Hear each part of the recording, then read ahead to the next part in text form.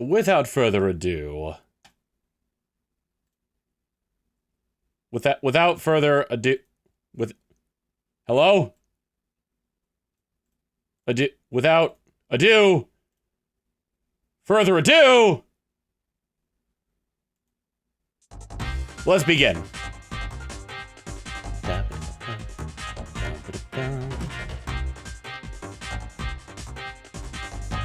3,700 Quagsire. None of them are the right one. Bingo! Arceus Insert famous CJ line here. Oh, I need to follow the damn train? Oh shit, here we go again. That's what it is. Think of the 59 months of tier 2.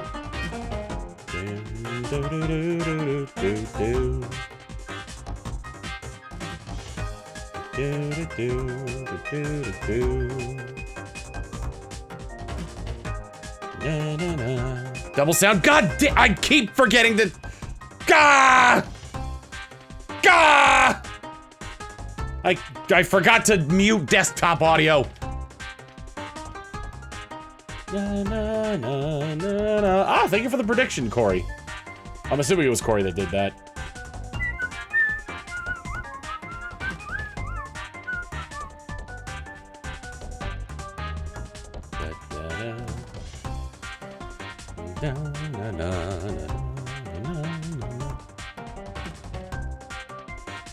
Yeah, for a while, Yes was in the lead, but then it would seem that everybody wised up.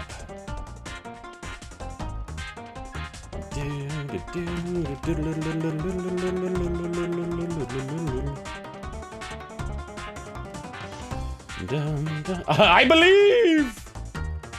You're a fool. Panasonic Blu-ray.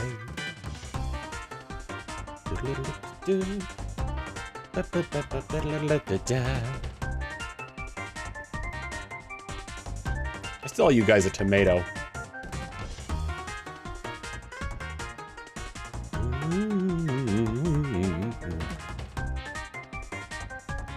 All right, the inaugural nope.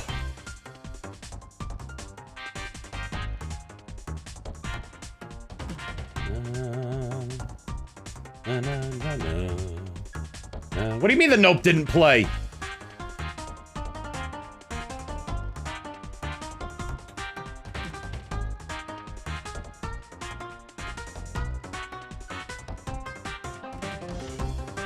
Nope. There we go. Got it.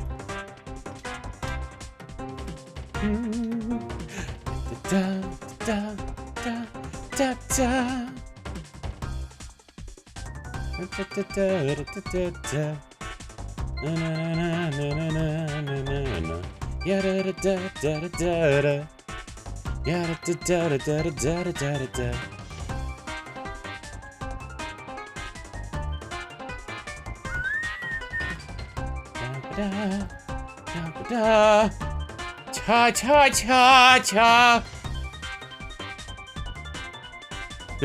Going back to the tradition of me just talking about Yu-Gi-Oh during these. Nah, I'm out of my Yu-Gi-Oh phase right now. I got nothing Yu-Gi-Oh related to talk about.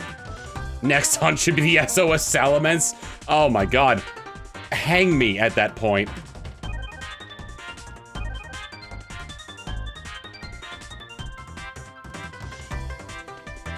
It's funny how only Pokemon that are in this game can become, Ribbon Masters. Can be shiny Ribbon Masters, rather. Actually, no, yeah, only Pokemon in this and XD could be full Ribbon Masters. Because those are the only Pokemon.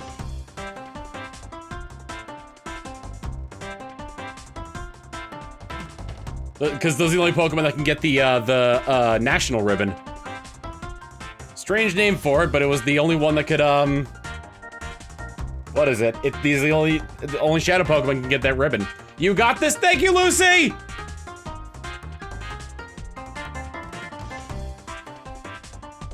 How are you doing, Lucy? That Of the Devil game that you were playing looked fun. Sorry, I was stretching my back.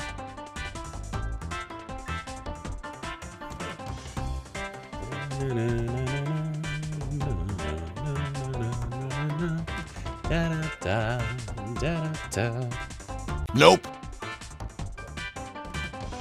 They call him Sonic. Very fun visual novel, highly suggested for others. Ooh.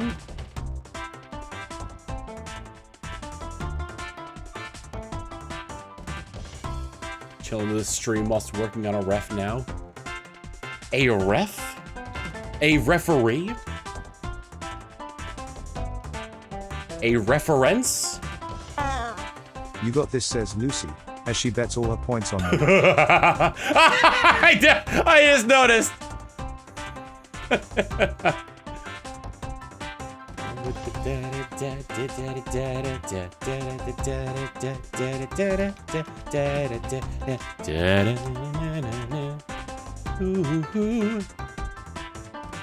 I saw the sign, and it opened up my eyes. I saw the sign. You guys, she did bet on no. What the fuck? Oh!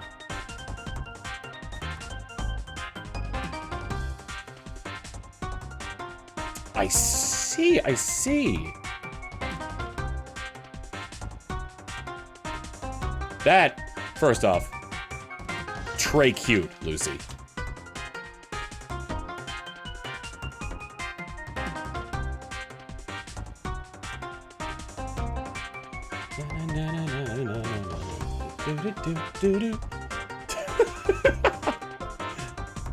Oh my god.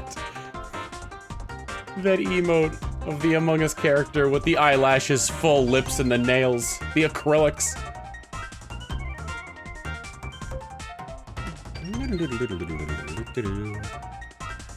Yassified.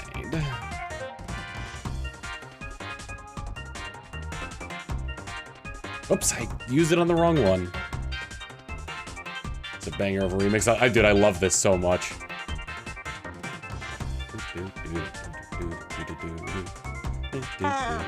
Yeah, Arceus. Yassus! Yassas!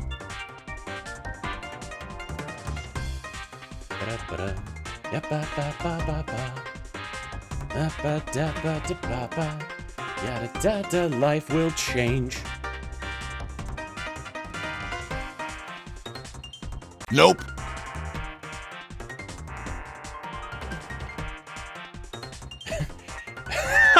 Behold the Yassifier Innator! I hope you're prepared for acrylic nails, Perry the Platypus!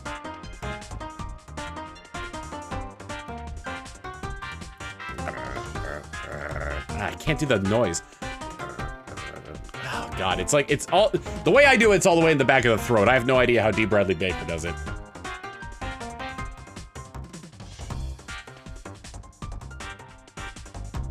Yeah, I'm back in my shiny bullshit.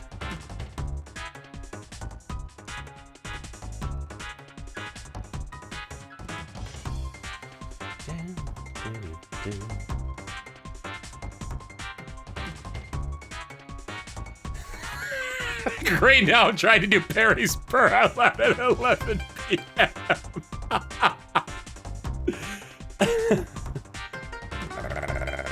That's the best I could do with it.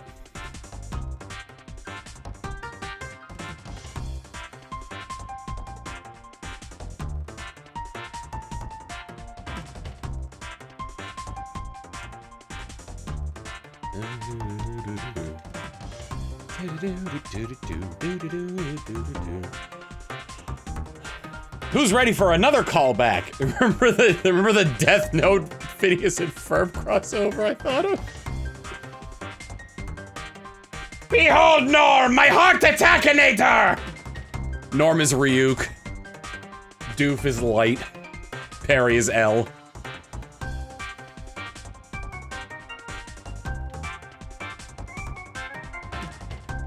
Or my favorite line, an investigator for the Kira case?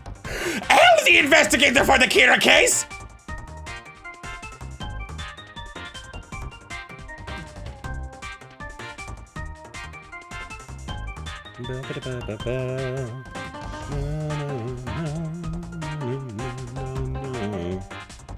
Do you think Columbo could solve the Kira case? Oh, yeah. Dude, I've seen that video. That's a really good video. When did this crossover happen? This is something we came up with during these streams.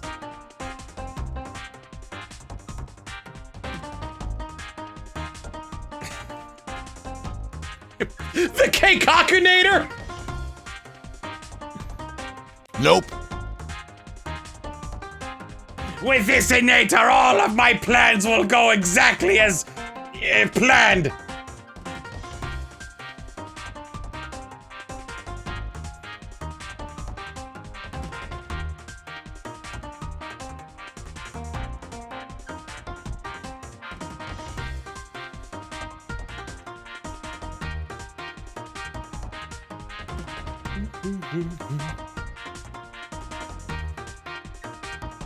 Cause every time we touch, I get this feeling, and every time we kiss, I swear I can fly. Can't you feel my heart beat fast? I want this to last, with you by my side.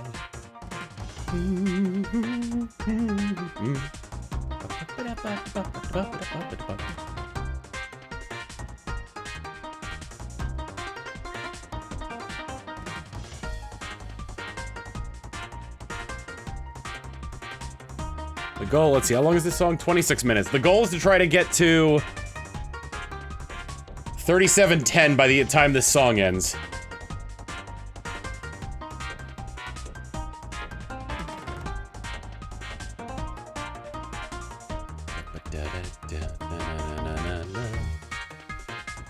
Now I'm a believer.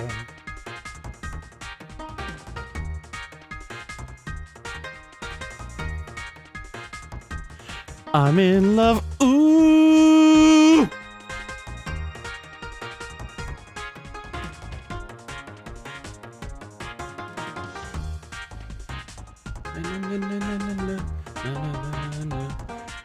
I can't wait for someone to binge all of these streams where I shiny hunted, including the Among Us streams where I had it on the background. And someone to be like, wait a minute. At 2,674, he got the shiny and reset. Gonna be an uncle in mid to late June. Nice!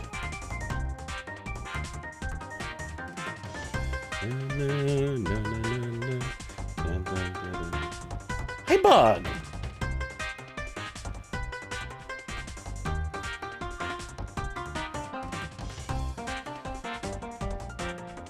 Nope.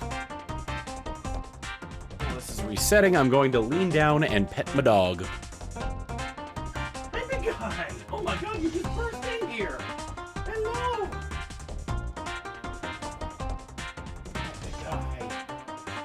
It's the cinder block.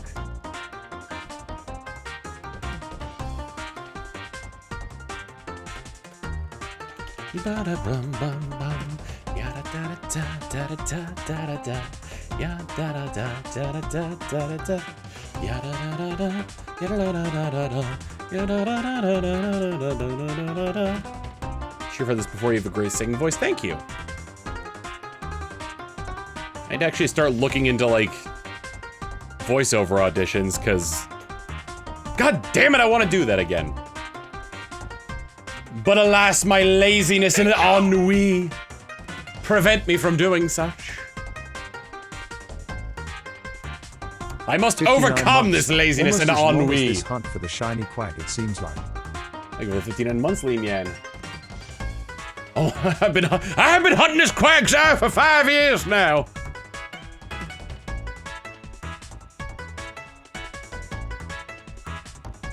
I never knew how to spell ennui until Mario plus Rabbids Sparks of Hope. When I saw it and I was like, wait, this is a French game. Ennui.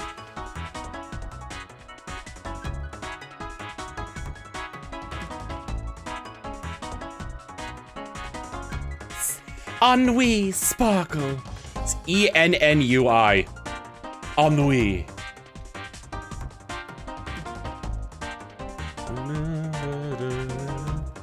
Oh yeah, I'm huffing the copium hard. We do this in 2024. Try 2023. It's okay, for the longest time I thought we was pronounced as a Brit saying, "Oi!"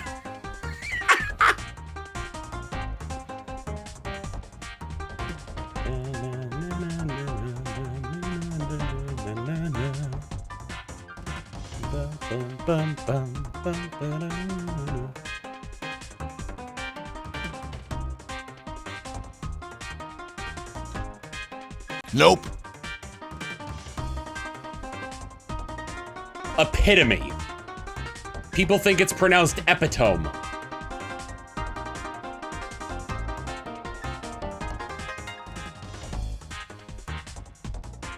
I really wish this game had a soft reset. If there was one Game Shark cheat I would put into this, if the cheat even existed, it would be a soft reset combination.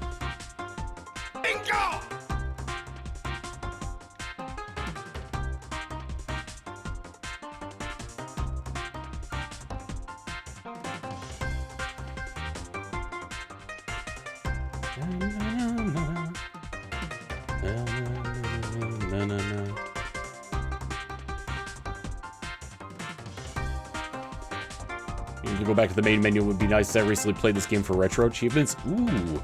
What kind of achievements did this game have for retro achievements?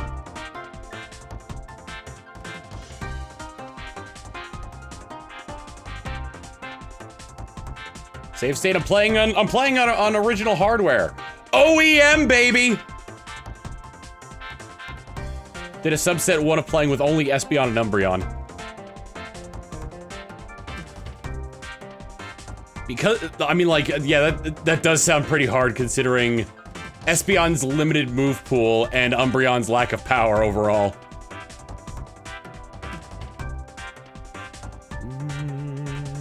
Number one's basically beat the game, get all the Pokemon, etc., etc. Ah.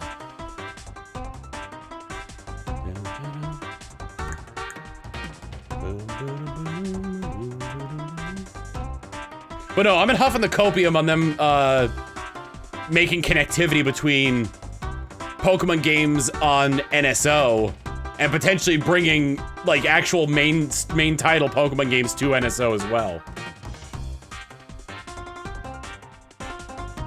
Shout out to Umbreon's Toxic and Confused, baby. Yeah! Poison Confusion and Parafusion are really good.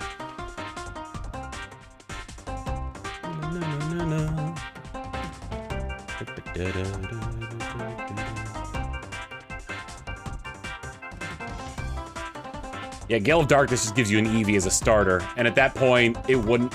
At that point, there were only 5 Eevee evolutions. Nope.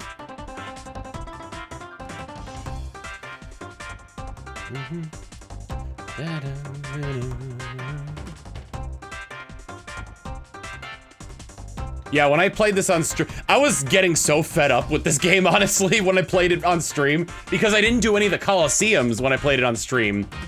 When I played through the game on stream, rather. And so I was severely underleveled by the end.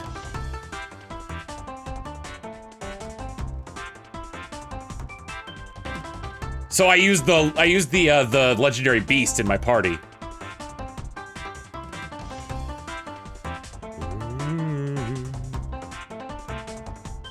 And everyone's favorite Pokemon, Rasputin Laser, aka Dunsparce. If this game a connection with Pokemon Home, you could still shiny hunt on it. Would you switch to NSO version since you can use save states? No, because then I wouldn't be able to transfer it up from Gen 3 up to Gen 9 while getting every ribbon along the way. This isn't just a shiny Quagsire. This is going to be the most decorated Quagsire.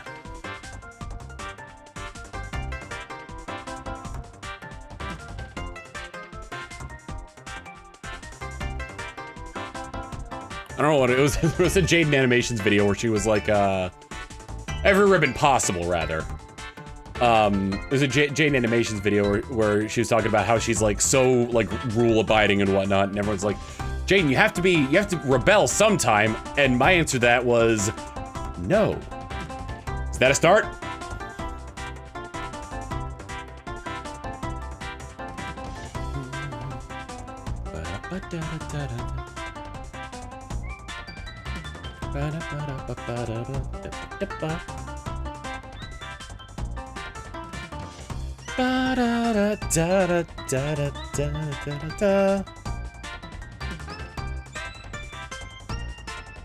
Yep, the only ribbon Quagsire can't get is in Pokemon Legends Arceus because he cannot get the Hisui ribbon, which requires you to take a picture with your Pokemon in Hisui, in which he does not exist. If they bring Quagsire to the next Legends game, Nope. and they have that photo booth there, mayhaps I'll get a nice little quick little snippy snappy shot and get that final ribbon I'll need. Mod Quagsire into Arceus. I mean, here's the thing. There are less than there are less than legal means of getting your Pokemon all the ribbons, including ribbons that are like event only ribbons and ribbons that Pokemon wouldn't normally be able to get because they don't exist in the areas where you'd be able to get them.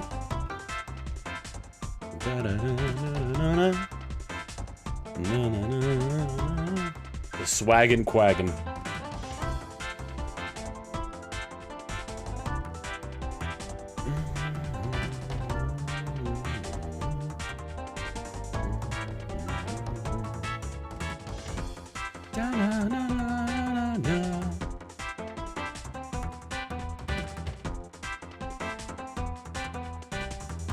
It's kind of interesting how Legends Arceus sort of like set this precedent for.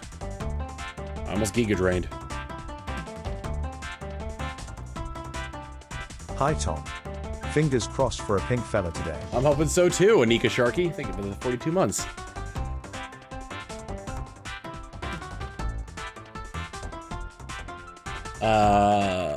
Pokemon, I wouldn't say Arceus set the precedent, but it kind of gave us like this idea that we would be like all of them would be sort of like in the past.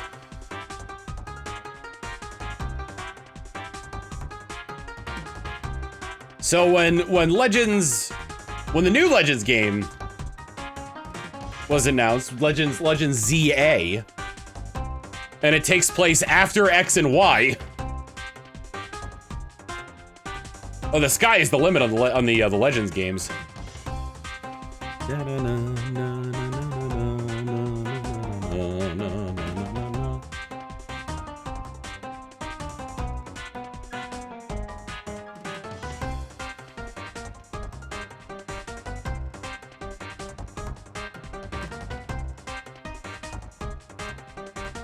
Nope. I'm excited for the active battles. Those seem like they're gonna be a lot of fun.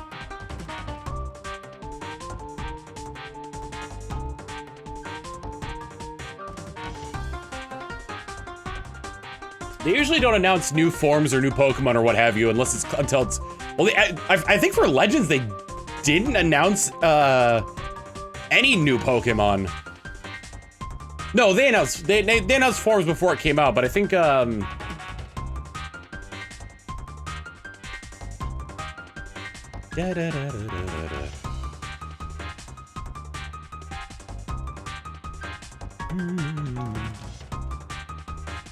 maybe we'll just learn some more no new Pokemon yet, exactly. I hopes for Mario Kart World, same. We're a month away from that. That's wild. Seems like only last month they just revealed the dang thing. Because it was a month ago.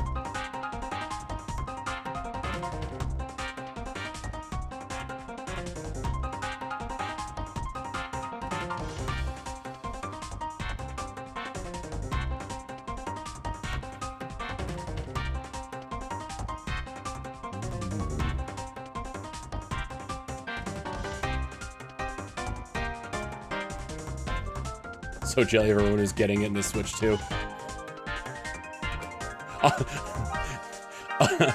Offer still open, Lucy. My Switch 2 for you getting me out of the country.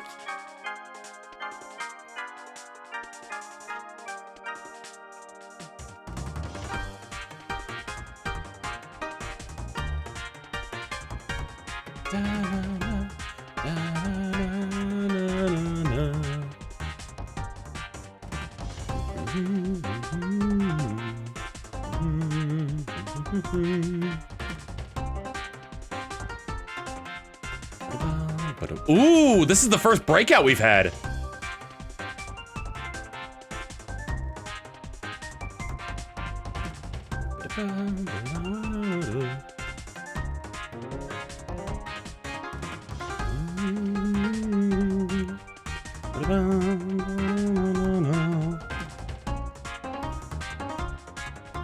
First what? Now the first time that, this is the first time this stream that Quagsire broke out of the ball.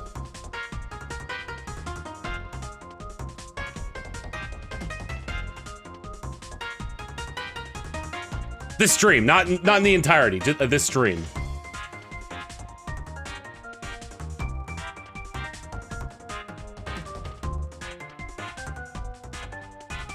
Hooray!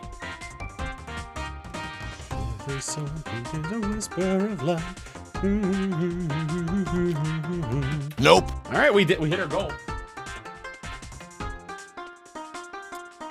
It was a small goal, but it was a goal nonetheless, and I'll take those victories where I can get them at this point.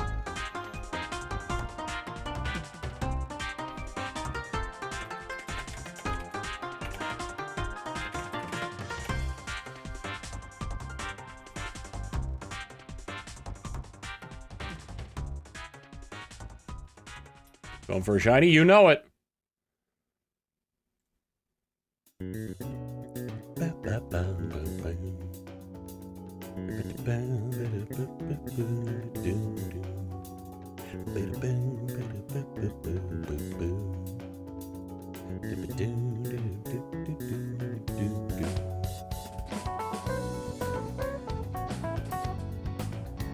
Man, Persona 5 had really good music. Why Shadow Quagsire specifically? Because I'm going for a Ribbon Master, which means getting every possible ribbon that a Pokemon can get. And Quagsire, being one of the Shadow Pokemon, means that it can get an exclusive ribbon to Pokemon Colosseum through purification. Hey, DT!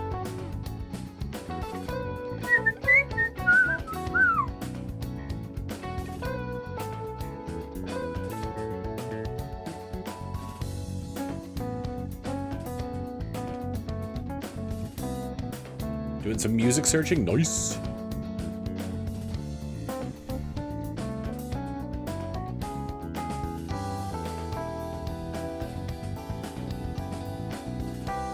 Shiny Shadow exploit probably will still be a thing.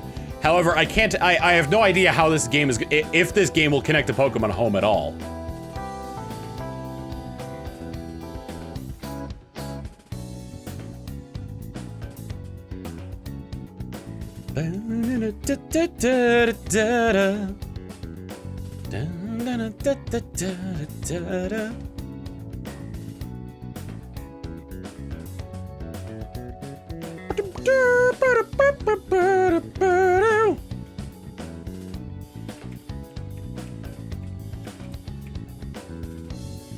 Where is this play? I believe it's when you're taking your final Tom, you exam. need to wake up. The shiny Quagsire isn't real, don't go into the light. You can't prove that.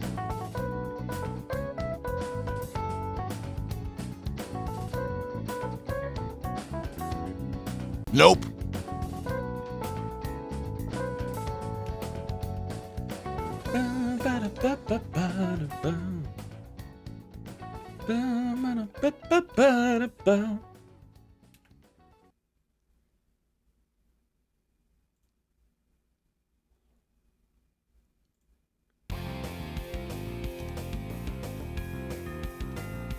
Pink isn't real, he says as I see the color pink next to his name.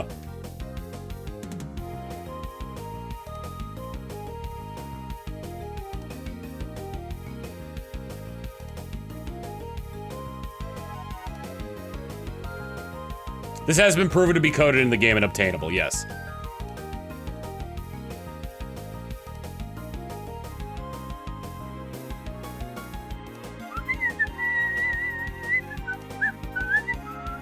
I was expecting a silly goof or gaff from Arzette when I played it. Like, it basically being like, hey, haha, funny little homage to CDI Zelda. Bet it's gonna be as bad as those games. Arzette was really fucking good.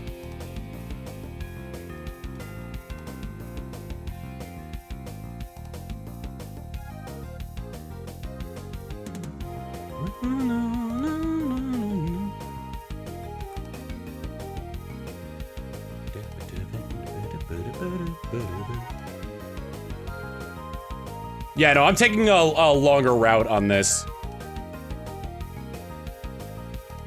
There are like maybe three cheats I'd implement on this.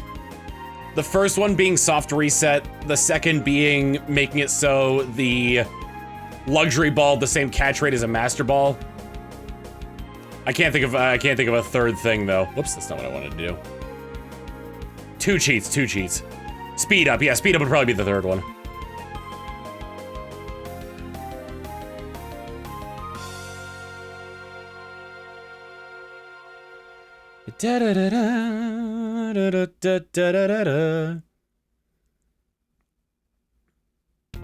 Oh, I got this. There was a. Oh wait, did it go away? It went away. Where is it? No! No! Found it.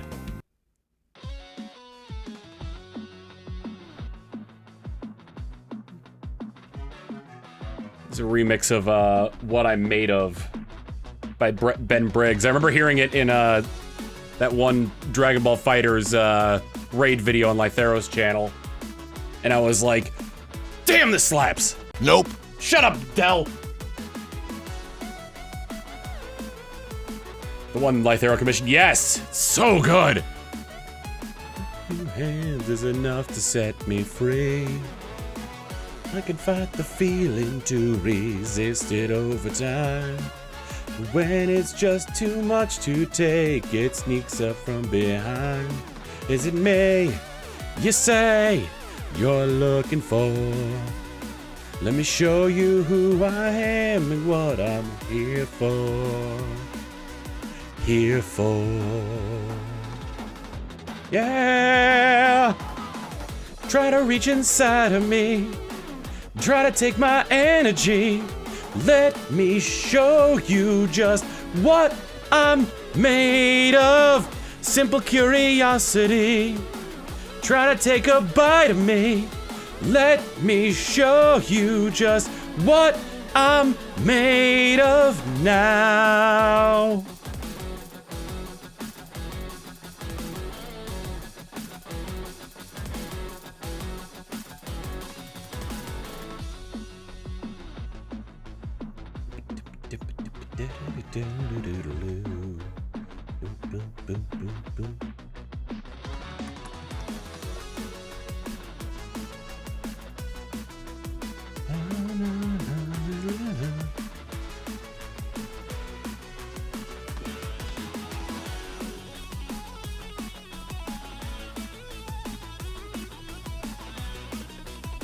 How many attempts have we done so far tonight? 12. We started at 3,700.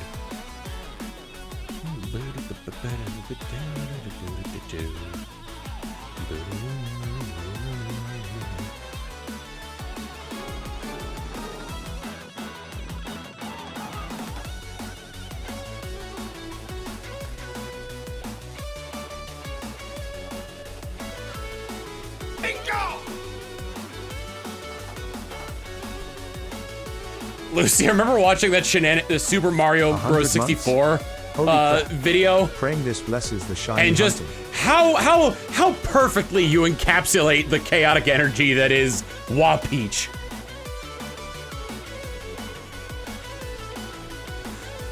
Seeing that emote reminded me of that. Nope.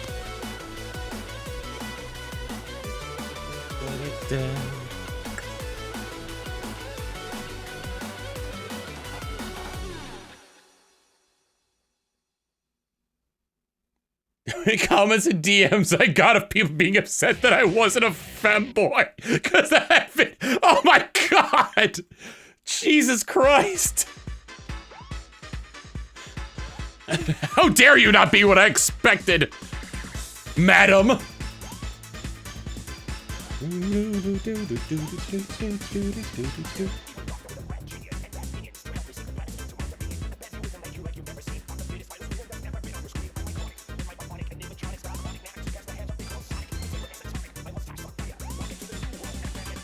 Bam, bam, bam, bam, bam, bam, bam, bam, bam, bam, bam.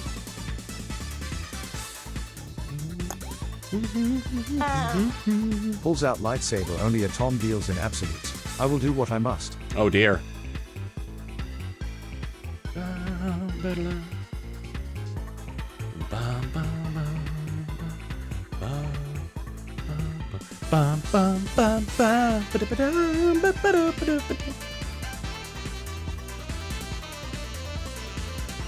Oh. Praise be the Sonic Mania developers.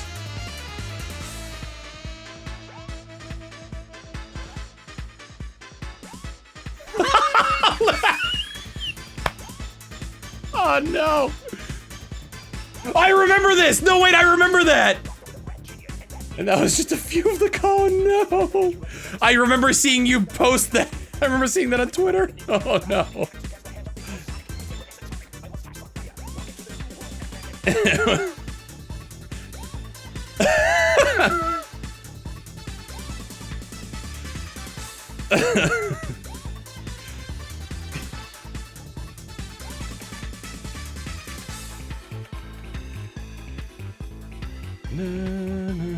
Na, na, na.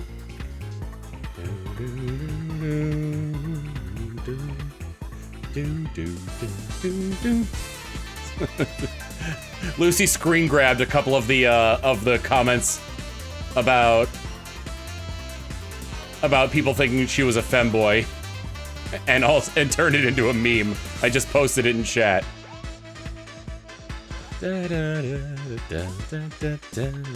Nope. Are you winning, son? You mean you're not a Scottish femboy twink? Can't believe I almost fell in love with a woman. Maybe this won't get me copyright claimed. Although the last Touhou remix I tried to put on here did get claimed, so let's not tempt fate. Sis, more like ick.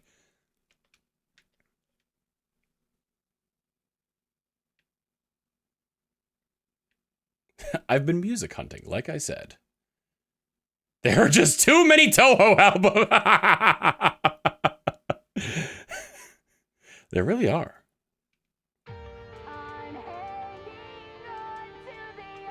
Bad Apple was the one I got dinged for, yeah. You don't need that much.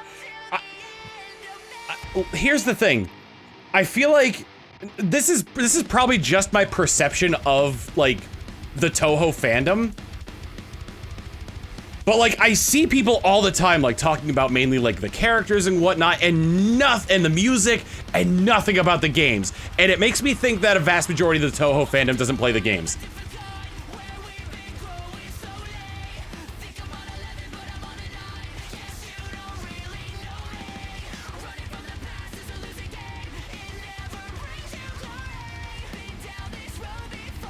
They're bullet hells, right?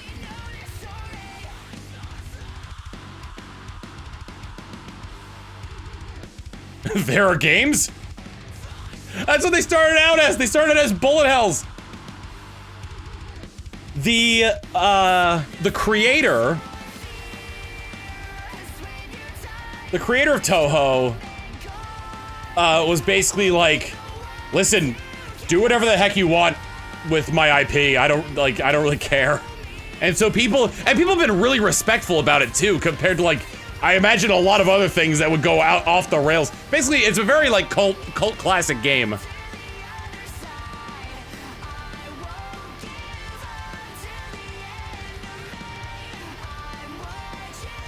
Whatever, with a few slight caveats, yeah. But, like, the community, as far as I can tell, the community has been really respectful about it.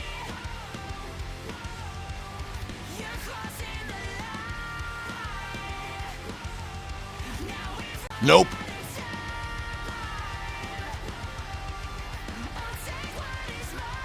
Touhou, or as I call it, Team Fortress 2 for girls. Oh no. Why did you make me get the comparisons going in my head? Because now what I want is which characters from Touhou are which TF2 class?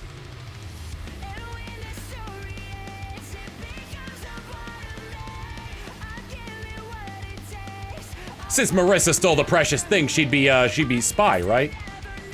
That's like one of the only characters I know by name.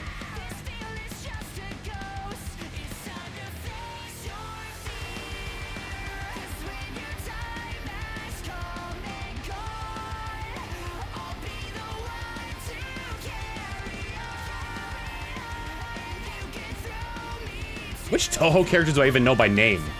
Marissa and Patchouli, that's it.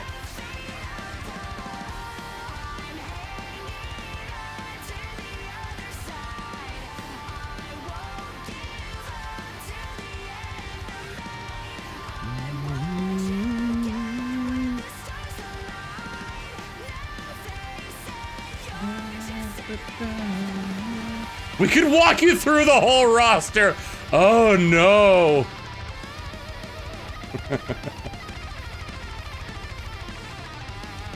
You know what the funny thing is? I see one there named Sakura. I probably could have guessed Sakura, since a lot of IPs have a character named Sakura.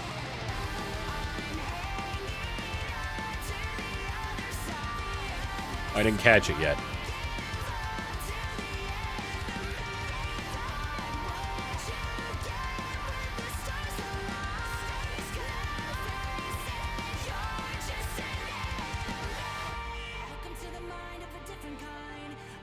Oh, Sakuya. Someone wrote in chat as Sakura. It's like, I was wrong.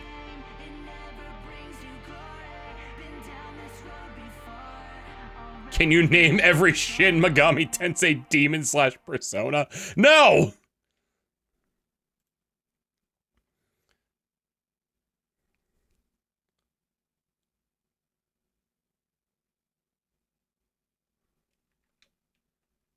Nope. Thoth. That's one. I know they're all based on like they're all based on deities. Why couldn't they have made one based on Jesus Christ? Just Jesus.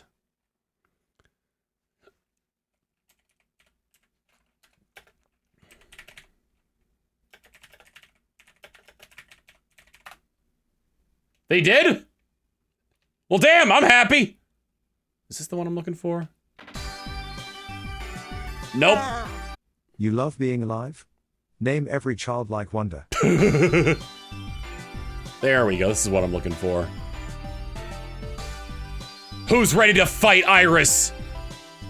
Bingo! In the sewer! Alice score, think of the 72 months in tier 1.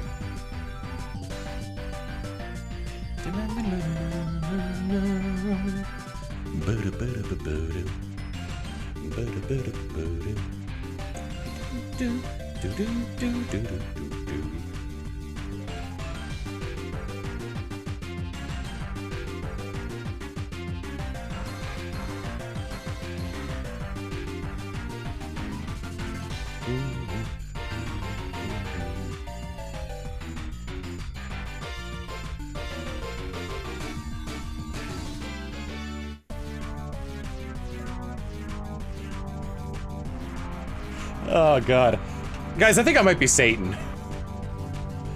Some form of devil. Beelzebub at the very least. I want to read the Bible just to make really out-of-pocket references to the more, like, gory, non-wholesome stuff.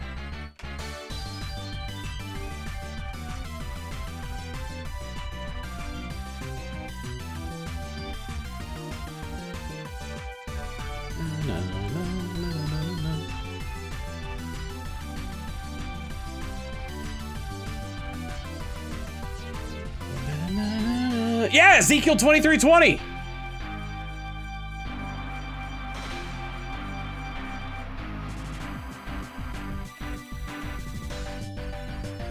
I forgot that one off the top of my head, but I know she lusted after her lovers whose genitals were like those of donkeys and whose emission was like that of horses.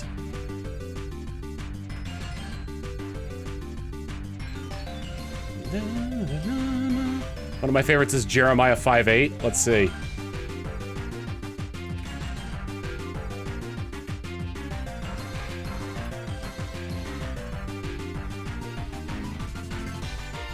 They are well-fed lusty stallions, each neighing for another man's wife. Nope.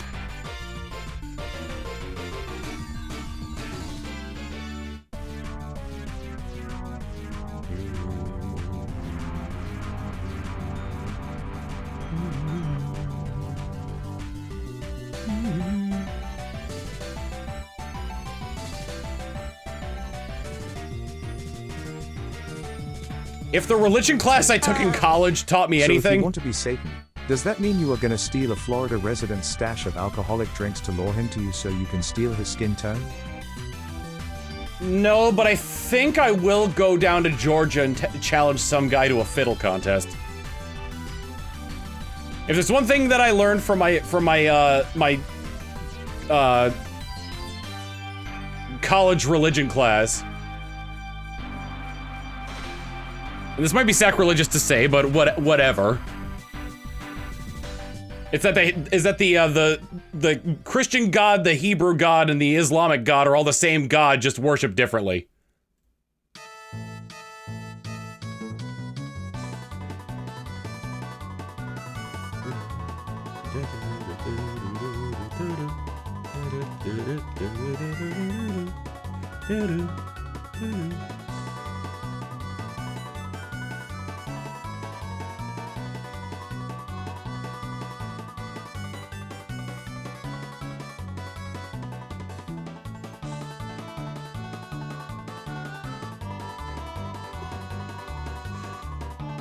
Which makes it feel real stupid when essentially it's like we're on 3 different roads to God and people are looking at the other road going, nope, that's the wrong one, come over to our road or else we'll kill you. Or judge you for traveling that road.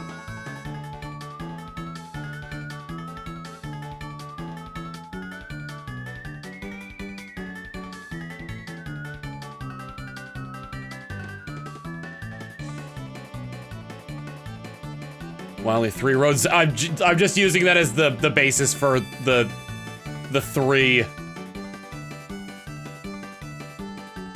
The 3 that worship Yahweh.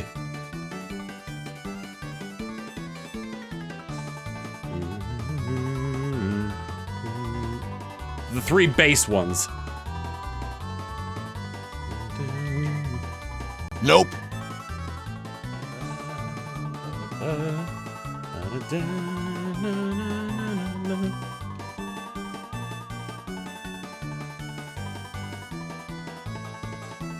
Religion in and of itself is like a concept, like teaches good morals. The Abrahamics, yes. The 3 base Abrahamics.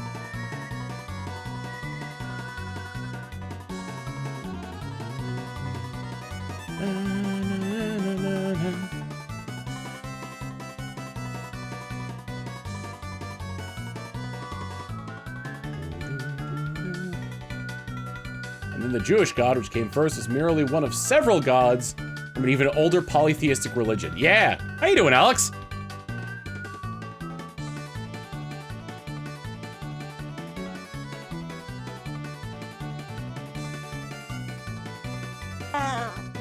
To quote George Carlin, just look at history to see how seriously religious people take the thou shalt not murder seriously. There you go, yeah.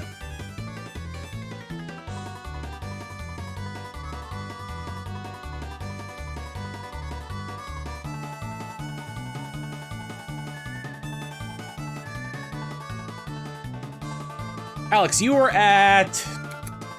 the only reason I noticed is because it was a week after WeebCon. Level Up Expo! How was that?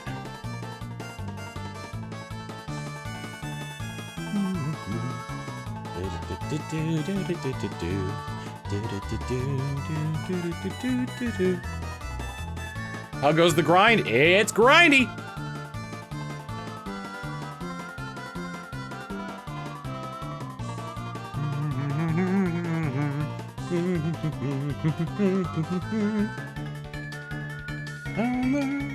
You can count on the 4 of us taking you down, 'cause we're good and evil never beats us. We'll win the fight and then go out for pizzas. The blast met a lot of cool folks, did some karaoke. Nice!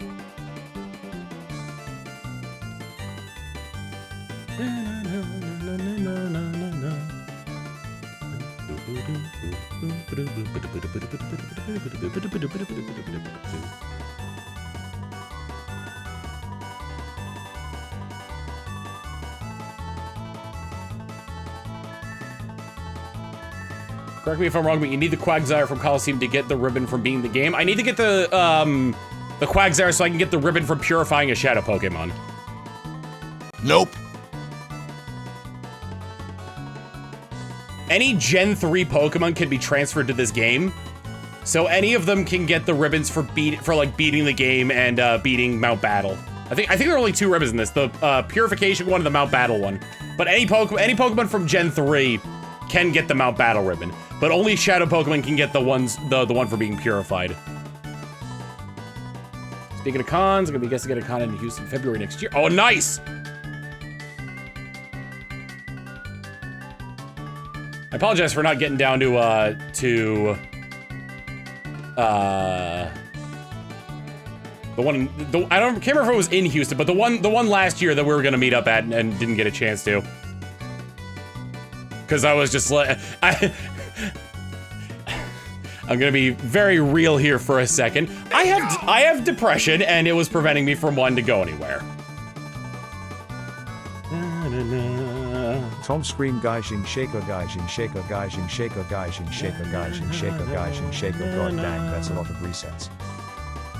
Thank you, Minotaur, for the 35 months of Tier 1.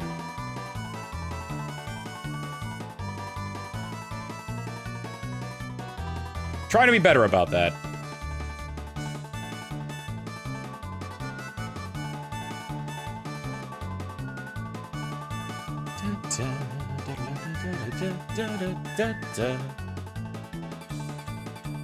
If you're gonna be in Houston next February, I want to try and go. Cadabracon, that's right. I'll follow you for me. That, yeah. Alex, same.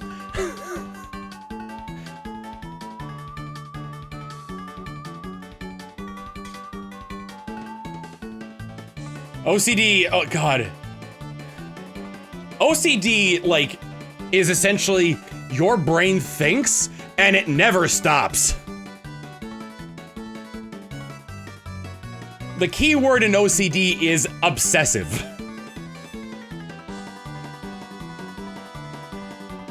There is a ribbon for clearing Mount Battle.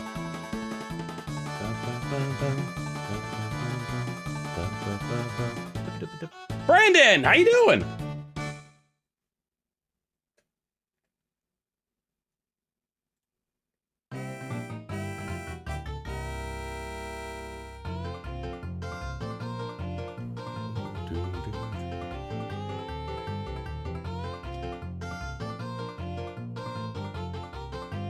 I am on Prozac to help with depression and OCD symptoms.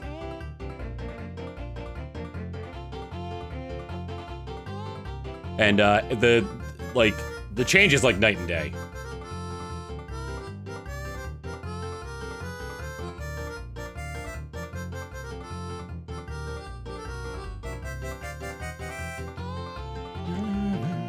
Nope.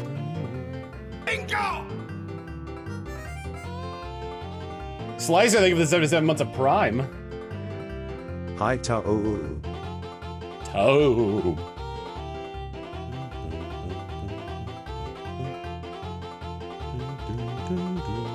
Glad you're managing to. Thank you. I hope you are as well.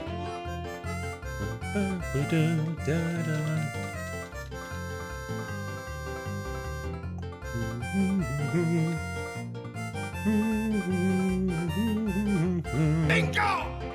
Matt Riddler, thank you for the 10 years! Tier 1. Shiny. Shiny. Shiny. Shiny. God, I wish.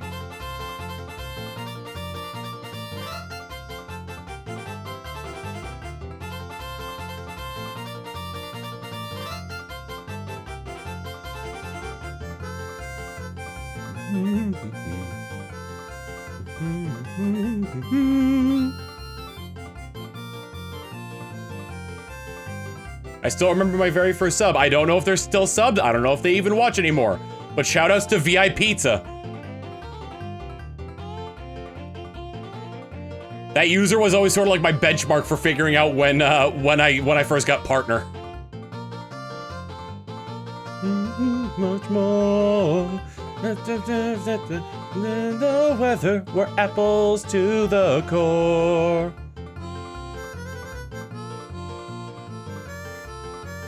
We are number one.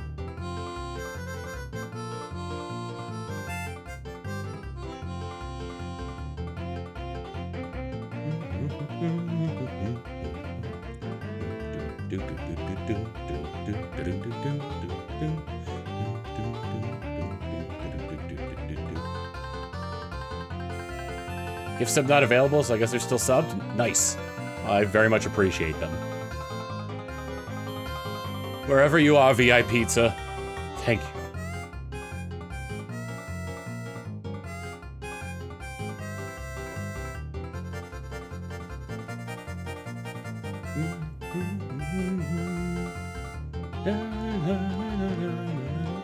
At the skate park down by the mall. Oh, my mom says I gotta prevent hostile aliens from annihilating us all. Oops. I almost just used the TM for roar on Quagsire. Quagsire learned roar. Ah!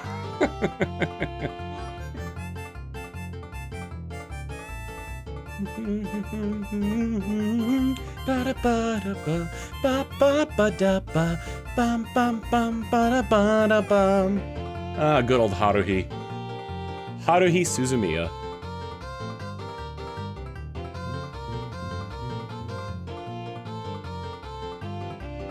Nope.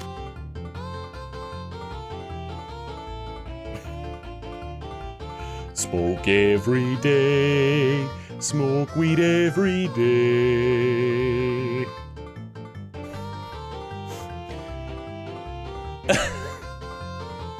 Have you guys have seen like all those like those remixes where it's like Run Run Body Wash, like Bob on Battlefield but with Terry Crews, Weed La Weed. Did you know that the guy who made those videos is a co-founder of Fee Shoujo?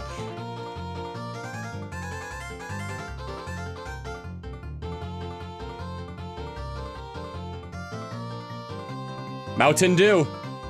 I got to meet him at Weeb, or I guess I got to meet him again at WeebCon this year.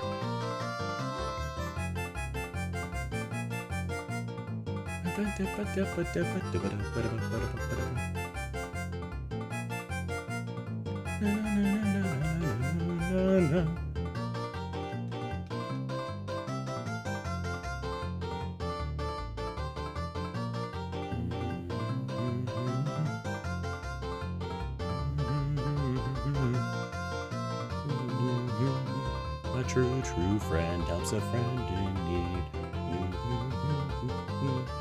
To see the light that comes from a true friend.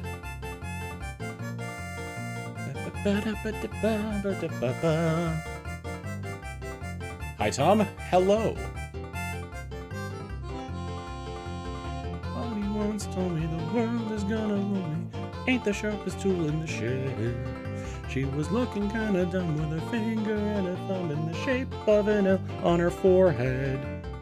Ba-da, ba-ba-da-ba-da-ba, ya-da-da-da-da! WeebCon, no, WeebCon's been around for a while. Let me see, first WeebCon.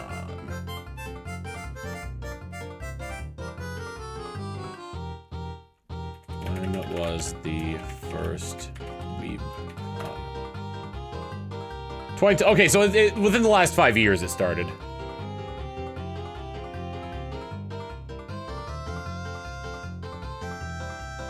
Can't hold it back anymore.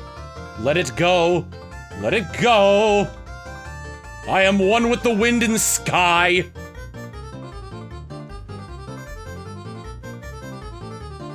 Would I ever do a room review stream? I'm not entirely sure. Great Fox, thank you for the 28 months of tier 1. Another month sub to an amazing individual. Thanks for all the fun streams. Hold on to that Always find your voice feeling. acting, funny jokes and fun gameplay amazing. Nope. Absolutely kills me. That in Kingdom Hearts 3, they were like, let's just do a shot-for-shot remake of Let It Go. And it's like, they didn't design that with people live streaming it in mind. But God, I wish they did.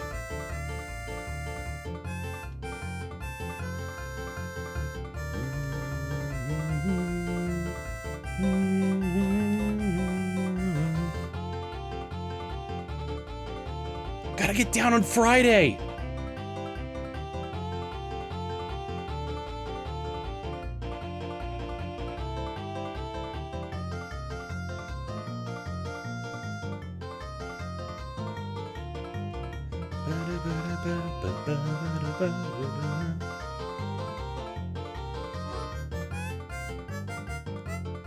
That, oh my God, that kills me. I remember there was one time where it was either the Game Awards or like one of like the E3 presentations or Jeff Fest or something like that, where they were like, yeah, no, don't worry, this will be stream safe. Hey, guess what? It wasn't.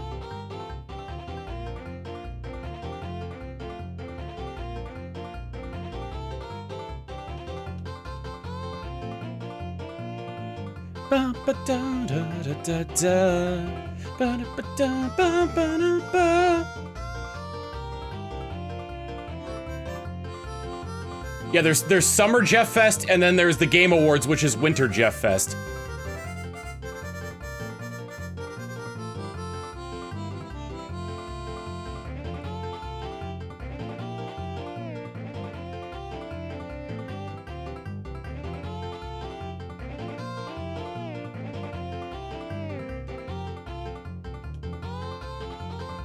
Do you guys remember when they broadcast EVO on ESPN2? Like, they've probably done other ones since then, but this was before esports really took off.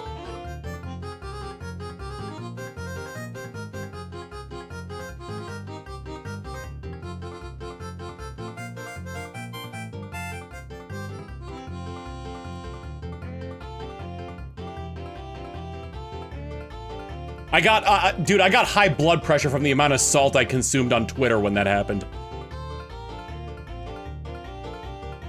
Nope.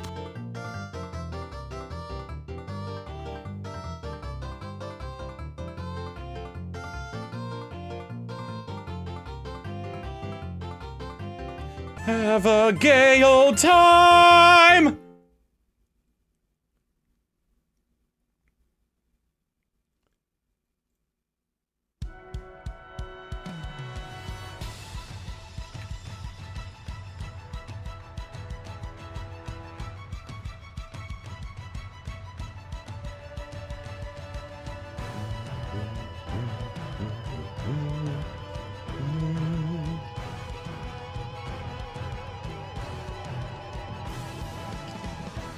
Kingdom Hearts 3 probably had, aside from the attractions feature, because those just took way too long.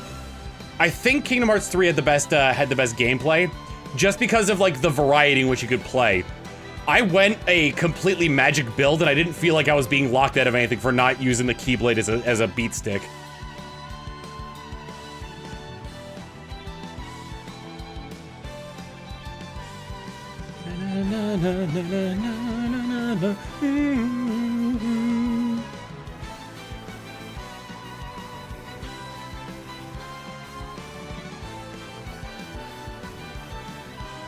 Which remix is this? Kaleidoscopic Core from Xenoblade Chronicles 3.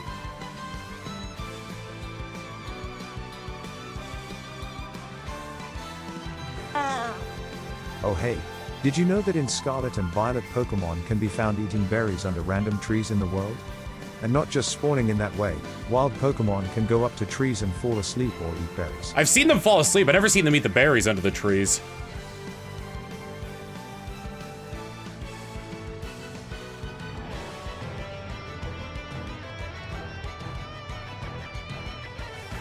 To me, 2, I feel like 2 hit the balance the best. Or what had like if we're talking about like nothing beats Kingdom Hearts 1 for me. I like that. Kingdom Hearts 1 felt so magical.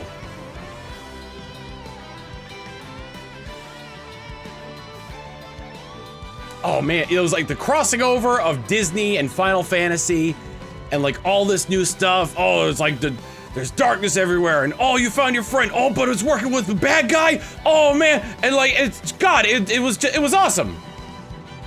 I love Kingdom Hearts 1. The gameplay hasn't aged well, but I freaking love Kingdom Hearts 1.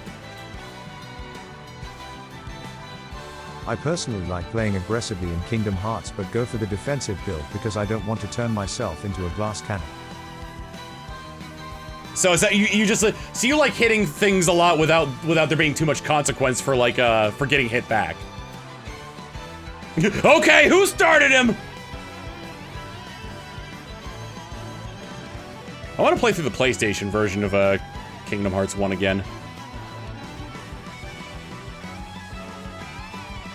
Nope.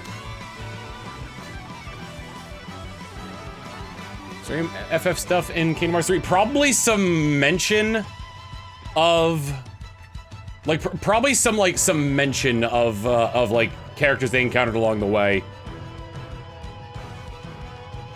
And yes, the robes were brown.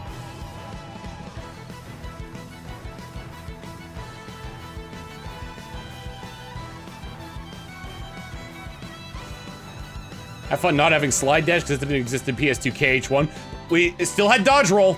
I can work with dodge roll.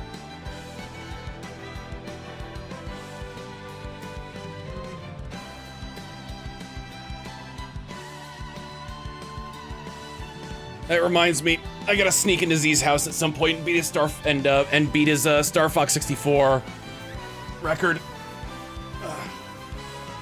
When Z and I were living together around 2018, at one point he brought his N64 with him, and I played it and I beat his record. I beat the record on his save file, and like 2 weeks ago we're in an Among Us lobby together. The Quagsire was blue. We're, what was it? We were in a Among Us lobby 2 weeks ago, and he's like, you know, I found, I went to go play Star Fox, and I played through the game, and I think I did pretty well. I got number 2, and I was like, number 2? Who got number 1? And I saw your name on there.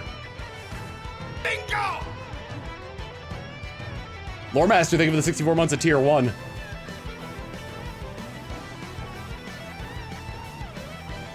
But Tom, the Quagsire was blue. Was it though, Trisman?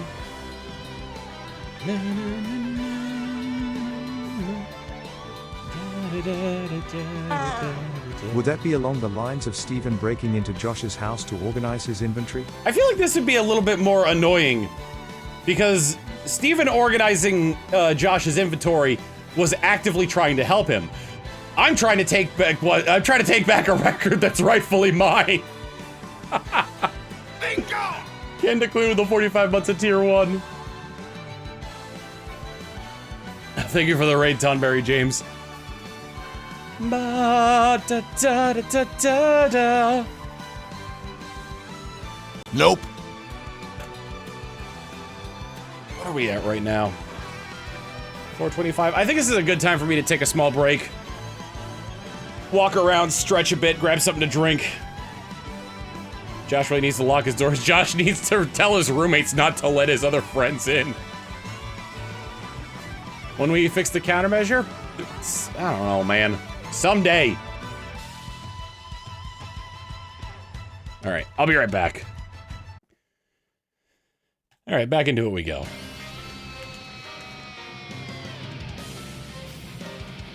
Anchor shot!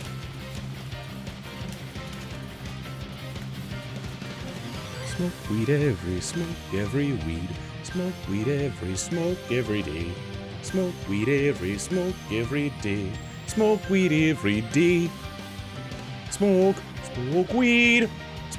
every day.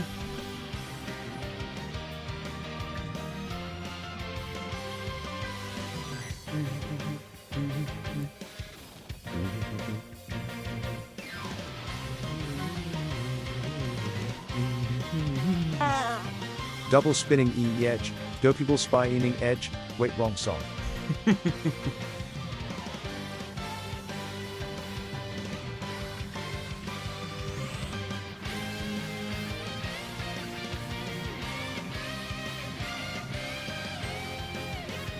Kind of interesting that they use You Will Know Our Names as Shulk's victory theme in Smash.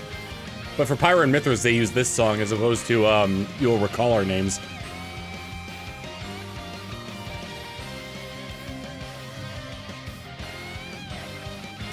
This is the power of the Aegis.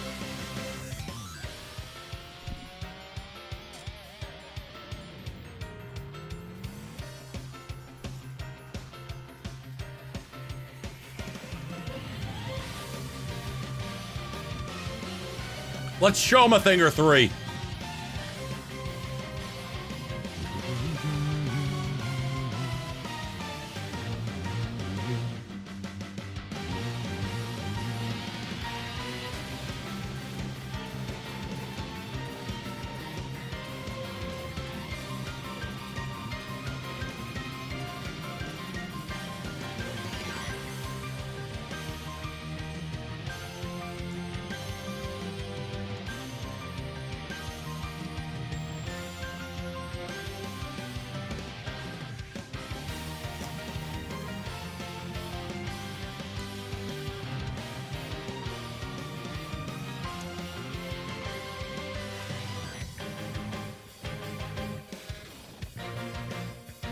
Nope.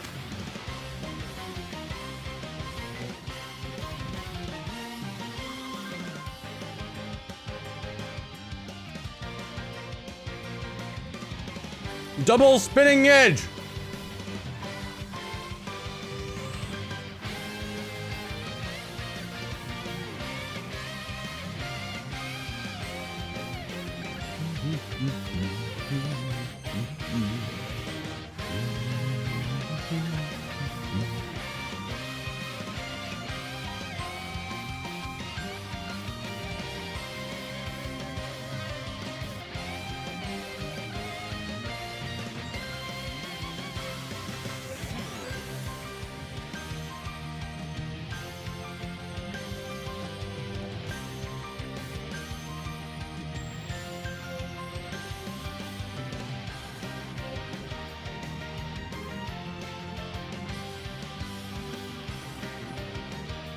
I wonder how much time passed between the end of Xenoblade 1 and 2 and the Endless Now.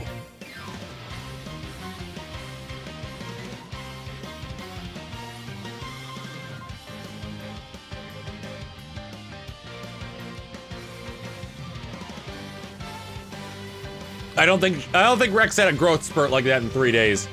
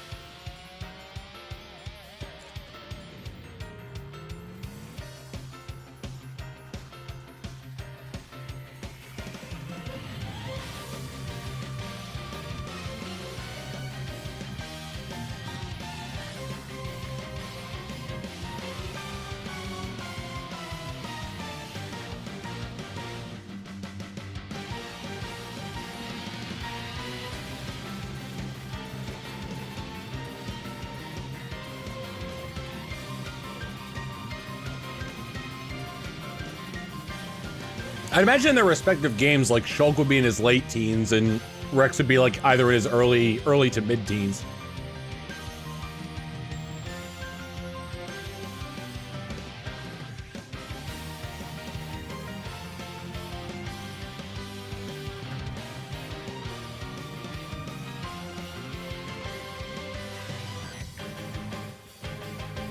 Wiki says Shulk is 18 in Xenoblade 1.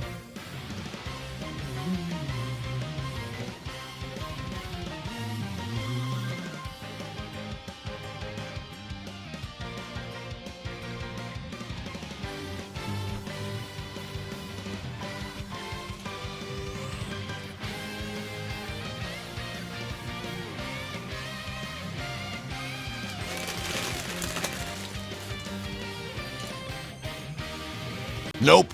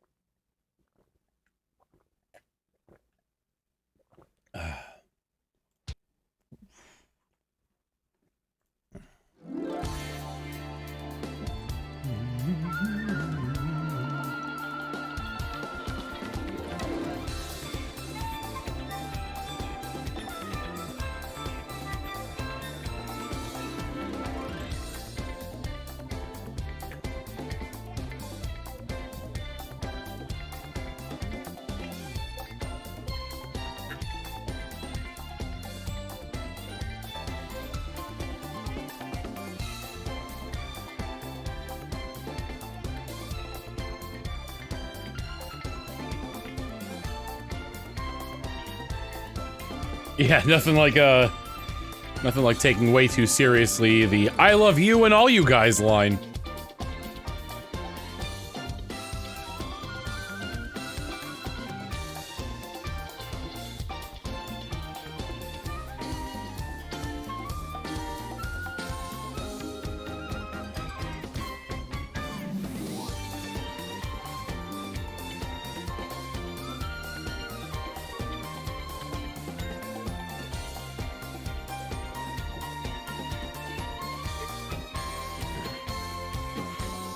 A shadow Pokemon. Hey, I got to meet Jabroni Mike at WeebCon, and we got talking about Moisty and how that was my introduction to him, as one of you guys in chat brought that to my attention. Our dear failed clone of Misty, Moisty.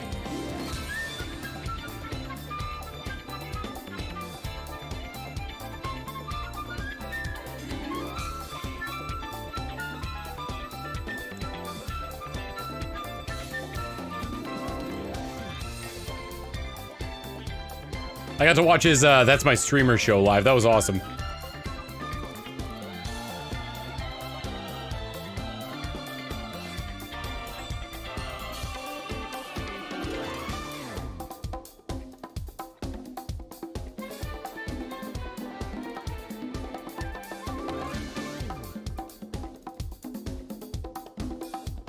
Nope.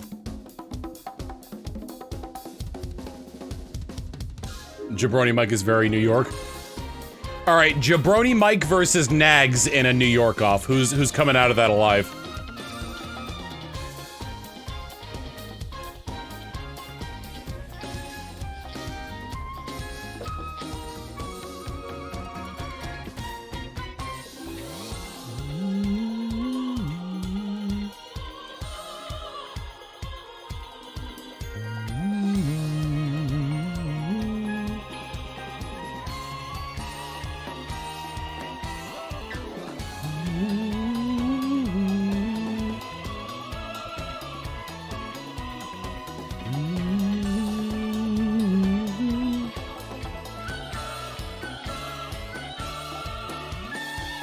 I've never collabed with Nags, no.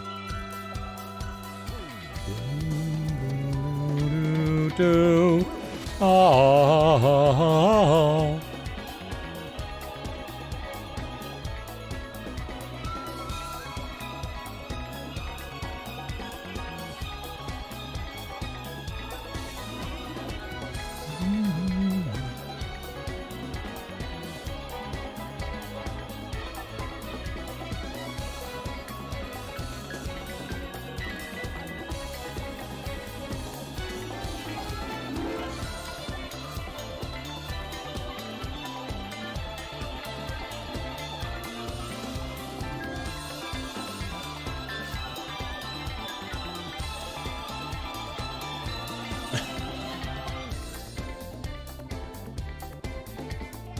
God.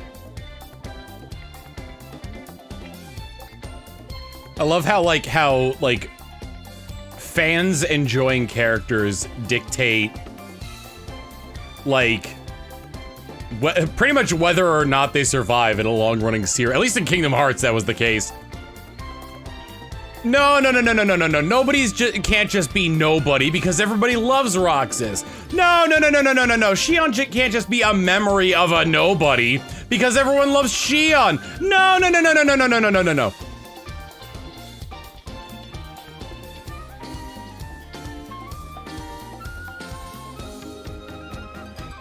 Nope. Literally why Shadow the Hedgehog came back.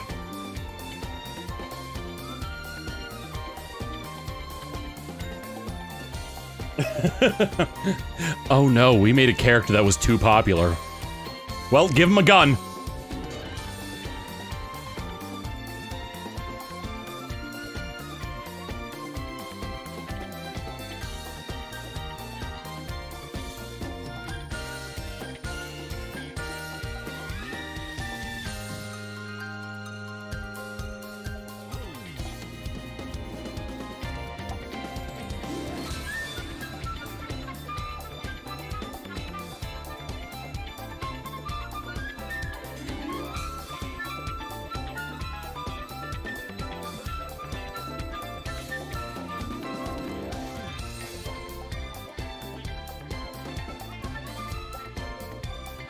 Since Shadow looks so much like Sonic and Shadow was created 50 years before, like, I also don't know how many of these like Sonic-esque looking creatures inhabit the planet. But like, it makes me wonder if 50 years ago on the space colony, if there were creatures that looked like Sonic at all. And that's what they used the base to make Shadow, versus either A, Shadow being the progenitor of all of these different characters, or B is a massive or B, the Sonic characters have some connection to Black Doom.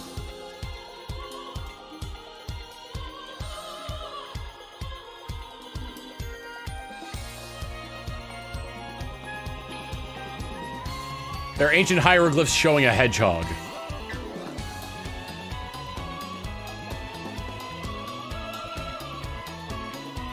Interesting.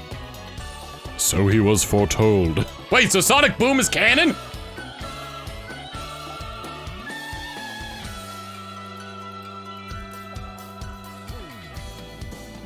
Where's Black Doom come from? The Black Comet.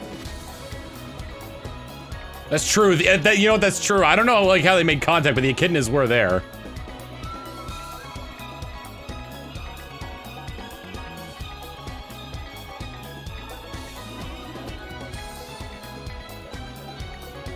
Nope.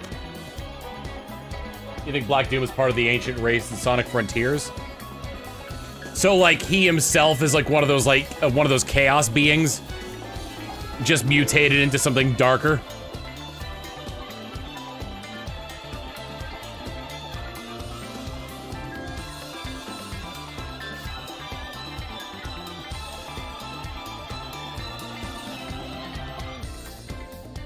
Shadow was based off the Angel Island Supersonic mural. Interesting. That would explain why his quills sort of flare out.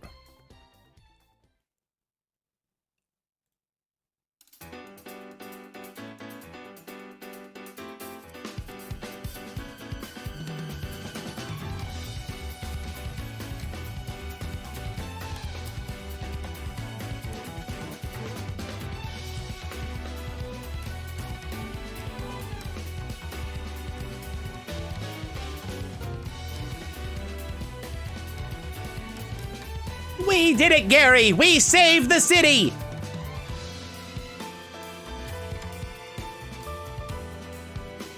How does Silver relate to this hedgehog thing? Well, he's from the future, so he's probably Silver Shadow's son! That's the headcanon anyway that a lot of people have been saying.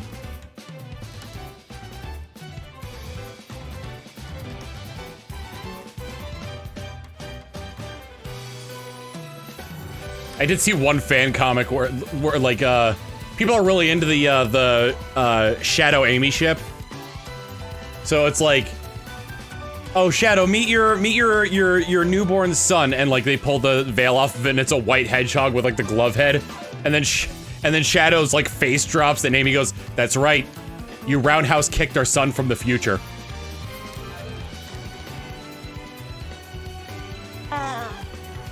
What I find amusing is Sega making a Sonic timeline, and including pretty much every game they could find in existence, making them all canon. And you know the main reason they did that is not for accuracy or to validate those games, but because they probably knew if any game was missed, the Sonic fan base would go rabid asking where said game would be. Or why it wasn't included.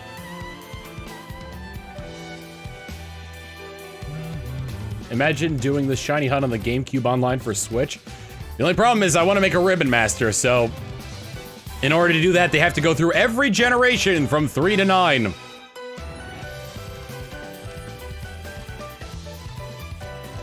Nope.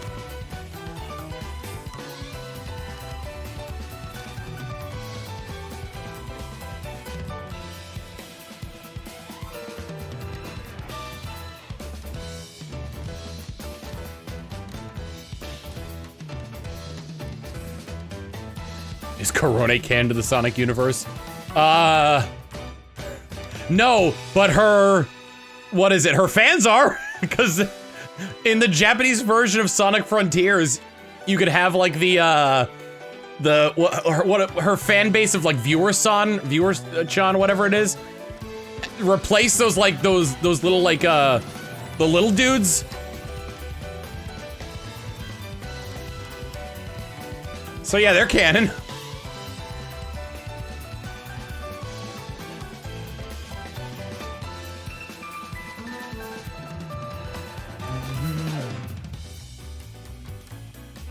Taco? No, that's Ina.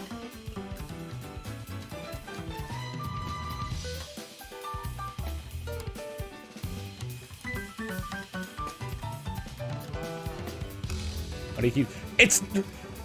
Why do people think that this is torture? There's a Hatsune Miku. There's a Hatsune Miku.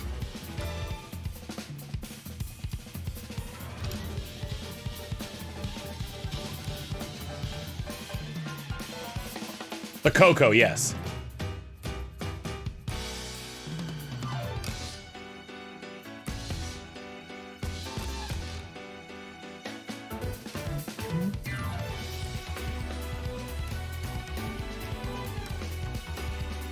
There's a Hatsune Miku in the IDW comics? Interesting. Koronesuki, that's what they are.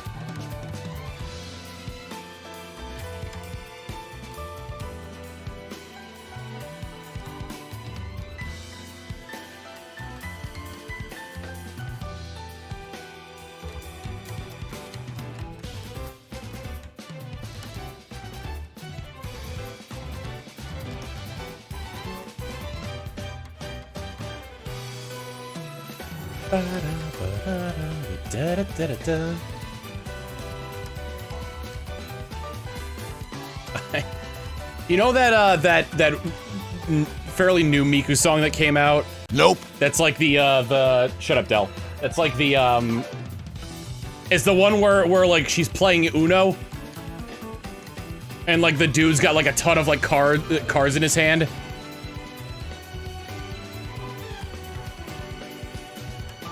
I think it's called Mimukawa Nice Try, I think it's called. Well, I was like, you know what, that song's pretty neat.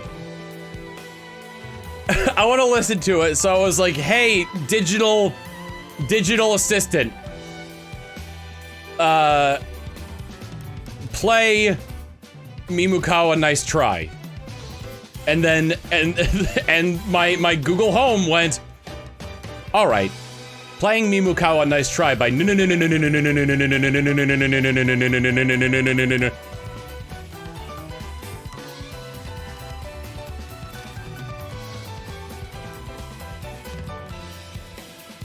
because the name of the person who composed that song or posted it is it's like a ton of news. That was the producer, yeah.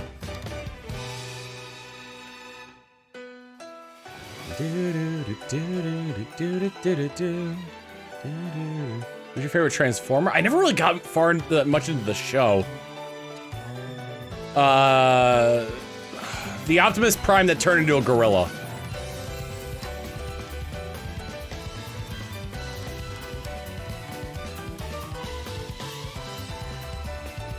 Optimus Primal.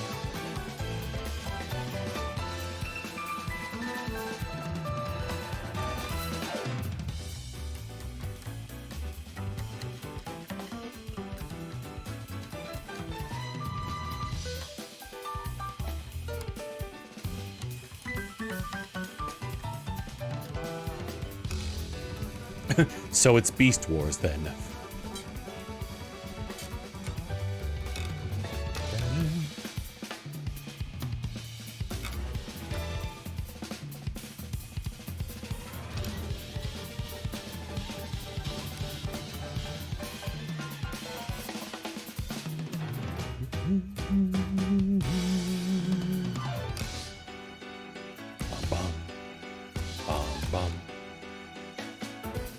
Nope.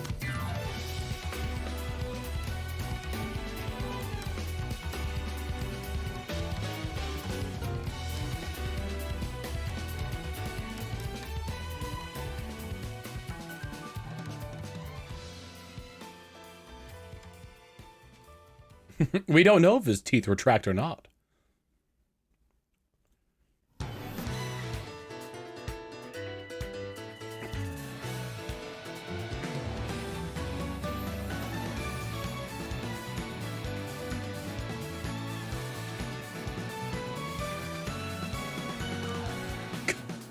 God damn it. I'm looking at... It's like a scene from Xenoblade 3, Future Redeemed. And it just made me realize how much of Rex's DNA is in this series.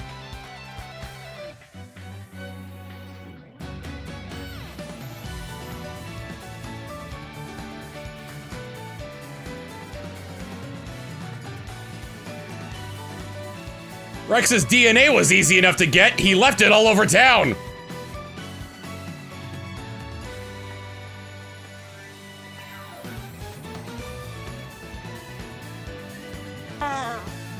If you had the time, would you watch all the current iterations of TMNT series? What do you mean, current iterations?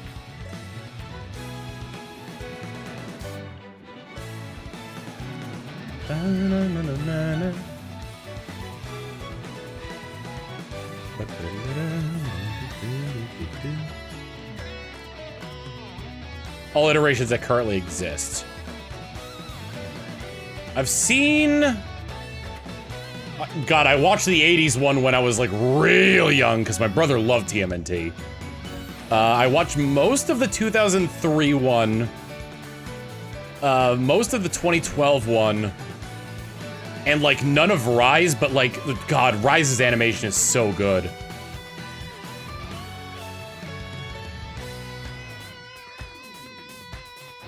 Really weird hearing 4Kids actors playing the the Ninja Turtles.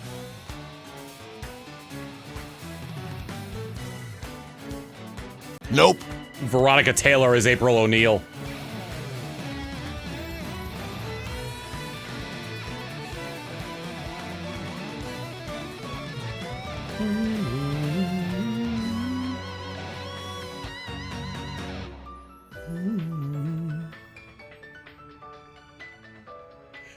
Okay, Rise, there's one bit from Rise that I know of, and it's the one where, like, they're going through, like, this haunted mansion or whatever, and Donatello is like, rapping what they're doing, and it's the same rap as the 2012 TMNT intro. I love that.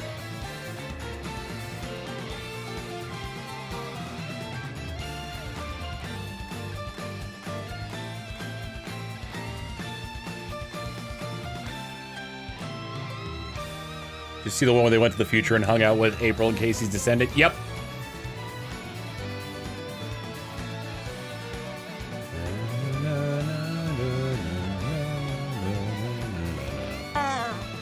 Before watching Pokemon Horizons, the last time I watched the Pokemon anime, Veronica Taylor was still voicing Ash, and it was still 4-3. Yeah.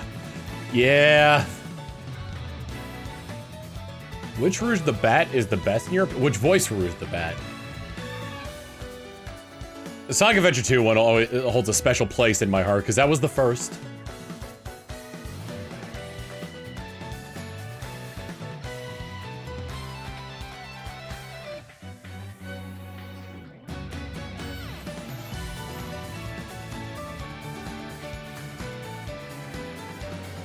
Sonic X / Sonic Adventure 2 Battle Rouge, the deep voice is so iconic. Yeah. Yeah.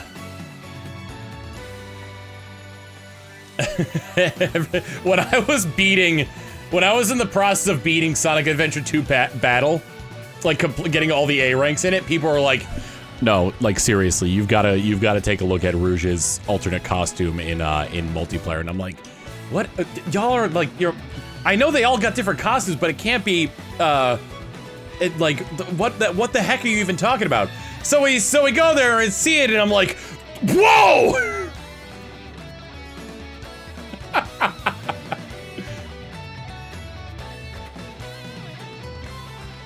She was meant to mimic a wrestler?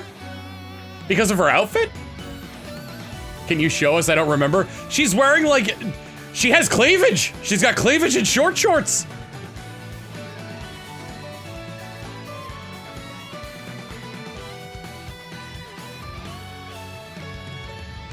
Xenoblade Bikini and Emma Wow? Yes.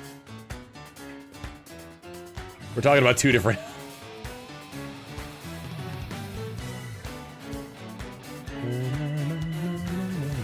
She did go Tomb Raider on that one. What was it somebody said?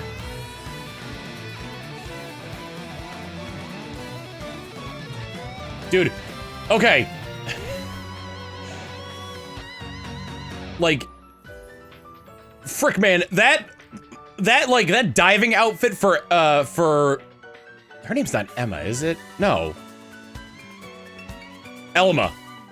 Nope. That diving outfit for Elma is very revealing. And I'm not talking about like in the traditional sense. There's like, it has a window. Like, the bottom bikini part has a window. Oh, wow, I haven't seen this before. Lucy, there's no way that's official. Is that actually?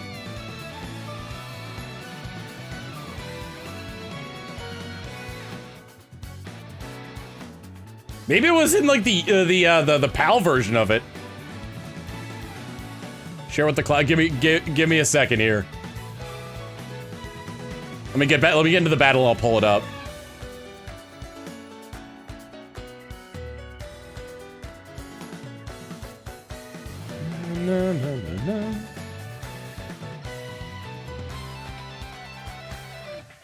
There's no way.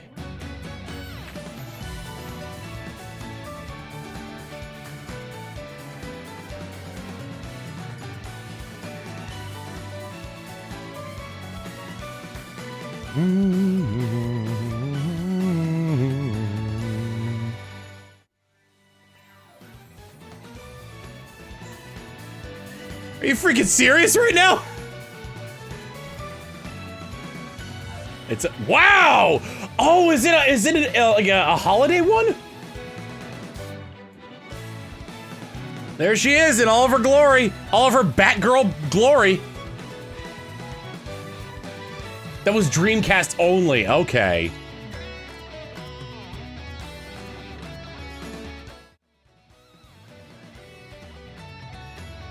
The mask stays on.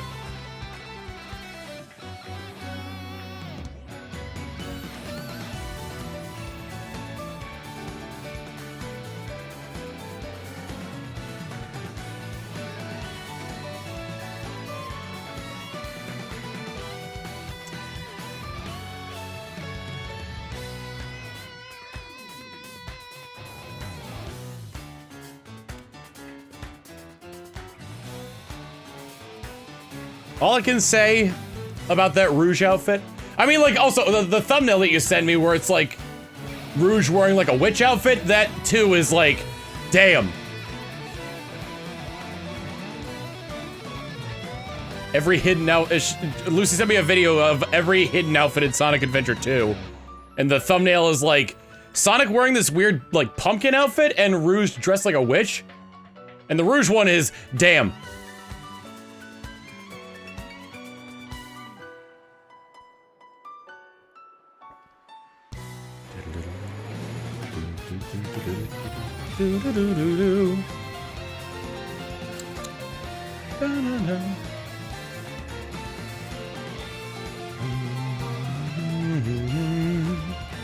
They knew they were turning kids into furries.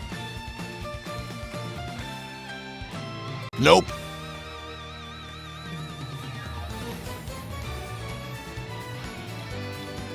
There's nothing wrong with being a furry, but at like the same time, I know like people don't identify with that. I think you can find characters like that hot and not be a furry.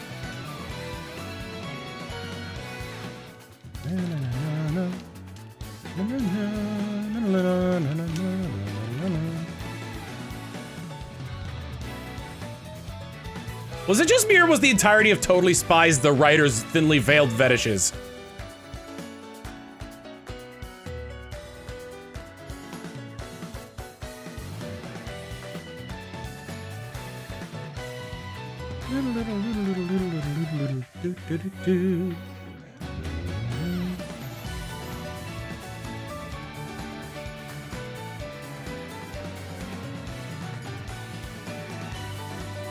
No, thinly is the right word. Veil implies that they're trying to hide something.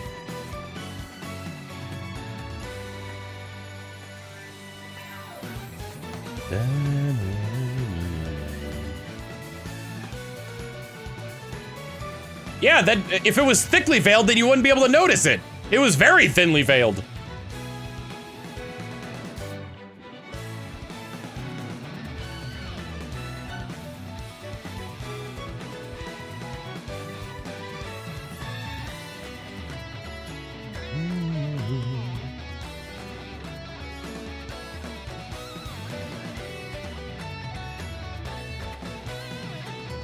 There is a continuation, yes.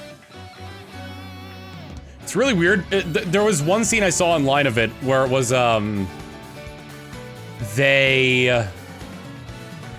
oops. What was it? They did a callback to an earlier, to an episode from an older season. And they just like, but they have a different voice cast. And instead of redubbing the old clip, they just used the old clip like verbatim. And it was Jennifer Hale playing Mandy.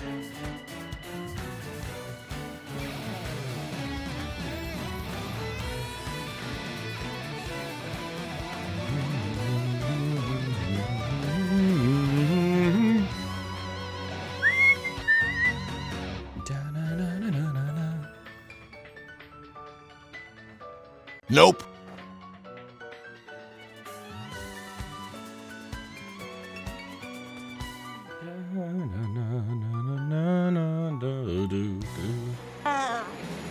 As Steele would probably mention at some point during any mention of Totally Spies, there is actually a listing of all fetishes Totally Spies has teased or referenced throughout the show's lifespan. I like how you're just calling out Steel Bouncer on this one.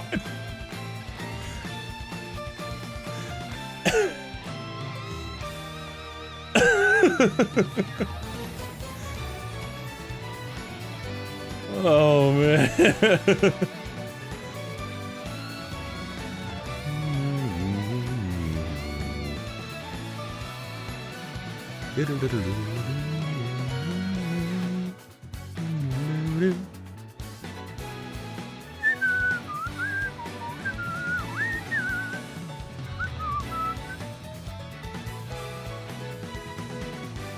But he just does, though. I'll be the first to admit that Steel is very out of pocket as like a default state.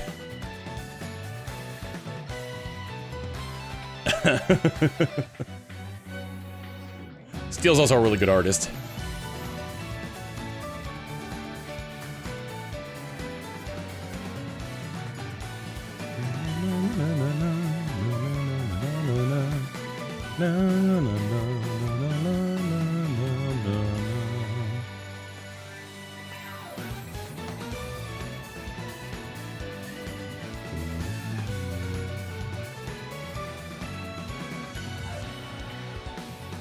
Think charitably the sci-fi tropes like ones that appear in Totally Spies lend themselves to being someone's interest.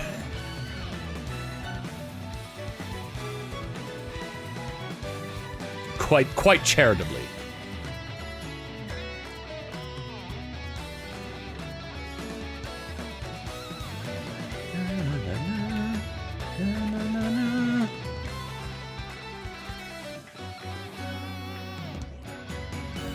I don't know why, that just reminds me of, there's like that one Simpsons Treehouse of Horror, where they go inside Mr. Burns to retrieve Maggie, who got shrunk down in a pill that she thought was a ball pit, and eaten by Mr. Burns. So they go inside Mr. Burns to like get him out. And they make references to all like those really weirdly like horny sci-fi movies where like all the women dress like scantily clad. And so, what was it? Marge was like, does the outfit really need to be so revealing? And Homer's like, that's what makes a dull voyage into a fantastic voyage. And then like later, like white blood cells like were attacked them. And she's like, oh God, they're eating my outfit. Oh, but I have to admit, they know where to stop.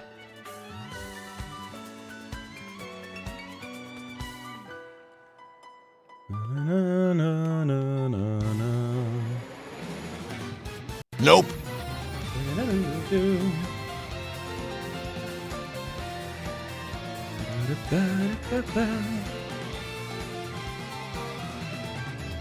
The Treehouse of Horror episodes are some of the best.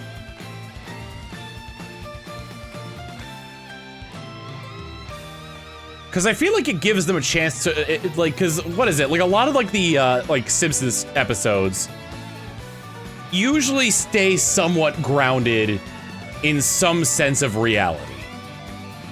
And like, and that's like, that's a stretch to say because there are ones that are like, this is what they're like in the future, or, uh-oh, Lisa found this book at a garage sale and is reading it and and now there's a demon coming out, but she finds Mad Libs and the book gets tossed away, like that kind of thing. So when they're able to like sort of like diverge from that, they're able to have a lot of fun.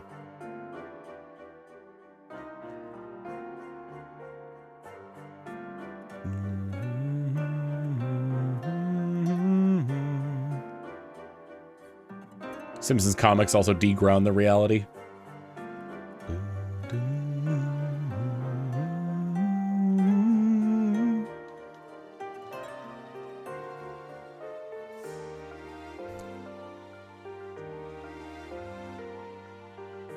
Yeah, the Groundskeeper Willie Freddy Krueger one was really good. Oh, and Martin's actor just like taking it to the rafters when Willie kills him. Oh! You played the Simpsons game? Which one?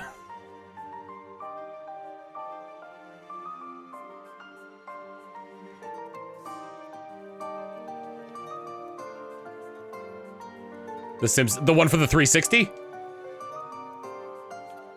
What OST is this? Fire Emblem Fates. I didn't play it, but I don't know. I found the premise of the whole like meta premise very, very annoying.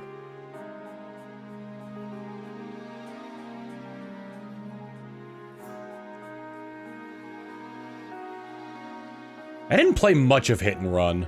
I played a lot of Road Rage though.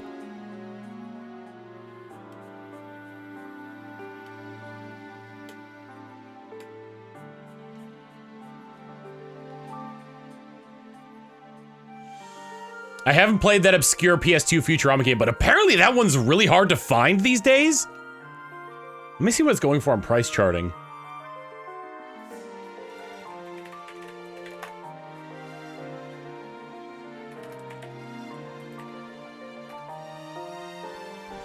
Futurama for the... Yeah, okay. If you want the cheapest NTSC experience Nope. of the Futurama game, you're gonna be shelling out $150 for just the disc. And that's on Xbox. Complete in box on PS2 is $300. Nice. How goes the shiny hunting? Did you catch it yet? No, Wolf, I did not catch it yet.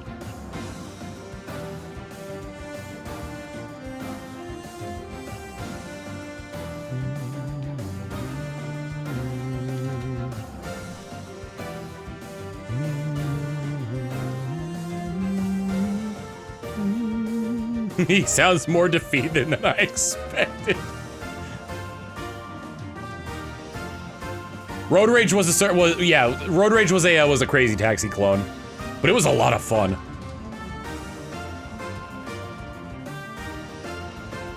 December of 2023 was the first time I streamed trying to hunt this Quagsire.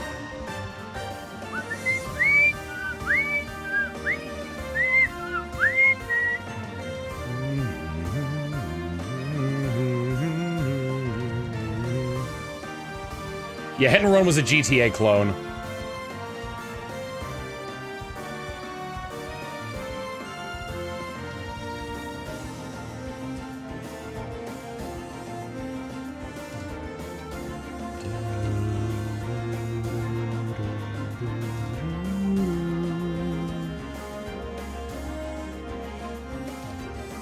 And there's Simpsons skateboarding. Could you jump over a Springfield Gorge?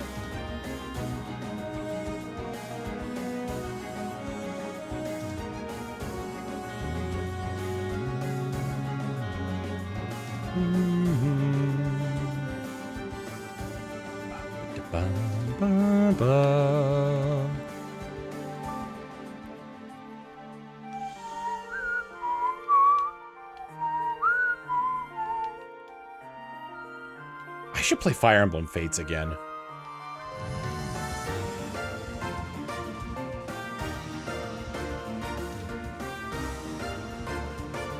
On stream, maybe.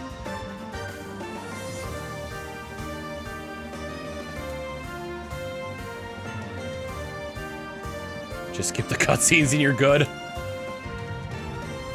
Here's the... I like the story!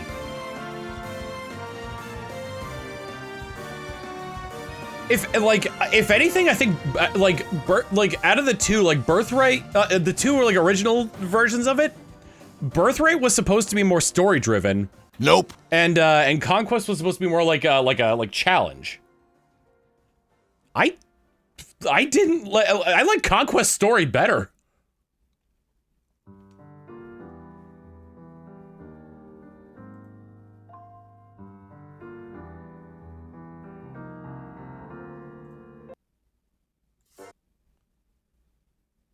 I don't know which version I'd play. Maybe Birthright just so I can wife Rinka again.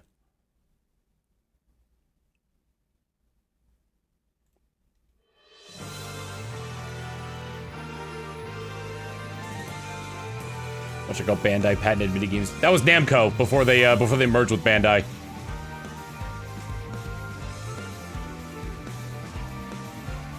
Still remember the April Fool's video you made for Fates? Yeah, it wasn't perfect, but at least I got it close enough to where people thought I had somehow modded in an extra option on the on that decision screen.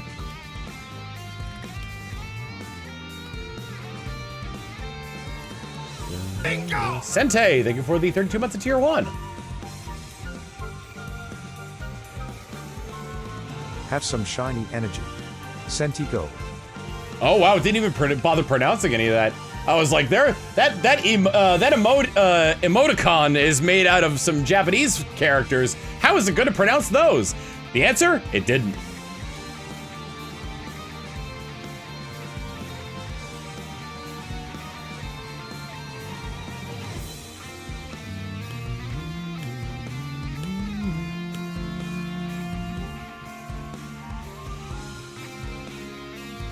Only if you game I've played is 3 Houses, then I want to play Awakening next. I've heard too many negative things about Fates. Fates is a matter of opinion. I feel like the protagonist is a moron. I.e. the Avatar character. I think of an OST recommendation is found a neat one. Sure thing, DT.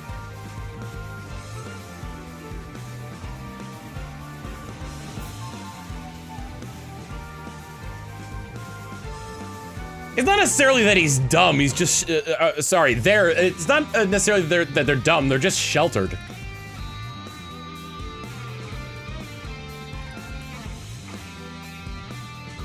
Euphoria the Saga. Is it spelled out like that? Like the F-O-U-R? It's a short one, but it's got some good NES tunes? Nope. Well, Dell seems to disagree with you, but I'll put it up anyway.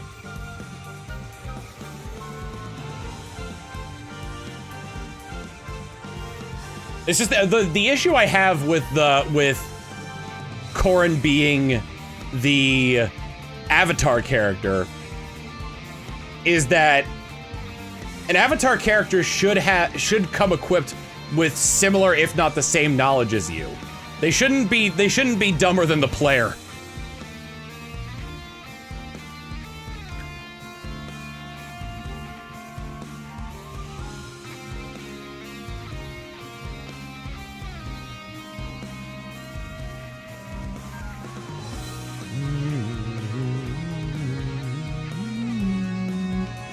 I kind of like what they're doing nowadays with it. I miss all the customization options, sure, but like the way they're going about it nowadays, where the character has a design, like a signature look and 2 body types, and then you could change the name.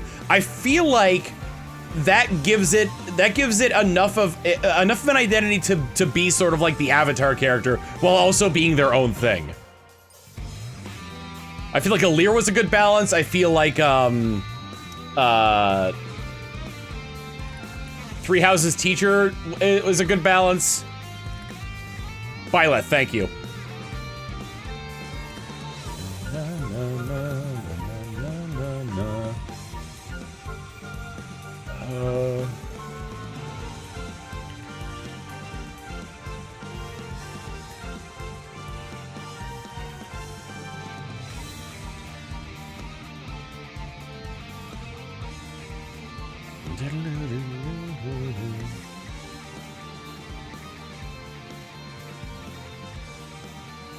Shez from Three Hopes.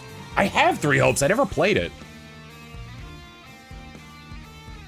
What was the Avatar's name in 7? I think it was Mark.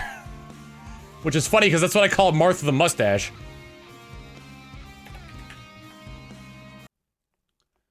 Euphoria the Saga. Okay. Ooh, Sunsoft. Hell yeah.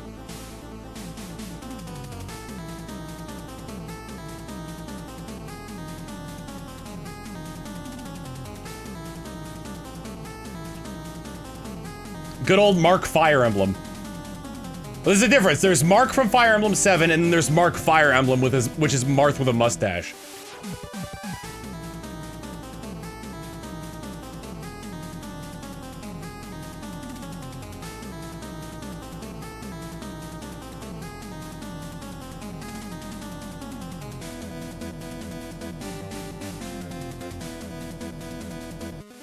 Favorite site for music downloads is a random button, so that's how I'm finding most of my games. Is it? Hold on, let me see if I can guess which one it is, because I probably use the same one.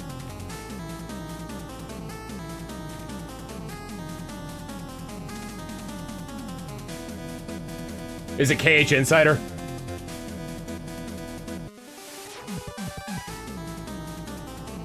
It's KH Insider, yep.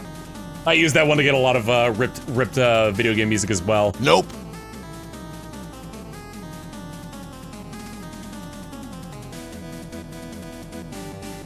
I use that and the sound resource to get like sound effects as well.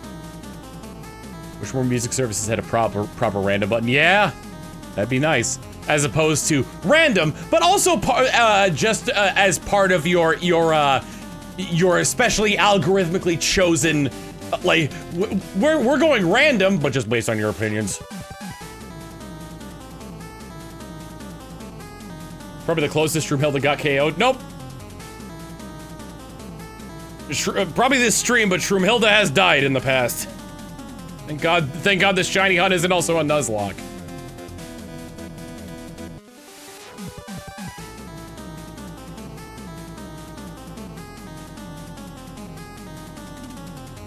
The ratio of OSTs to Touhou OSTs is crazy on KH Insider. And every once in a while you get a porn game.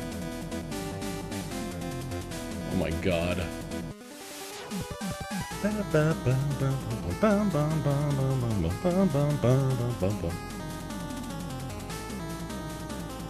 It's fun, like Russian roulette for my browser history.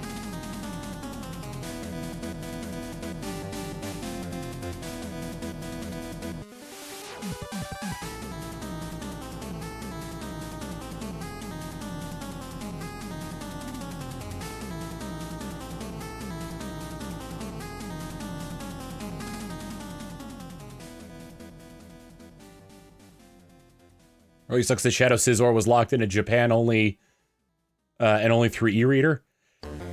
That didn't stop, Toasty.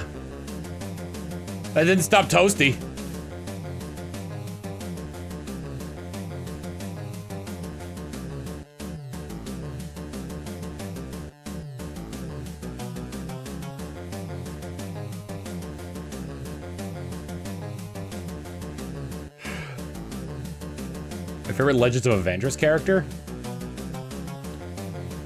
Bitsy being incredibly unhinged is very funny.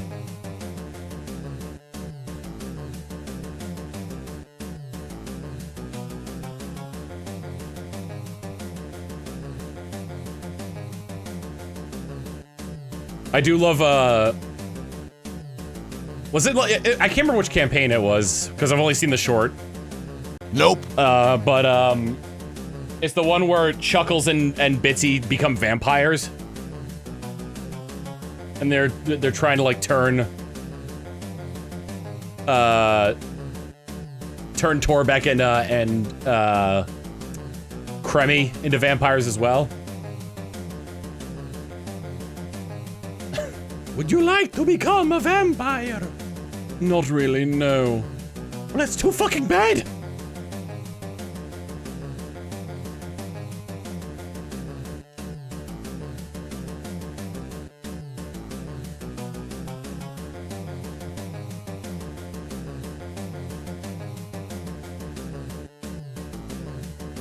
Would the audio for this stream be if you got the shiny? Probably a lot of shouting. Probably, I'd have to get a new microphone.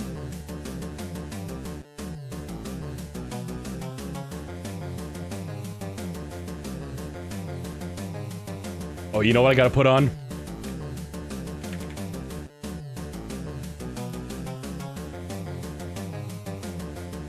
Yeah!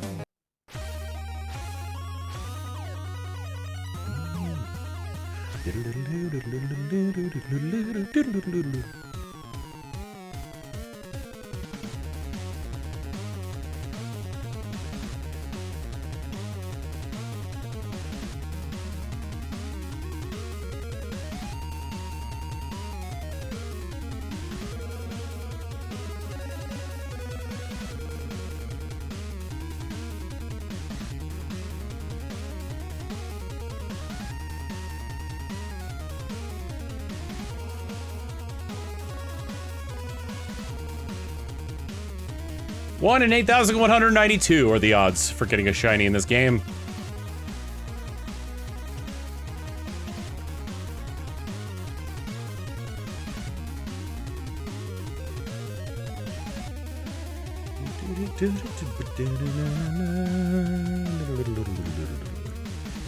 Easy. No problem. God forbid a boy want a pink salamander.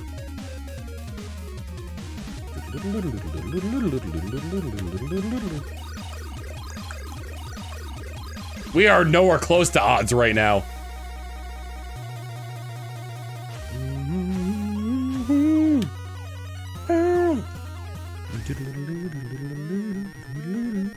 So a guaranteed shiny in 5,000? Yeah, sure.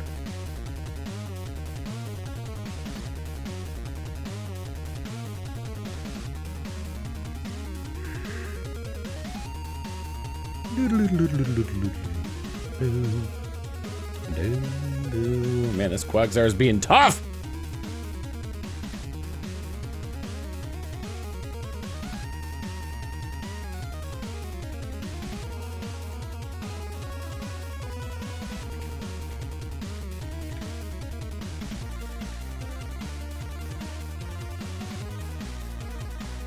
I'm starting to understand why these games are called Hebareki. The OST is a little drunk.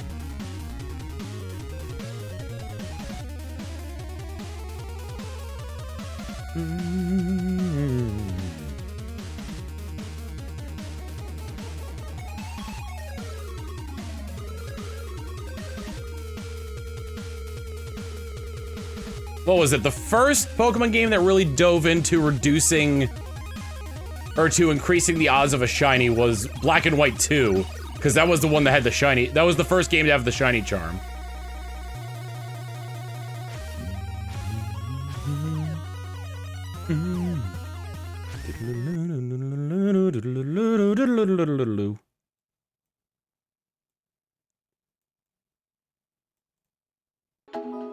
There we go. Who's ready for a half hour of Chow Garden music? Nope.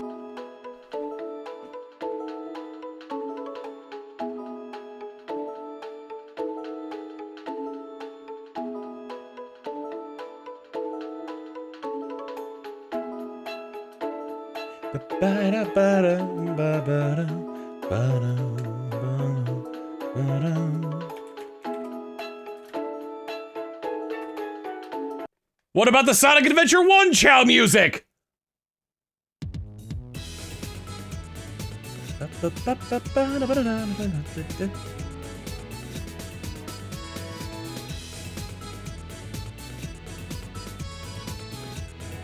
Oh, Gen 4 was what introduced the Matsuda method.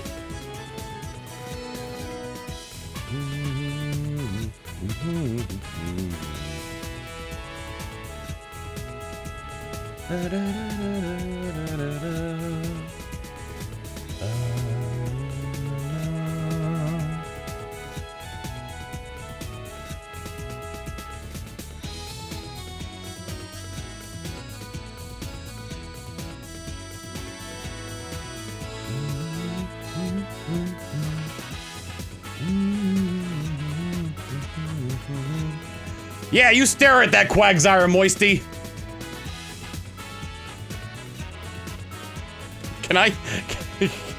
Can I mod this game so that instead of Rui looking at the Quagsire and it being a shadow Pokemon, we change the particles to be red and Lucy is just lighting it on fire with her vision?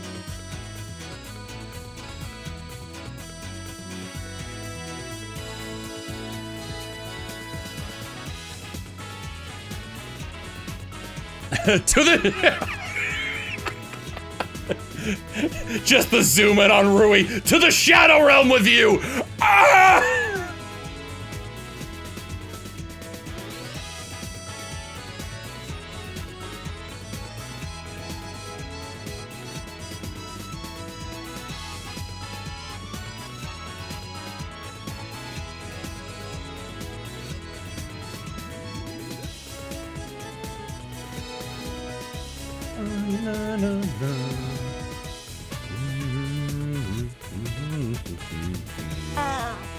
Tom, don't be alarmed, but I think that Quagsire might be a shadow Pokemon. Are you sure?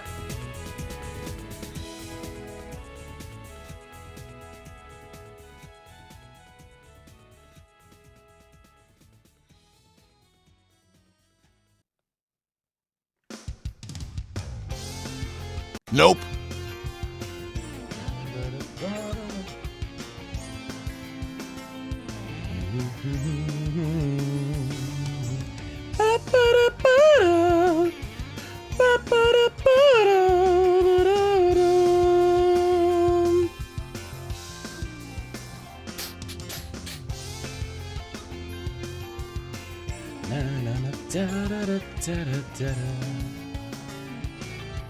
I don't mean to alarm you, but the train heading for the Mystic Ruins will be departing soon. Tom, I don't mean to alarm you, but there may be shadow Pokemon or shadow Pokemon in the house. Ah!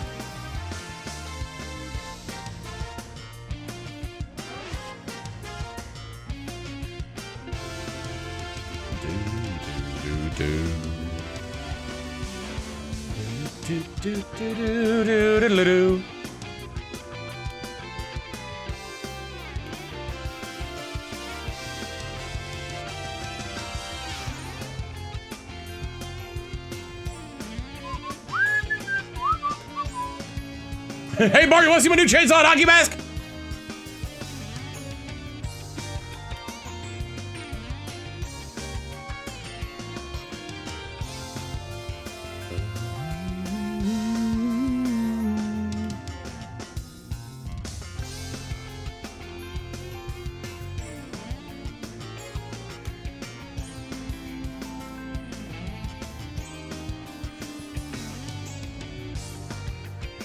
If I wanted to take like a normie vacation in any video game area, I think it'd be Station Square. The hotel is nice, there's a beach, there's a casino, there's a theme park. There's a burger shop.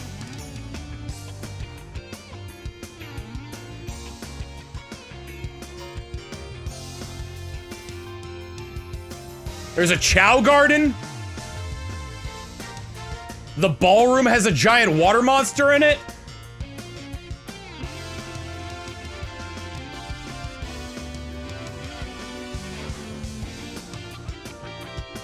Bingo!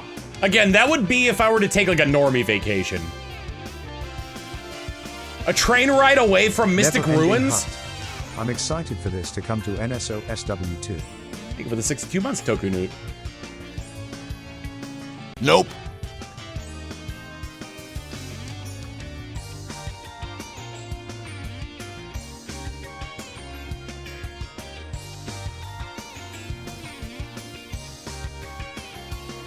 You think the reason the Chow came out, like to be like, yo, hey, yo, hey, Chaos, stop, like, destroying the city, was because they were in the hotel, in the Chow Garden, the hotel at Station Square, and it got destroyed.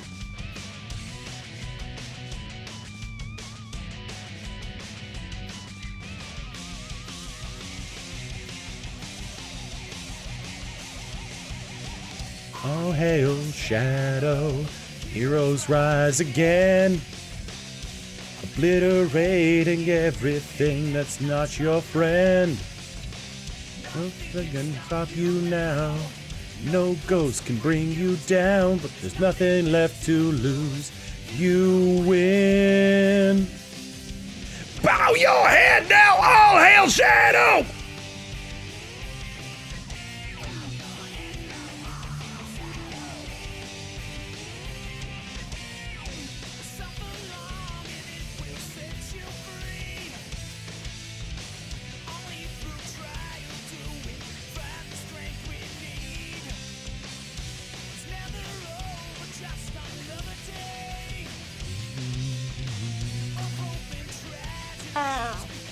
I think it'd be funnier if those specific Jow were in a hotel because they were the Jow actors for Jow in Space. Oh my god. I forgot about Chow in Space.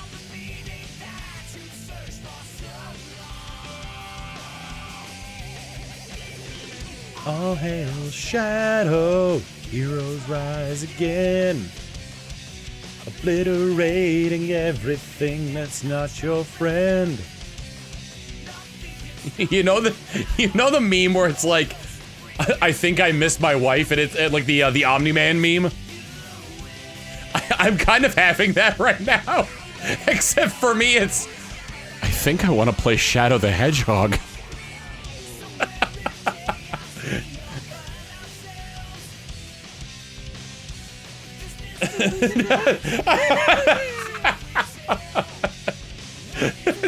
I do like yours as well, DT. Nope. I think I miss Maria.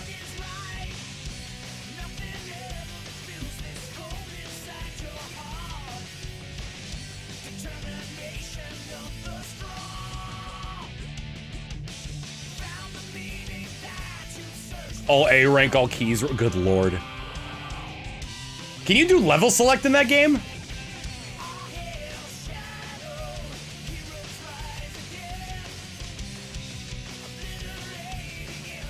You can do mission select, thank God.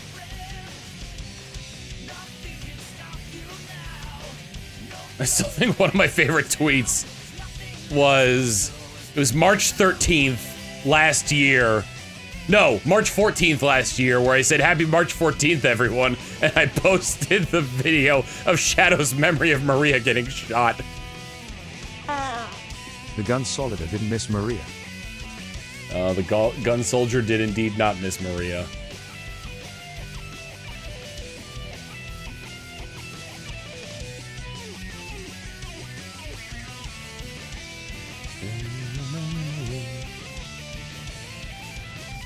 No, Maria did not get shot on Pi Day, but MAR 14 spells out Maria.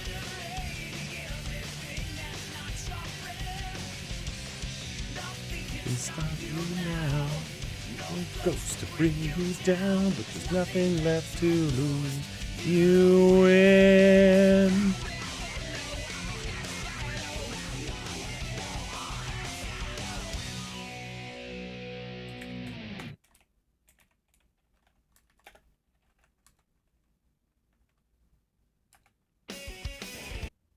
No, no, no, no, no, no.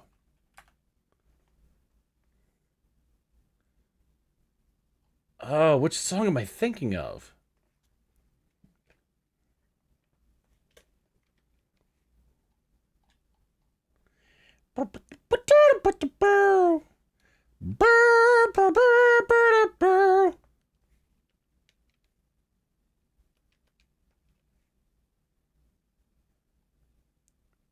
There it is, Hope Searching.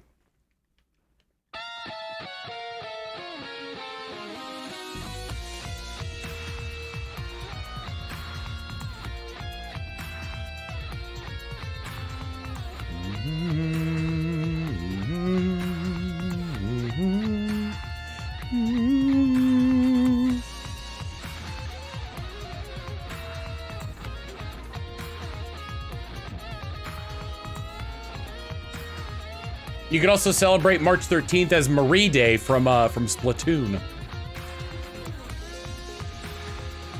Nope.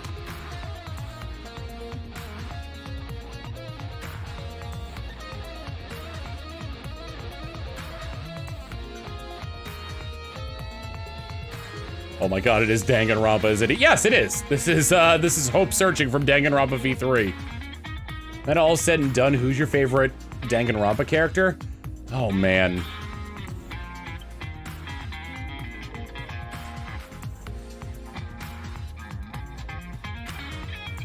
Oh my god.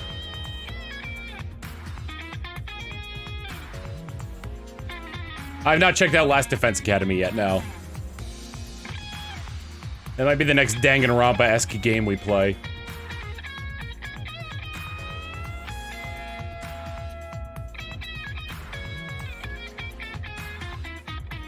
It is not Kokichi.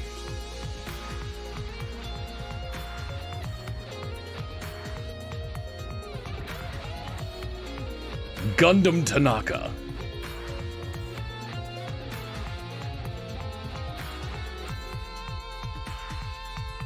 There's a bunch of different favorite characters. I want to hang out with Kaito.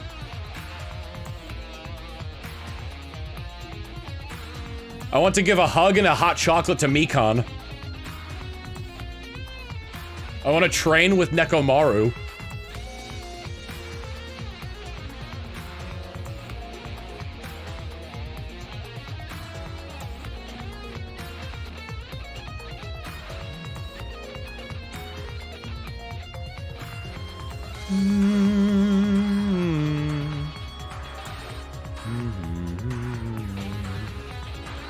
I can't hear Gundam anymore without thinking of that one Game Grumps clip. Shiver. Just like that one guy, who is it? Gundam? Steve Gundam at Ed Sheeran.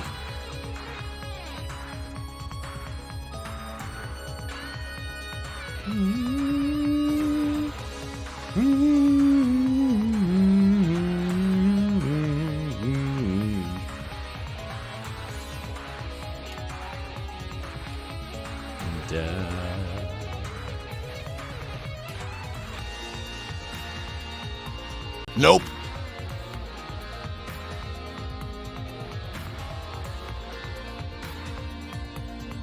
I almost turned the Wii off.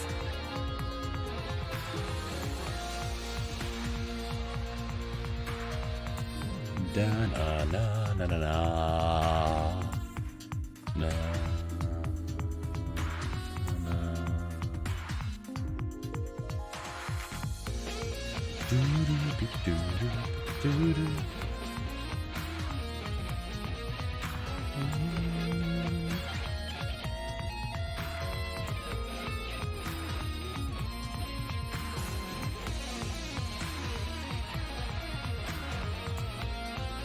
What was it?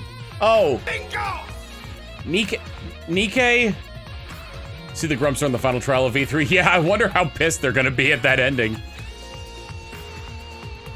I personally love the ending of Persona V3. I can understand why other people don't like it. Silk Mirage, thank you for the 31 months of tier 1. Persona, Danganronpa.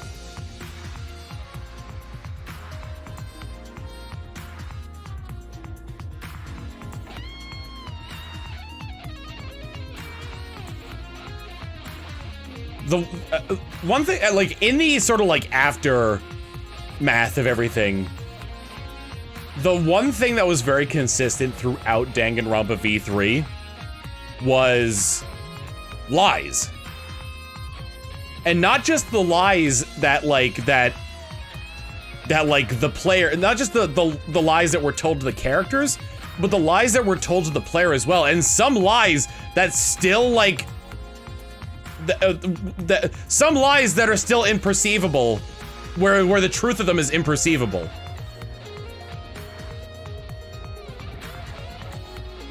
I think Danganronpa V3 did a great job with that, sticking to the theme of lies.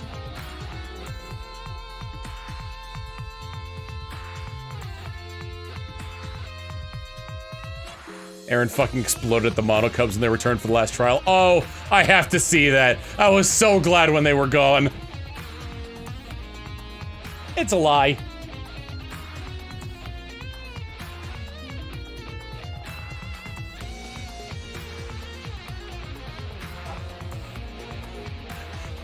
See, I love that Sims emote.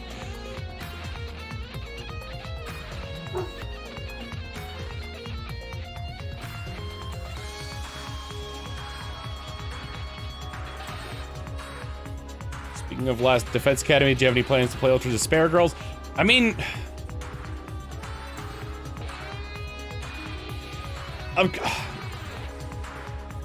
it takes place before 3, right? Not V3, but 3, the anime.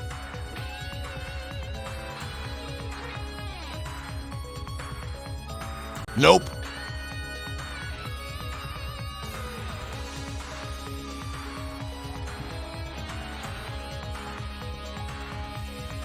Takes place between 1 and 2. So I probably should.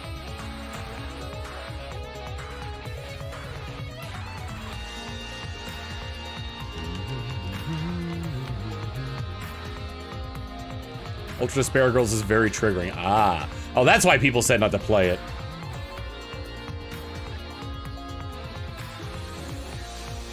I may do it on stream, I may not. I'll give you guys plenty of notice if I decide to play it on stream.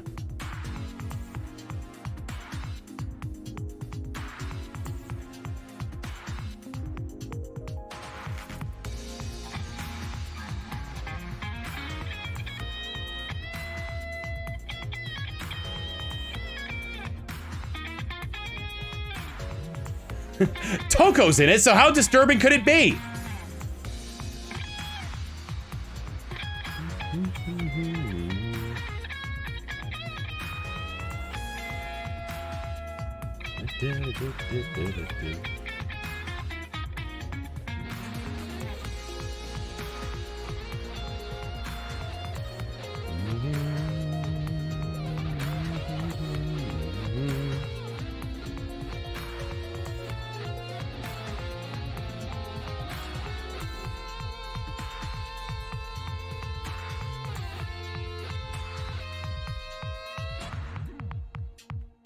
I feel like if Toko and Miyu were in a room together, the world would just collapse from innuendo.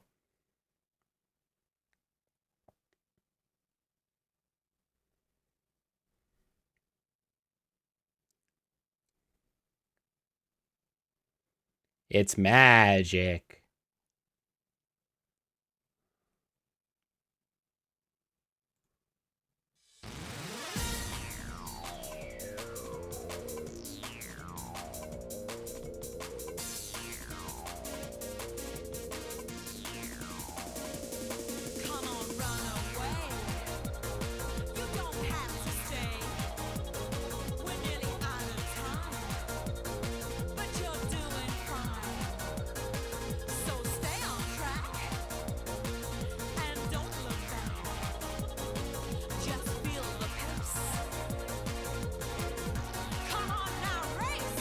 Everybody's supersonic racing. Yeah, Toko and Miyu would be a stable binary star system, but then you put Tero in there and it's supernovas.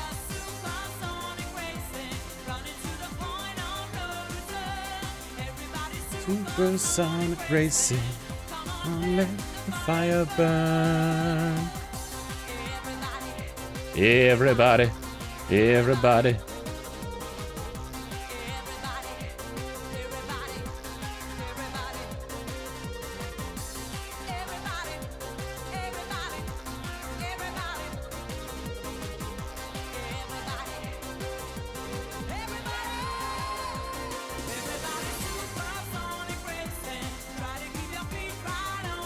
Ground, supersonic racing.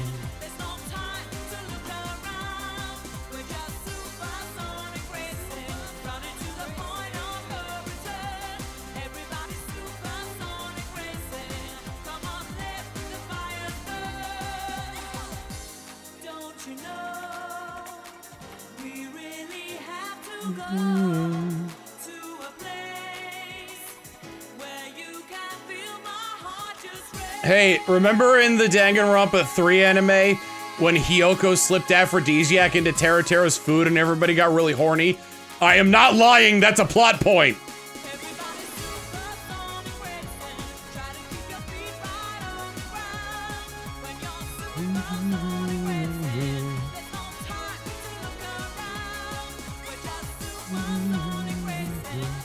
Time to put the AO3 tab away. That happens! That happens in Danganronpa 3!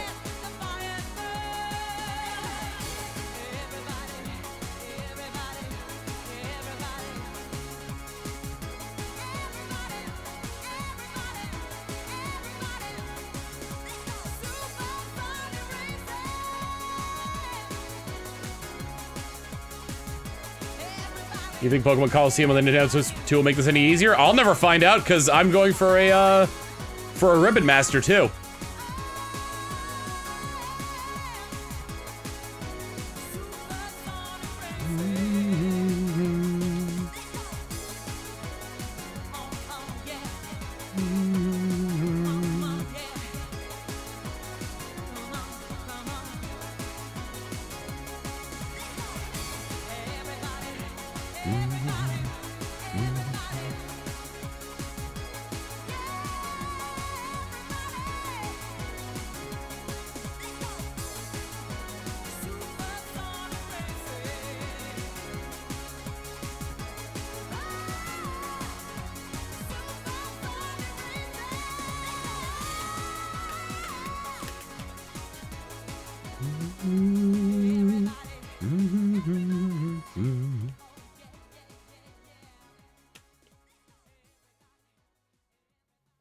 What was Junko Onoshima's motivation? Was she just bored?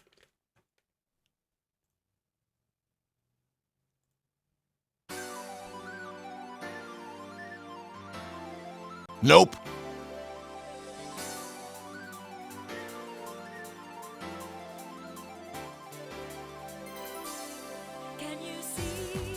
I'm gonna fill the world with despair. God forbid a girl destroy the world for shits and giggles.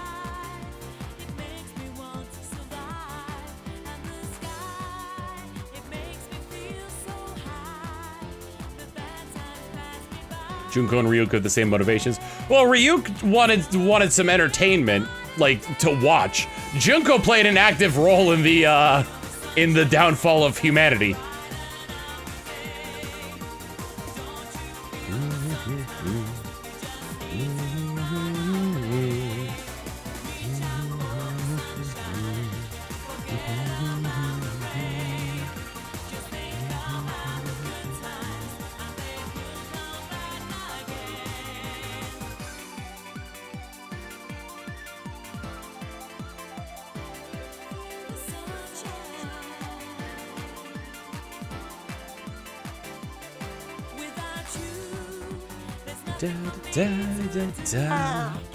Man, if I had a nickel for every character known for running had a theme song that used the words everybody.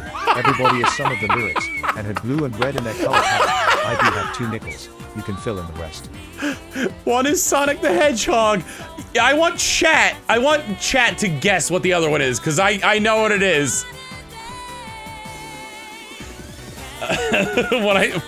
Yep, Insomniac Mac got it. Oh, Star Runner.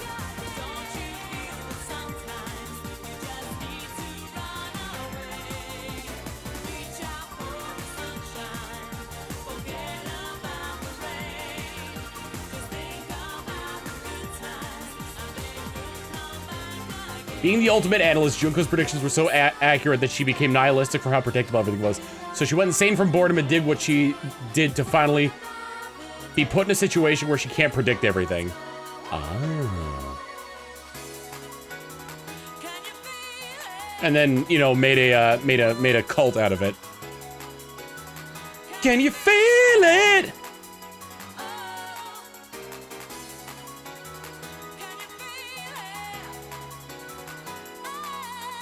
Homestarrunner.net. It's .com, .com, .com, .com, .com.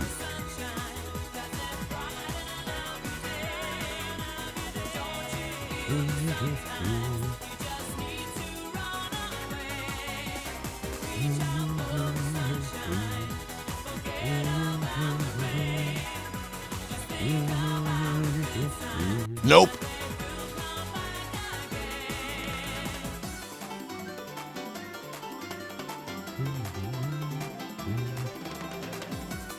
This is the one from the game.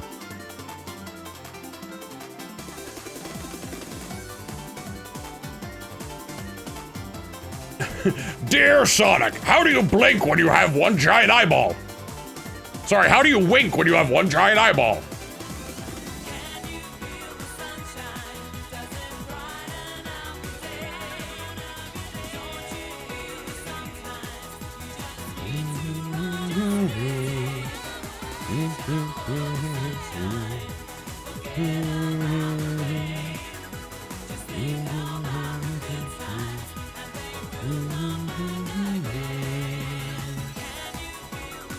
Can you feel it?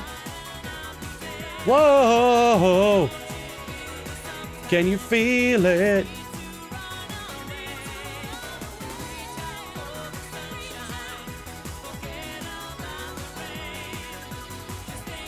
I'm certain Mike Wazowski can't wink.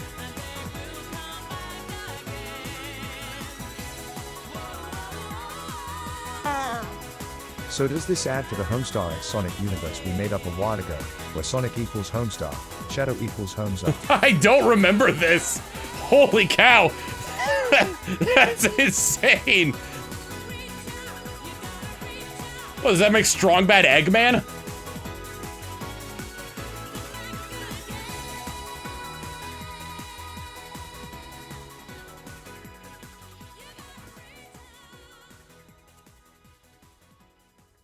Make Strong Mad and the cheat Cubot and Orbot.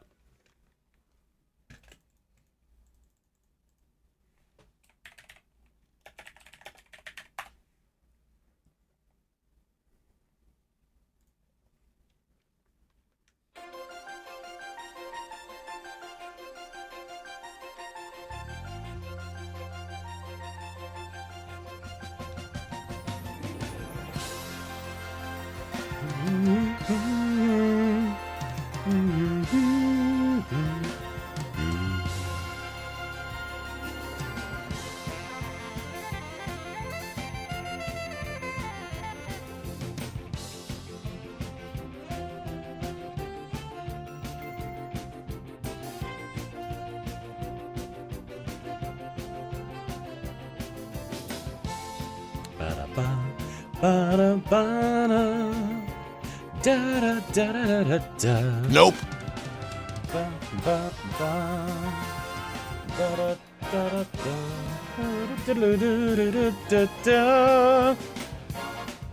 This is the moon from DuckTales for the NES.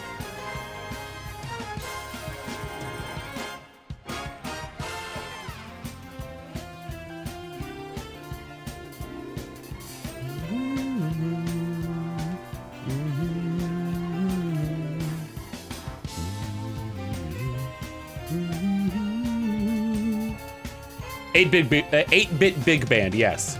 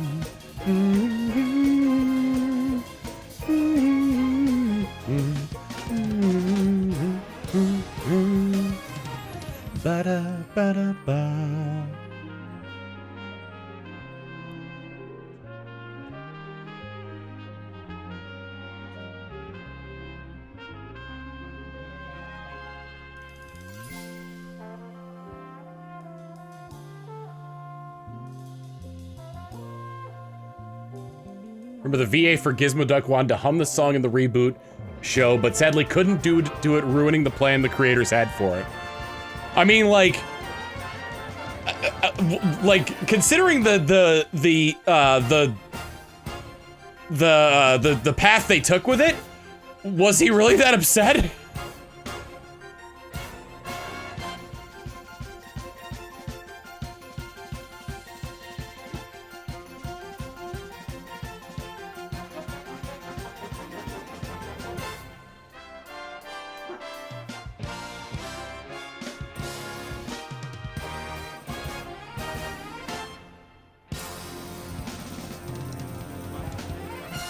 So Scrooge McDuck has like a supernatural power, right?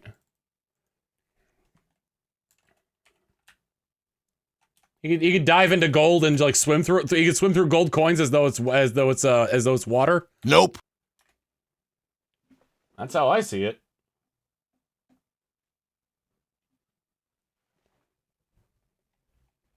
What am I looking for? No. Not that. There we go. Hey, you guys want to hear a Grammy award-winning song?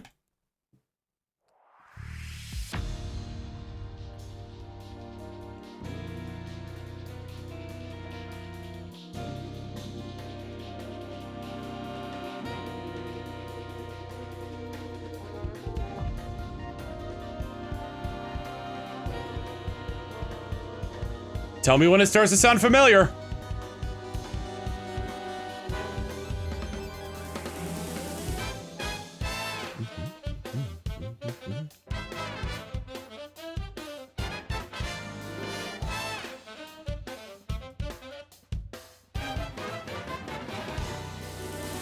The 8-bit Big Band's cover of Meta Knight's Revenge won a Grammy.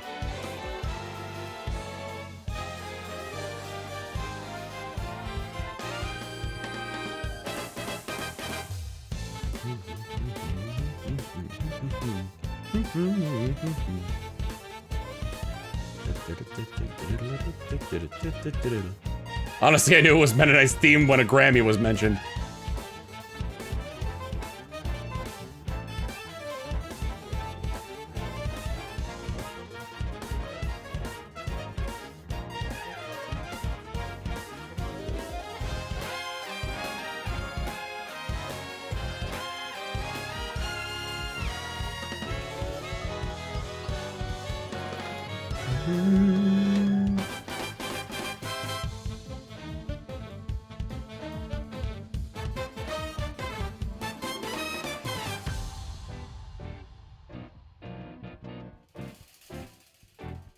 Someone modded the Meta Knight in Forgotten Land to have him holding the Grammy instead of his sword. That's funny.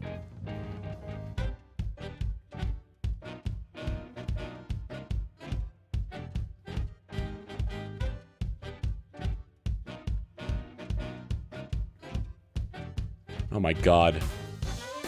That kind of reminds me of the Saxies in TF2. Which was the, it started off as a, Nope. an award show for the replay system they put in. And then that same year, they released Source Filmmaker to the public. And so the Saxies became an animation festival of animating in Source Filmmaker.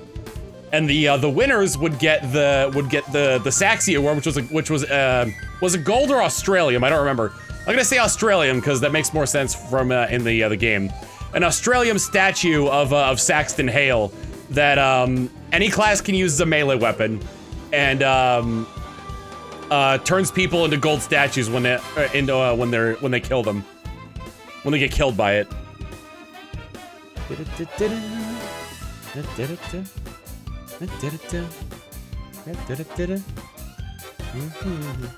I still have that 3D printed Saxie, yeah. It wasn't 3D printed, it was sculpted by hand. Basically just a Spicicle retexture. I think the Saxie came up before the Spicicle.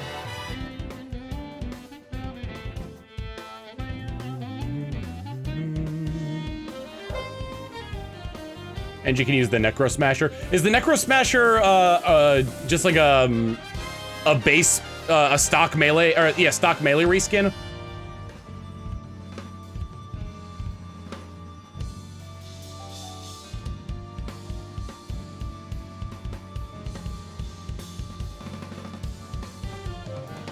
I think it could be a Golden Wrench retexture. Yeah, Golden Wrench, Golden Pan. I love the way the Golden Pan worked, because apparently it just jumps around from user to user. If you kill someone with a Golden Pan, then you get the Golden Pan. And that person loses the Golden Pan.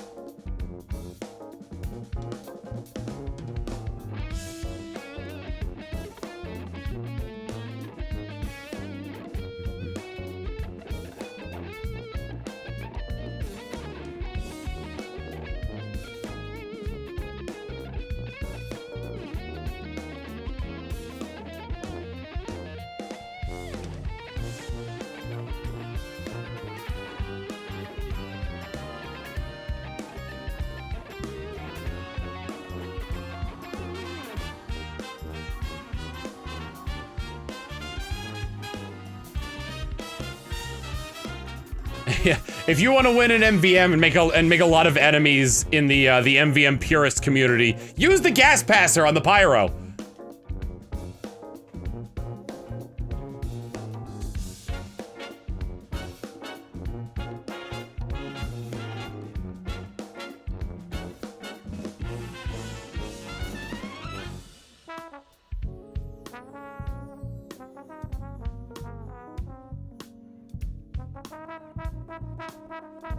Or don't use the Rescue Ranger on Engineer.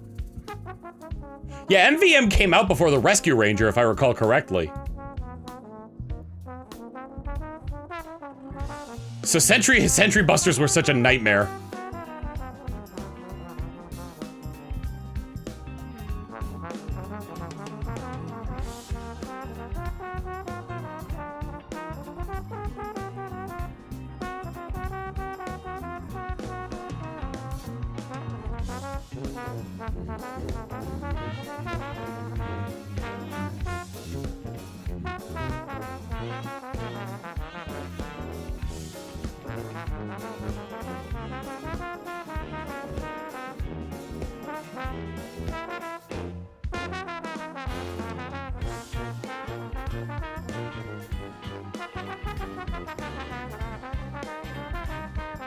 I think I'm sad about MVM's lost the old panic attack.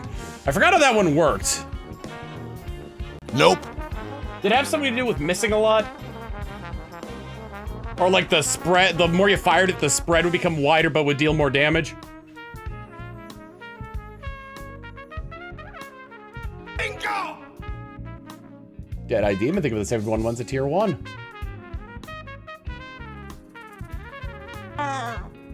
If you really want to piss off a TF2 player, have your first time playing B on their team.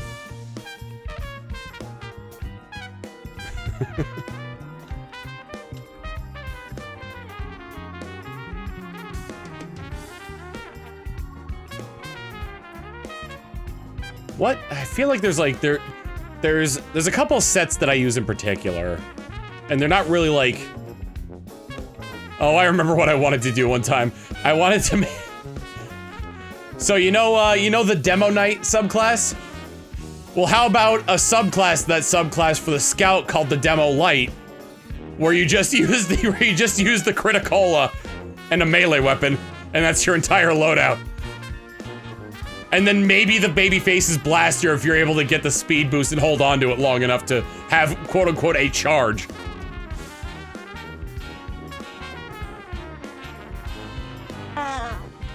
I once ran a game back in the early days of MDM, where my friend was playing Sniper. He'd got the upgrade that makes headshots auto-collected the cash. Some dip in the group kept complaining that he should change to Scout.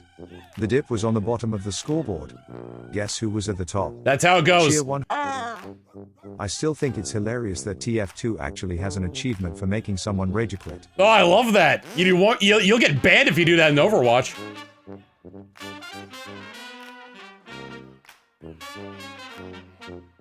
The Scout does have a Boston Basher reskin that's a sword, but it was a very limited object and it's expensive as hell in the marketplace.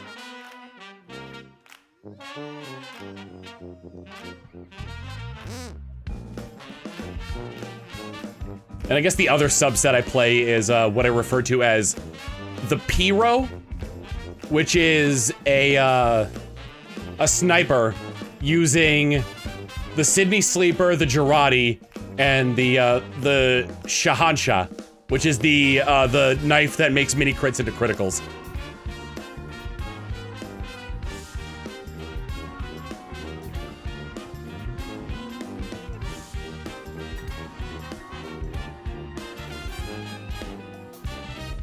Nope. That was the Bushwhacker? What was the Shahansha do?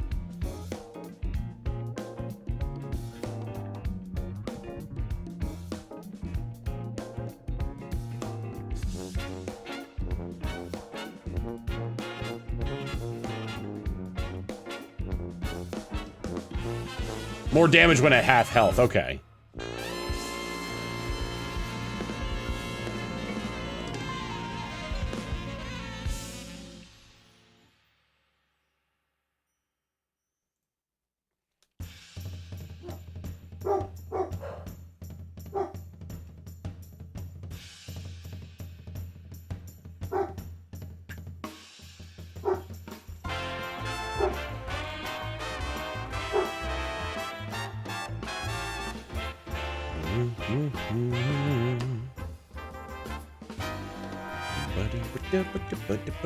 What is the dog doing? Manatee?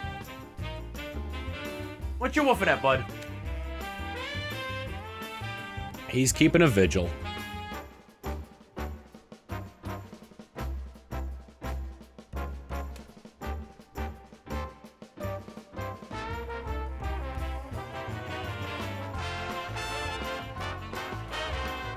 I'm trying to think of like,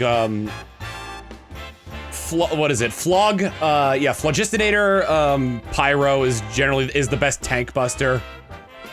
Because of an exploit they could do where the flame particles hit the tank twice. Scout's the best money grabber. Sniper is very good for kills and damage. Because one of the upgrades that it gets is penetrating bullets. Or no, explosive headshots. You shoot a headshot at somebody and there's an explosion happens there that does the same amount of damage as the headshot.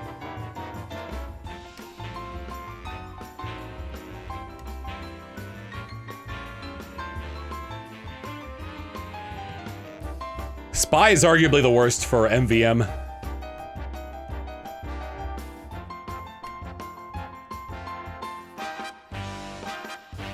Explosive headshots great for dealing with giant robots with a bunch of medics. Yes.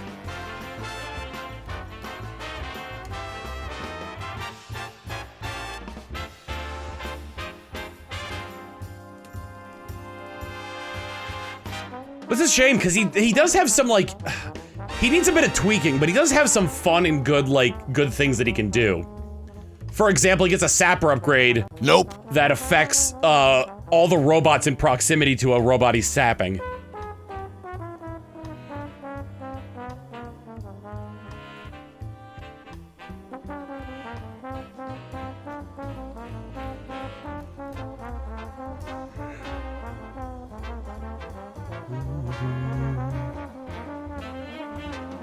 Heavy's a good bullet sponge if you build them defensively. Medic is fantastic at MVM because of the new, or relatively new rather, the shield mechanic on its on the medigun.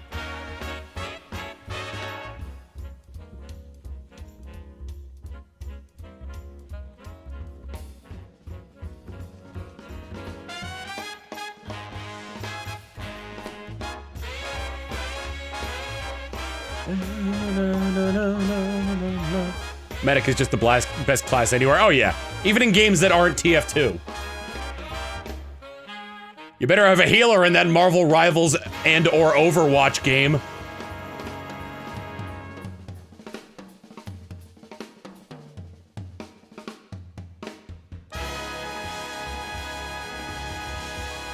I don't remember when that shield mechanic was added. It wasn't in the initial MVM, I don't think.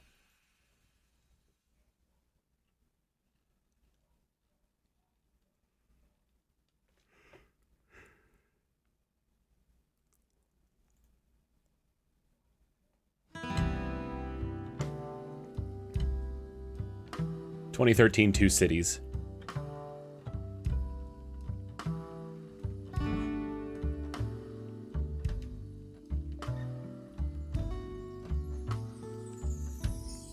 I feel like Spy's main job is medic picks.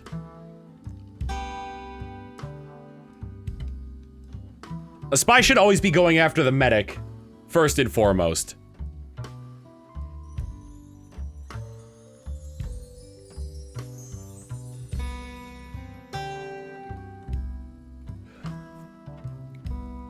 Then dealing with engineer buildings.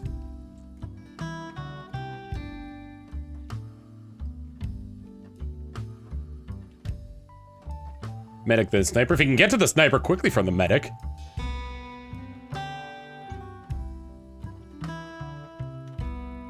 Nope. I feel so bad for snipers that still use the oh god, what's the thing that goes on the sniper's back that prevents backstabs?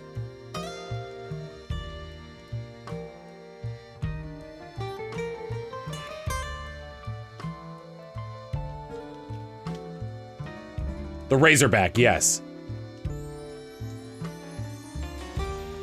The Razorback works once. And I'm not saying that because it breaks when you initially get backstabbed. I'm saying that the first time you trick a spy with it, they're never gonna fall for it again.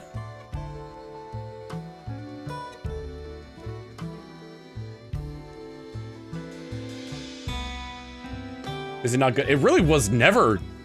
It recharges now, but still, it really was never that good. Spy comes, the Razorback is for dealing with one very particular thing, and you'd have to have really good reflexes in order to be able to like,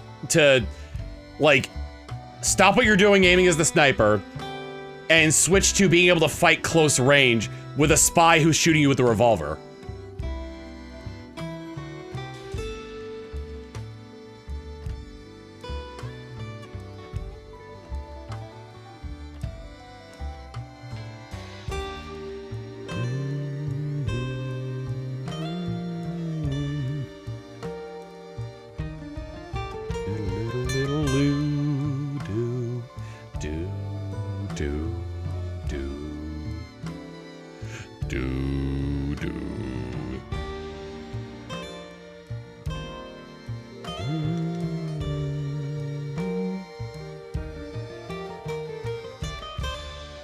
You don't even have, yeah, you don't even have to go for the backstab. Just shoot the, like, they get nothing else for the Razorback aside from just blocking a single backstab. So don't even bother with the backstab and just shoot him with the revolver. One of my favorite Demo Knight builds is just saying, to hell with any of the swords, to hell with gaining heads, to hell with being able to recharge your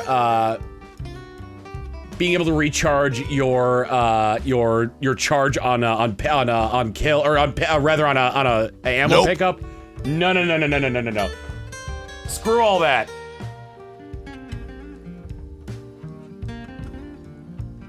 Everyone knows, not the demo pan. No. The Scotsman Skull Cutter, because of one very missing piece of text on its on the weapon description. The Scotsman Skull Cutter still has the extended range of the sword, but it also still has random crits,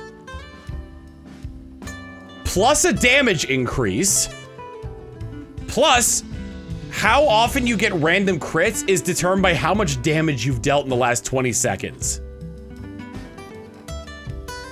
So once you start that snowball rolling and consistently keep getting crits that are happening 60% of the time, then you can just keep getting those crits over and over again and sustaining the random crit bonus.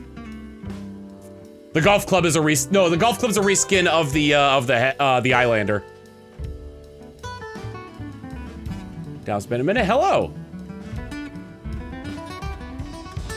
The maximum crit rate you can get for random crits is 60%,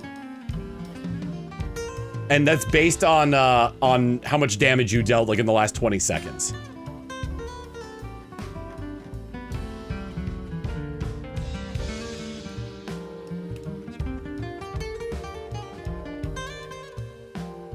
Oh yeah, shiny hunting in Colo is it's not great. It's not great. I tell you what, it's not that great. But I'm doing the best I can in order to catch me a Quagsire that might be pink.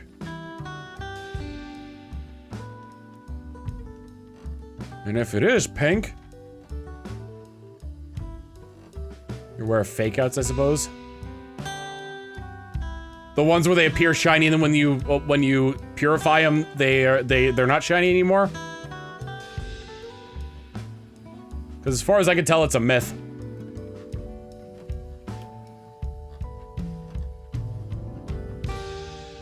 This game does have the de facto hardest one, though. Hunting the Tyranitar. Oh, no. Hunting the Tyranitar against the final boss? Oh. So, this Quagsire will never appear shiny on the opponent's side, here. Because of how it rolls for it. Its shiny locking was very rudimentary.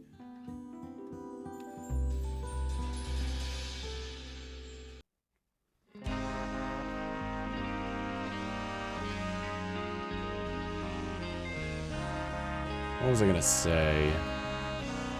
Do I look like I know what a shiny is? I just want a goddamn pink salamander. Nope.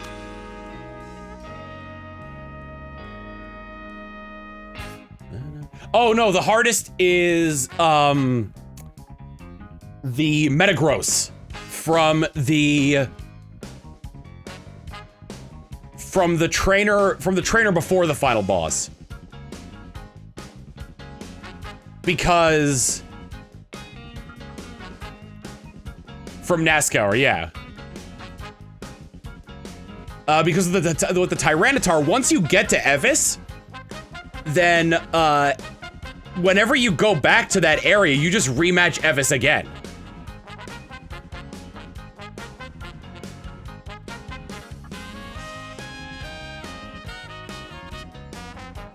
Pretty much the shiny is only determined when the Pokemon is sent out.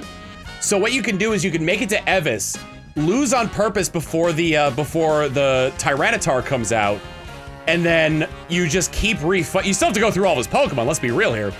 But you can keep once you do that, you lose the battle on purpose on the first time before the Tyranitar comes out, save, and then you can keep rematching him, and every single time the Tyranitar comes out would technically be the first, so it has a chance to be shiny.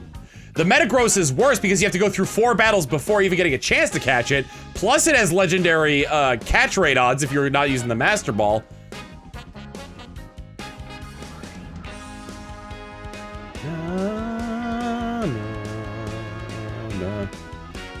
Hi, Lennon. Oh God, Tom, back in this hell? I wouldn't call it hell. It's more like well, it's a timeshare in hell. Yeah, da da da da da da da da da.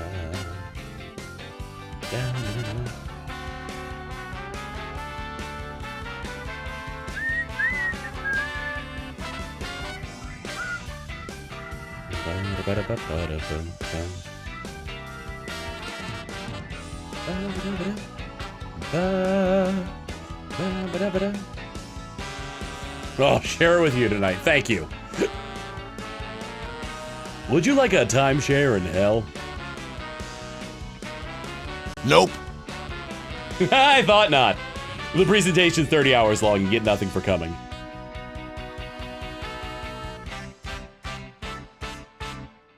Wonder if you can get Jirachi and Kahlo and XD on the GC Nintendo Switch. That would depend how much they'd want to put like the bonus disc in there. I don't know, because you don't actually get the Jirachi in Kahlo or XD. You got it in. It was part of the bonus disc, and it was in. It was sent to your Ruby or Sapphire game.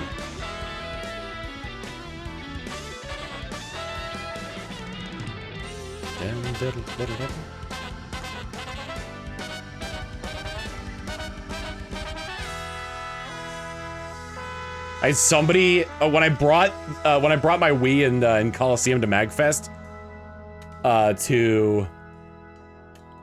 was it you, Dragoon, that I gave that to? Oh no, the bonus disc. When I was saying like, yeah, people come up and people come up. I've got the link cable ready and a GBA. So if you come up with your copy of Ruby and Sapphire, then I can give you a Jirachi. And somebody came up and they were just like, hey, I got a shiny Jirachi. And I was just like, oh my God, no way. Oh my God. They RNG manipulated for it.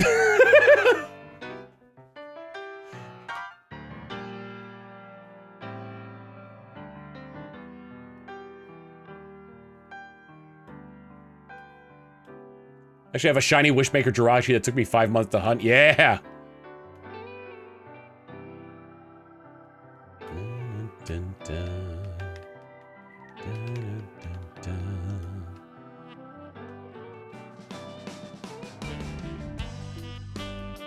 I'd love if the Pokemon Company came out one day and was just like, ladies and gentlemen, we are going to try to get every Pokemon, every obtainable Pokemon that's stuck in their generations up to the main generation of Pokemon. What does that mean? You want spiky-eared Pichu? Come on down, your partner Pokemon from Let's Go Pikachu and Eevee? Come on down! It probably can't be transferred to anything else, but you'll be able to have it at home.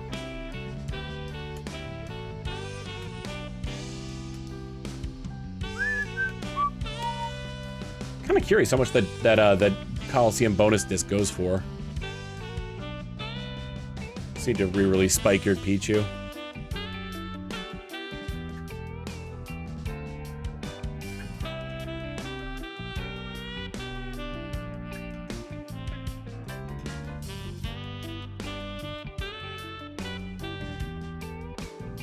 At least we got to use Ultra Necrozma. We're never getting to be able to play as Eternamax Eternatus.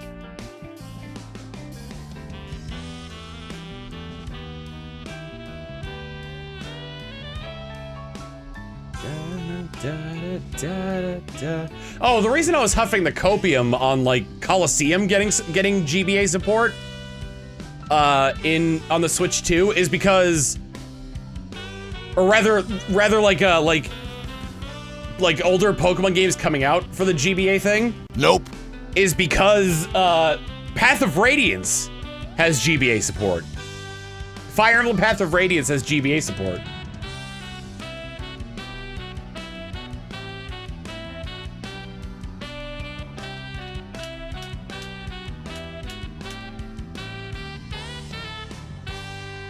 Wonder if Four Swords will work. You know that the communication button on if the communication button on the Switch 2 made it so it projected the GBA screen from Four Sword Adventure, that'd be a neat way to get around it.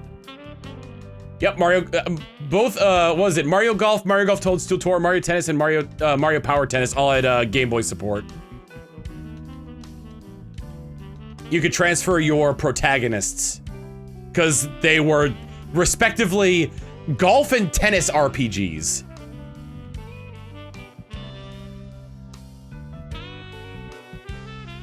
I guarantee you any Pokemon game that they release, if any Pokemon game that they release on, well,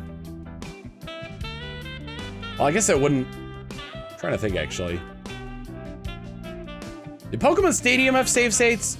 I guess like what I'm trying to say is any Pokemon game where you can transfer Pokemon to the main line games will not have save states.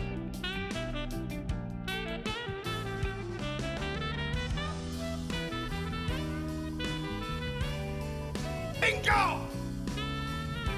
3DS Virtual Console Pokemon games and no save states, yeah. Tier Jor, I think of the 8 months of Tier 1. Get the Quag. I'm doing my best, man!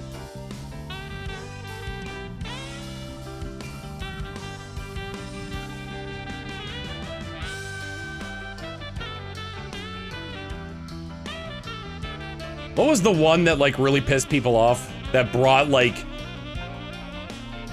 Purloin and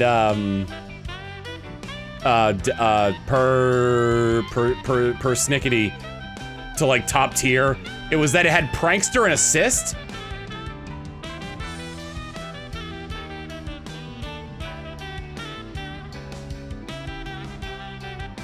Liepard, thank you. Purloin and Liepard. Or Real could do it too. But it was that essentially they could go first. Nope. They can go first to use Fly because of Prankster, and then have it go second, so it was impossible for them to get hit by anything. Prankster Fly assist, Prankster dive assist.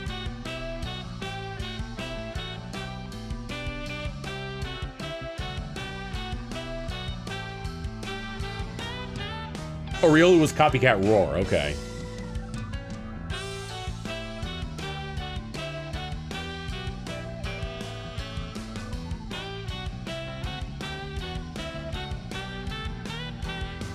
This is by the Super Soul Brothers. They have an entire, they've got an entire, Earthbound album called Motherload.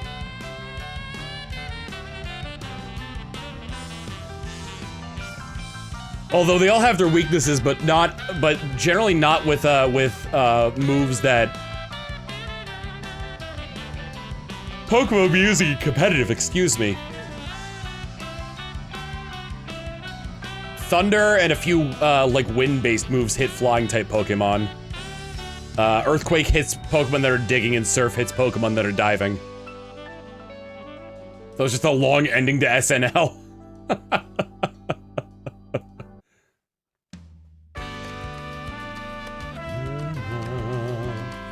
Da-da-da-da, da-na-na. Ba-ba-ba-ba-da-ba. Ba-da-ba, ba-da-ba. Da-da-da-da-da. Da-da-da-da-da. Da-da-da-da-da. And of course, everyone remembers Fear. Focus, Endeavor, Attack, Rat.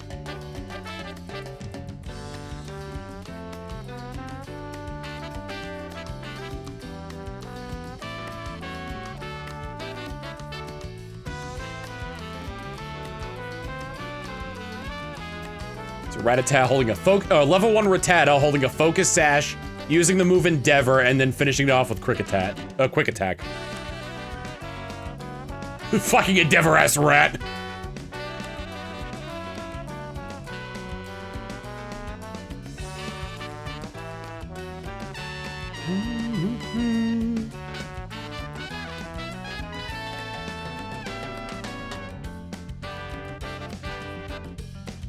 Nope.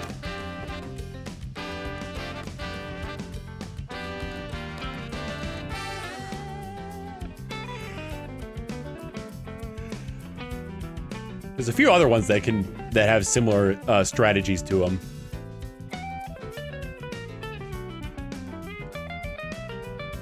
No guard to be a hard counter to the prankster assist. I think with Fly, Dig, and Dive, they're programmed to always miss. Aaron's Sturdy Sandstorm? How does it gain health back?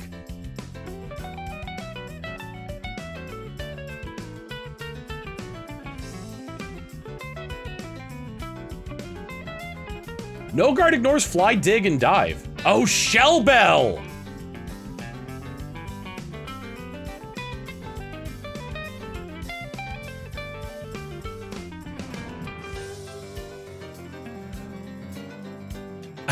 I saw this one story where it's like these guys are playing on Showdown, and this one guy was like begging him to like let him get the Sturdy Shijinja strategy off. So it was paralyzed, so it couldn't be burned or poisoned. It had the safety goggles, so it wasn't affected by weather. It was already out, so it couldn't be affected by entry hazards. And it got you know, it got it off, so the Shijinja had Sturdy. And then the first attack it went in on, the opposing Pokemon had a Rocky Helm.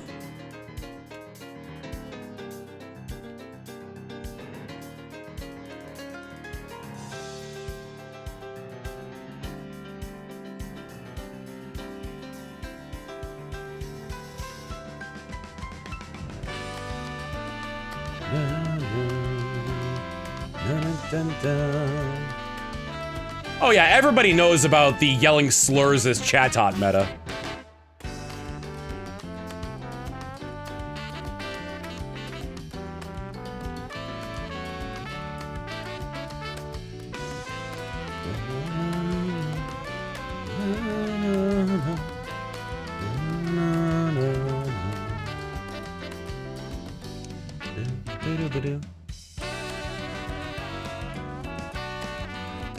Does chatter still exist as a move on Chatot and they just changed how it works? Or is it just gone now? Nope.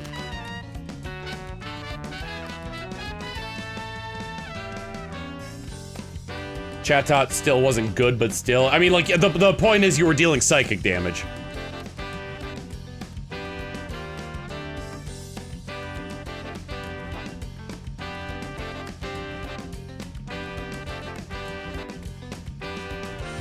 Microphone, it's the same thing as like the time to penis. where if you give people the ability to draw something, then it's only a matter of time, usually very quickly, that someone draws a penis.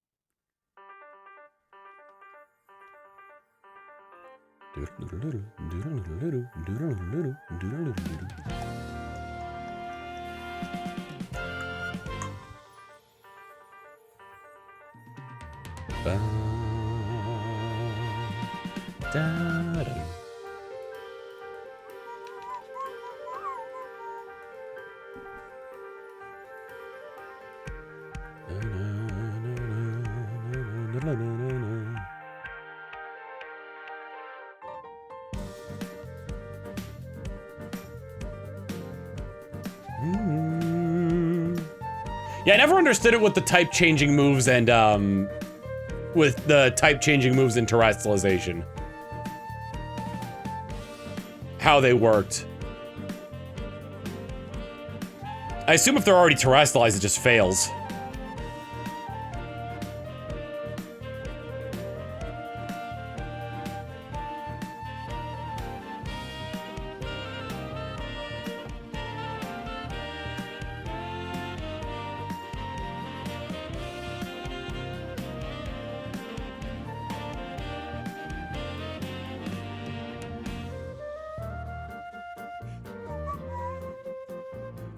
Even stops Protean from working. They changed Protean so it only works once per type, right? Or so they did nerf Protean. I just can't remember how.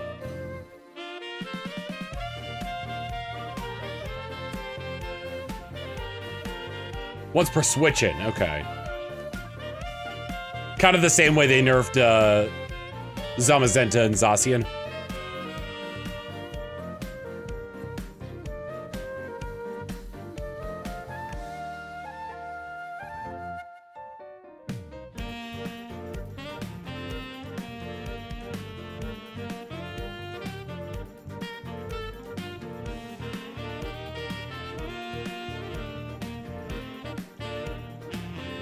Now they only made intimidate once per battle. Sorry, Incineroar's never going away. I'm sorry.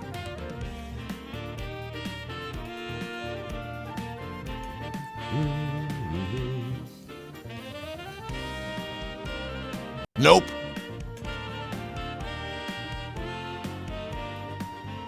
You know what I love about Quagsire? He bodies Zacian.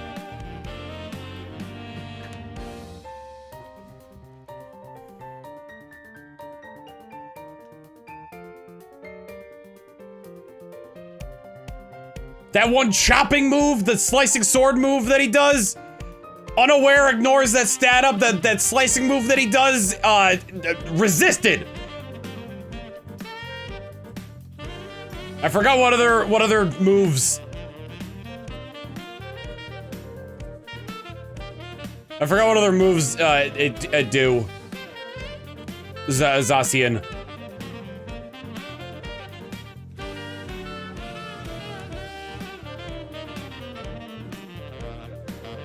I wanted to save play rough for the end, because Quagsire does not resist that.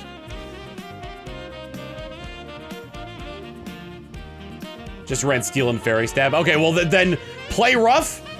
Guess what? Quagsire's stats are mysteriously formatted in a way. I just realized I should name my shiny Chandelure Angie Hades because the flames are orange instead of indigo purple. See, a Swords Dance wasted turn. Play rough? Quagsire stats have been formulated in such a way where it'll never get two-shot with it.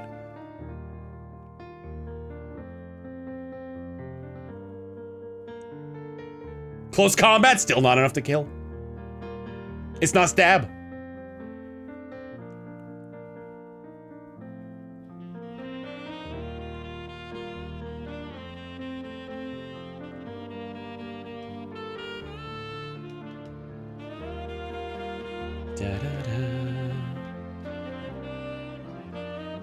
I'm so glad you're able to get a Johto Quagsire in Scarlet and Violet.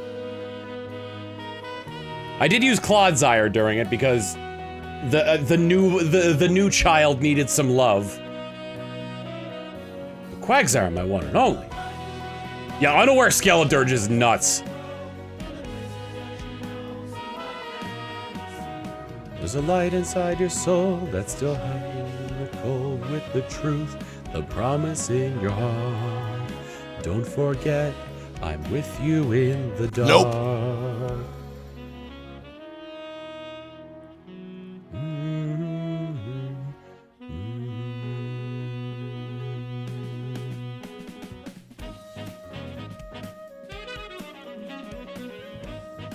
Quagsire is so chonky. So chonky.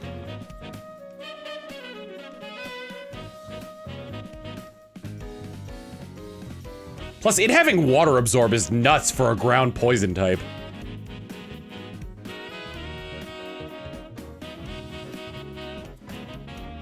Stats-wise, Quagsire is a direct upgrade. Like, it has the same BST, but they're like rearranged. Stats-wise, Quagsire is a direct upgrade to Quagsire.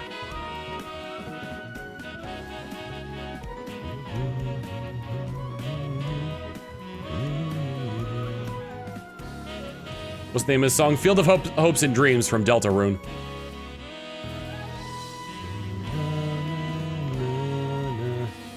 It's an eclair. It looks like an eclair. What's up, bug?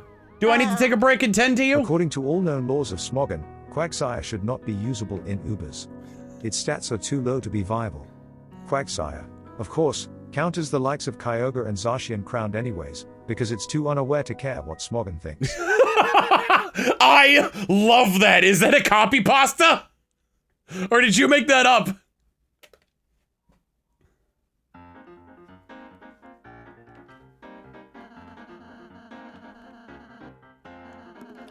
No, I know it's the intro to the B movie, but I'm wondering if Tiger Tiger made that up to go along with the B movie.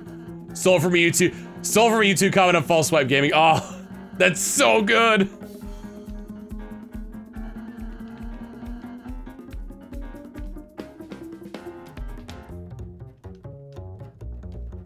Give me 1 sec, bug.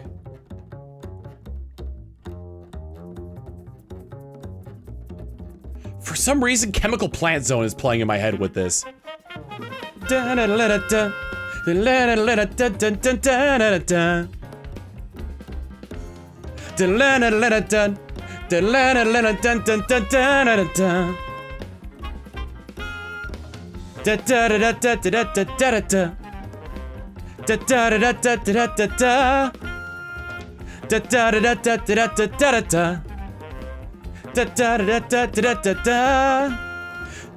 da ba da ba ba da ba da ba ba da ba da. It does that seems to work with me. I wonder if anybody's done a mashup of Rude Buster and Chemical Plant Zone. Good boy, Bug. I'll be done in just a sec. Dragon Ball theme for me? Oh yeah. Find those Dragon Balls! You can't hold the ball! Gotta heed the call of the 7 magic balls! You can fly a fantastic journey filled with thrill and mystery!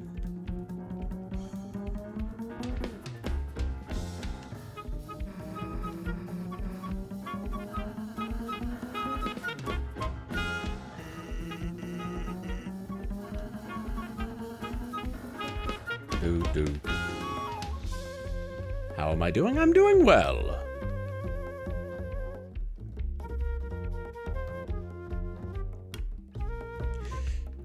Quagsire, please stay in the ball.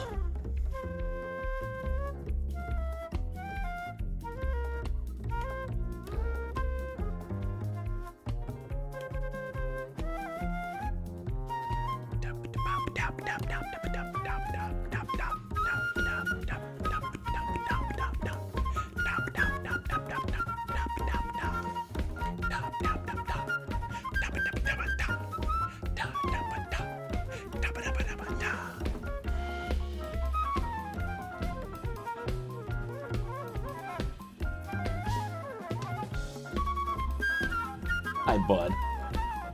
You look all melty.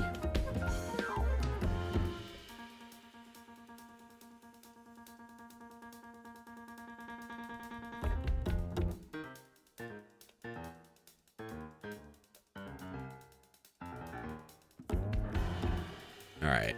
Nope. Nope. Do a reset, and I'm gonna take a quick break. Probably be the last break of the night. And then we grind out to, we grind out the last 30 for the night. See you in a bit.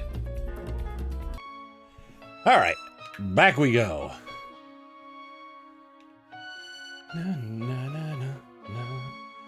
Watch the video of someone who did a full all shadow Pokemon shiny catching with RNG manip and such. My God, I don't understand how people do it. Too much IMO.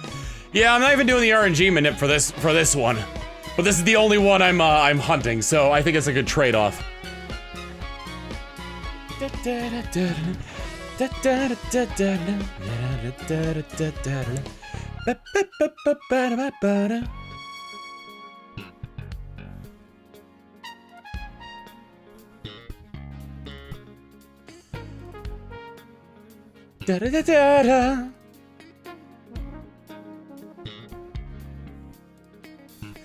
If everybody who watched subscribed, I'd have one more subscriber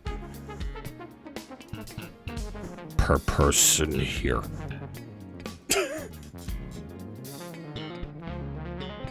Ninja, what are you hunting?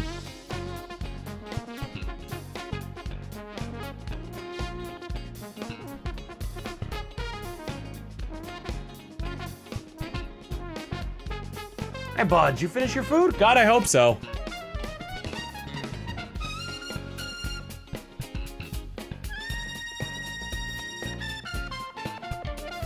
Lest we forget, if you head on over to shop.tomfawkes.com, Tantrum is putting out their Pride merch all through the months of May and June. And if you buy them from my store specifically, as well as everything else in my store, then the profits from that go towards advocacy. I never remember the name for it. Advocates for Trans Equality.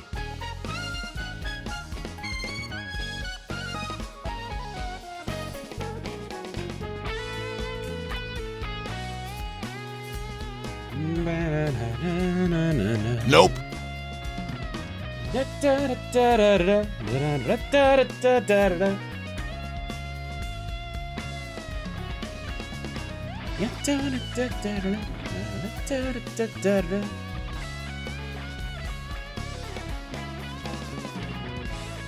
I picked that charity out myself, and I keep forgetting its name.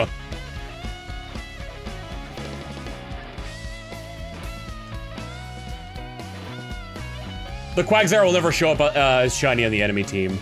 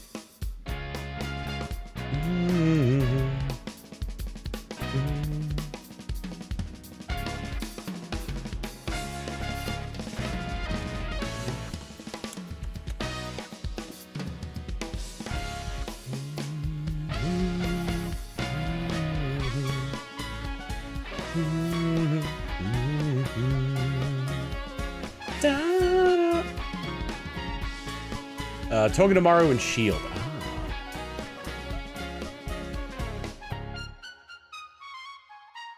I believe the video I watched, the guy who did the RNG manip still took him over 90 tries to get the square shiny Quag. Yeah!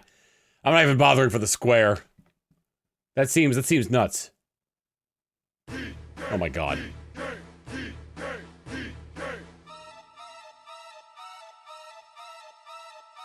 DK, DK, DK, DK.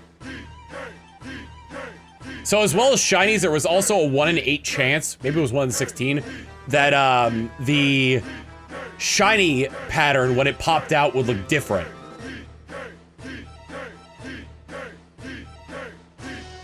It would be like a bunch of like squares. It was 1 in 16, okay. Instead of it being like the stars like it usually is, it'd be like squares. It's unknown if that was a glitch or intended or what have you. Maybe it was a way to make shiny hunting more exciting. Nope. And like try to make it like there be a rare variant of shinies. But they were only in Sword and Shield, and they haven't shown up in any other Pokemon games.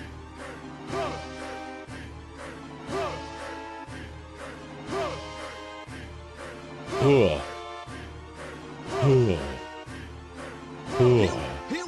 we go. If you know the words, join in too. If you wanna clap, take you through monkey rap.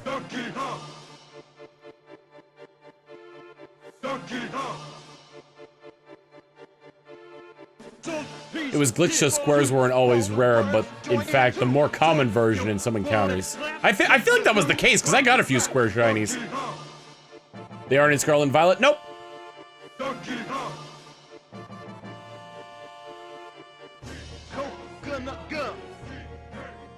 Yes, and the square shinies can be, like, the data markers for them, like, I don't know what caused it or what have you, but like, you can catch a Gen 3 shiny Pokemon and have it be a square shiny in Gen 8. Join in too. So you wanna clap, take you through monkey rap, Donkey Kong. Donkey Kong.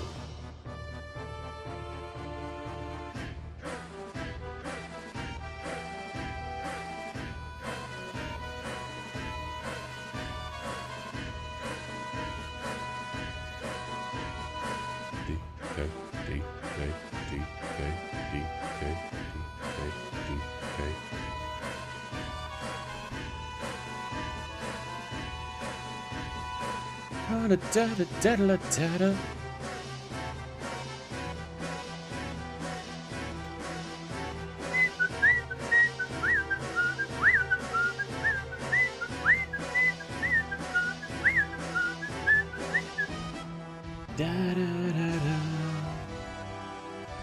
Da-da-da-da.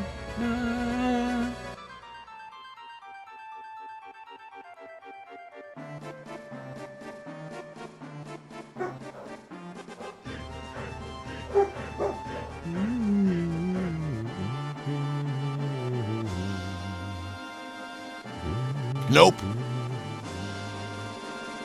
Has no tie, he has no grace. This Kong has a funny face. Has no tie, he has no grace. This Kong has a funny face. Has no tie, he has no grace. This Kong has a funny face. Has no tie, he has no grace. This Kong has a funny face. Has no tie, he has no grace. This Kong has a funny face. Has no tie, he has. There's also like an astronomically low chance that the shiny Quagsire I catch here could also potentially get the marks in Gen 9 for being giant or oh no wait, actually I don't think there's a chance that I think they're all set to the average size if they come from earlier than Gen 8.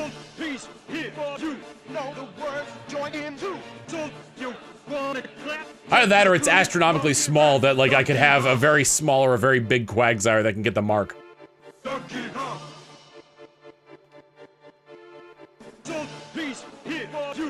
Know the words, join in too. So you wanna clap, take you through monkey rap, Donkey Kong.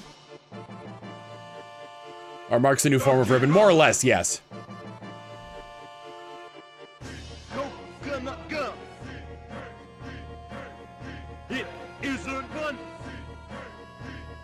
I know my Ninetales Ribbon Master ended up being extra small.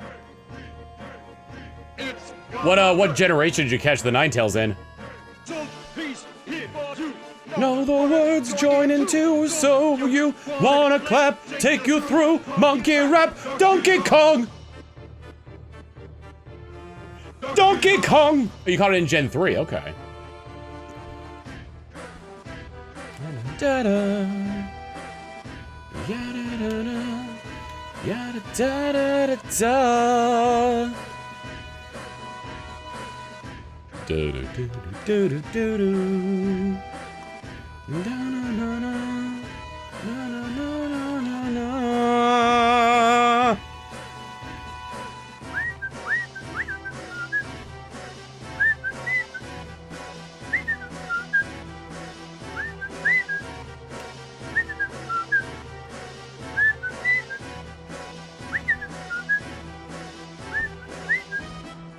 Da da da da na na na na na.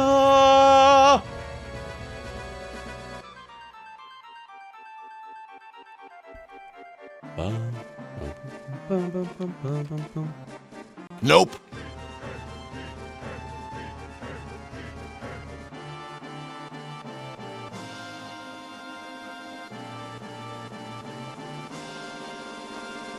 Has no tie. He has no grace. This Kong has a funny face. Has no tie. He has no grace. This Kong has a funny face. Has no tie. He has no grace. This Kong has a funny face. Has no tie. He has no grace. This Kong has a funny face. Has no tie. He has no grace. This Kong has a funny face. Walnuts, peanuts, walnuts, peanuts. Has no tie. He has no grace.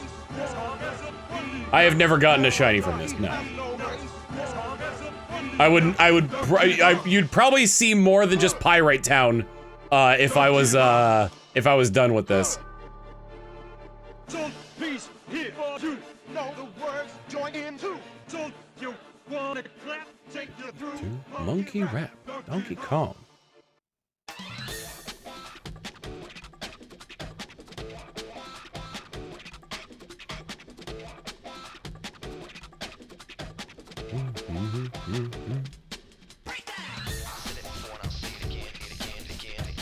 I want to get a bicycle at some point.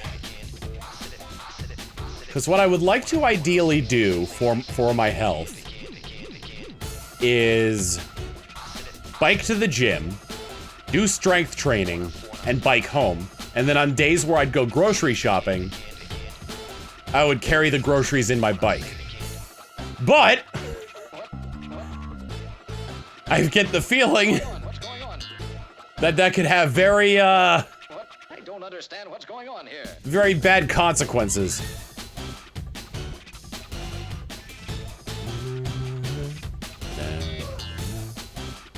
Like if I crash and my food gets everywhere. But I'm also trying to find like the right bike. Bicycles are expensive.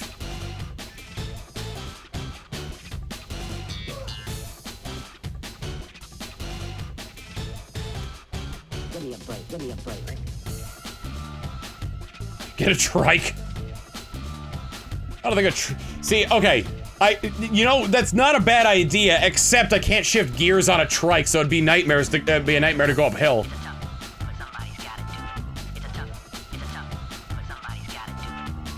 I remember going into like Walmart in a Huffy being like 40 bucks. Nope. Don't understand what's going on here.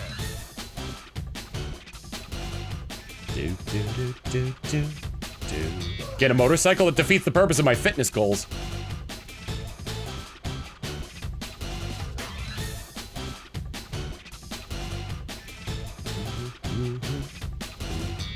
But it would be cool. Give me a break, give me a break. Panniers are awesome for getting groceries on a bike. I've looked into those a few times. A unicycle. There are adult trikes with gears, apparently.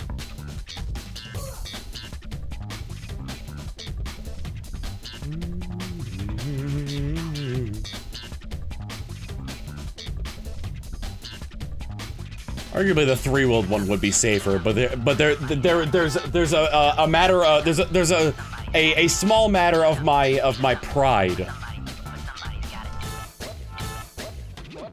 What's going on? Treadmill like what John Strafe Hayes does. He plays games while walking. I tried that before, and the issue with that comes from me walking and slowly veering off the treadmill as I'm following my character. I'm pretty sure the grocery store I go to is further than a mile and a half away.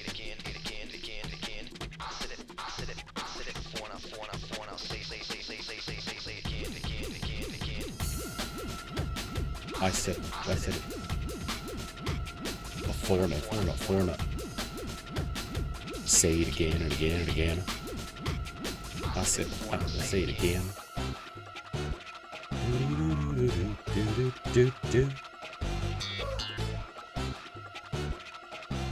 I don't understand what's going on here.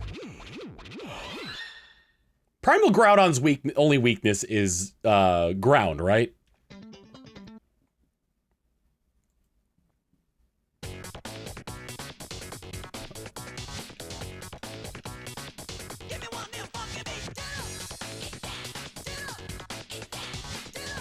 So I kind of wonder, do Primal, Kyogre, and Groudon's weather ability, do those overwrite abilities like Airlock and Cloud9? Nope.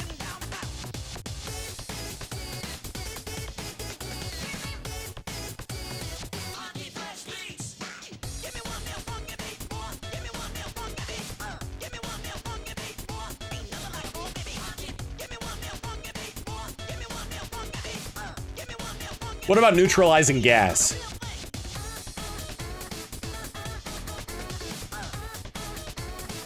Yeah, I figured Delta Stream would overwrite them both.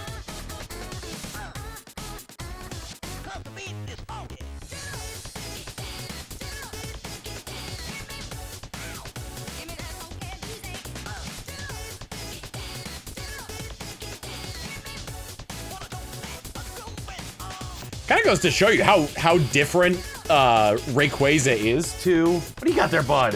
What do you got? To Kyogre and Groudon, because Kyogre and Groudon got primals. Rayquaza got a mega.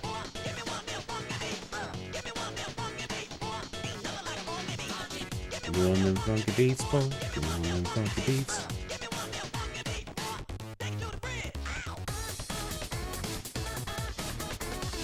No way to test, that's true.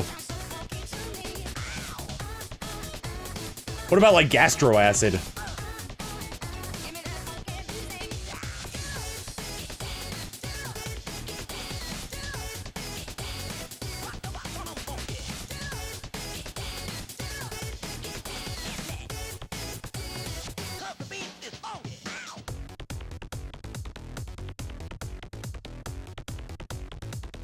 You don't need to crit me every time with Psychic, you know. Plus, I'm pretty sure Aerial Ace would do more damage. So I'm really glad this thing isn't using Aerial Ace. I accidentally used it on the Golduck! We don't allow links in chat, sorry. It's... Well, I appreciate you trying to post something that's just that, like, I don't want to get spammed.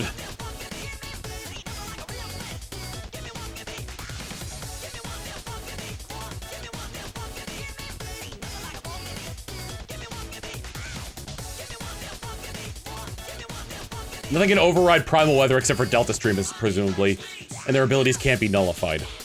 Nope.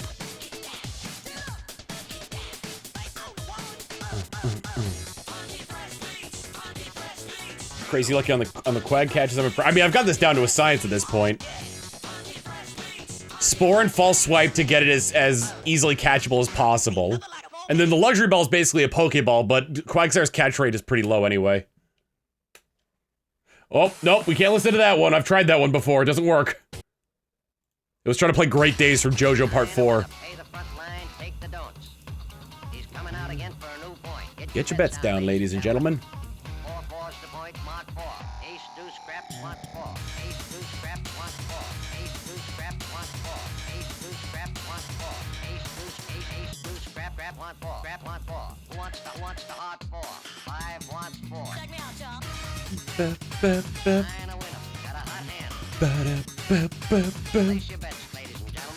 Boo-doo, boo, boo, boo. Boo-doo, boo, boo, boo. Did Primal Reversion work automatically? Was that the difference, or is it like Mega Evolution where you have to trigger it?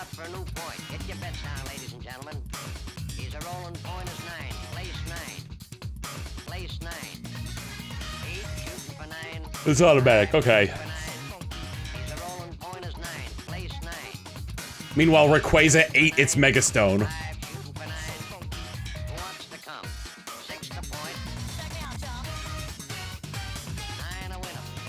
So there were three, like, quote-unquote Mega Evolutions. There was the standard Mega Evolution that pretty much every Pokemon that could Mega Evolve got.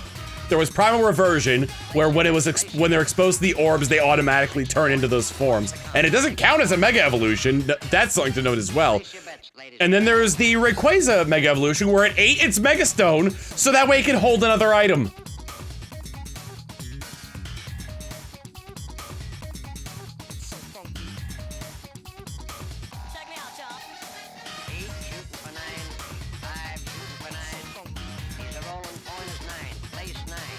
Okay, so, unpopular opinion, I like the cryptic evolution methods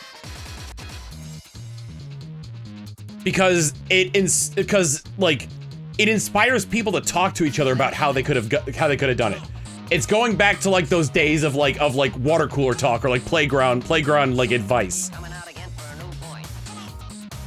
Nope. But I wish more than just the evolutionary things like that were at least in Pokemon, were somewhat convoluted like that.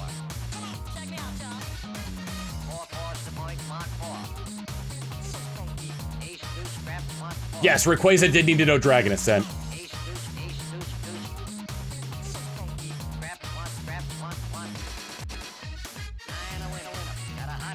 Meloetta and Scarlet and Violet is a great example, yes.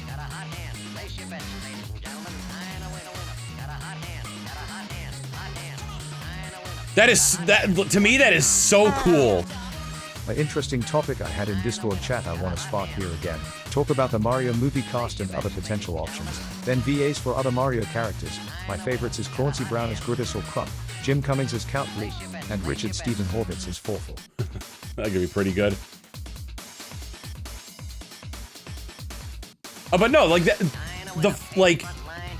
it's incredible that like they had zero intentions of turning that line of dialogue into a hint to get Meloetta, and then you just like, oh hey, my sepia tone memories, and then you just turn on the camera to sepia mode and hey, there it is.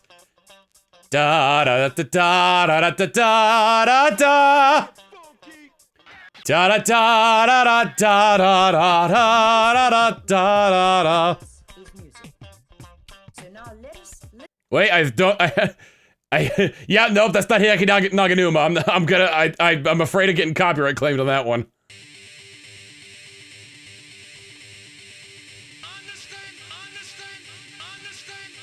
There was the whole initial intent with Machamp and Golem, yes. The fact that they were trade evolutions specifically with each other.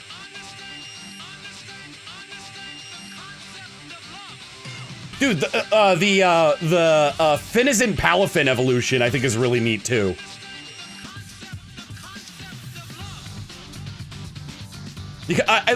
My favorites are the ones that you can discover accidentally and like not even realize that there was a condition for it.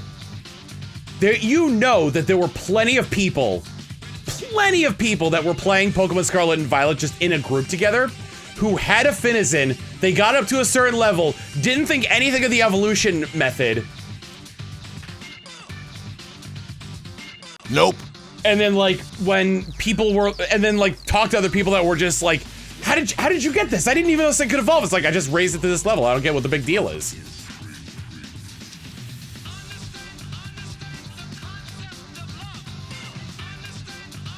Yep, Surfetch is a good example of that, especially considering that it's probably holding the stick anyway.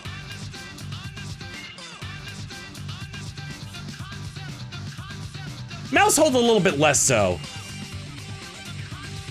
The child just kind of appears. And then there's you who literally had an episode start and was like, holy frick, because spinning was the evolution method. Well, yeah, that was amazing because I started every episode with a spin, and then immediately afterwards I tried to catch that Sudowoodo and got 3 crits on it and killed it, and then my Farfetch'd evolved into Surfetch.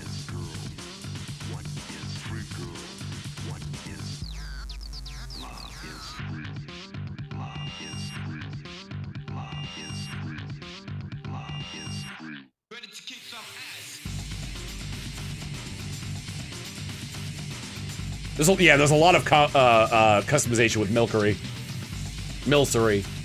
Maybe it is supposed to be Milcery because like milk sorcery. That would make alchemy make more sense.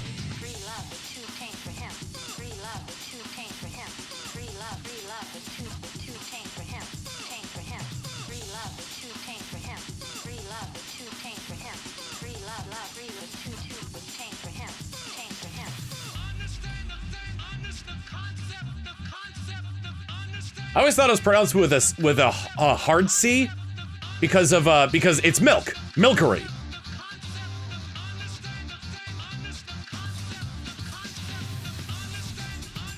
But the fact the evolution is alchemy makes it more akin possibly to sorcery than it just being like milcery. So Milcery does make sense. It's raining in Arizona. Oh shoot, did you get that microfilm?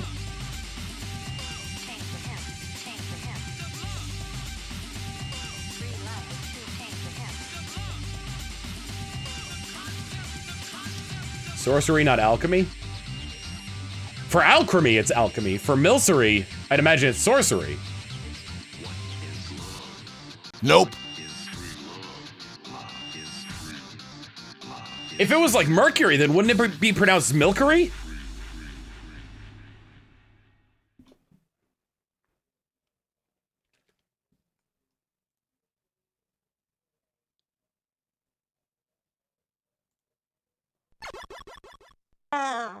Not to get into the GIF argument, but Calcium literally has both pronunciations of the letter C. This is my shitpost comment for the day. You're the worst.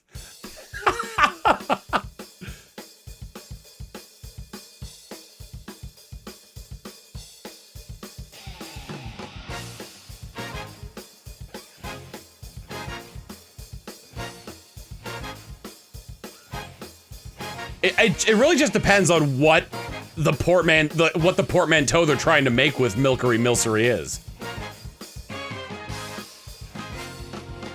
English is 3 languages in a trench coat. One of my favorite bits from Phineas and Ferb is when they're in France on the trying to chase the sun around the world, and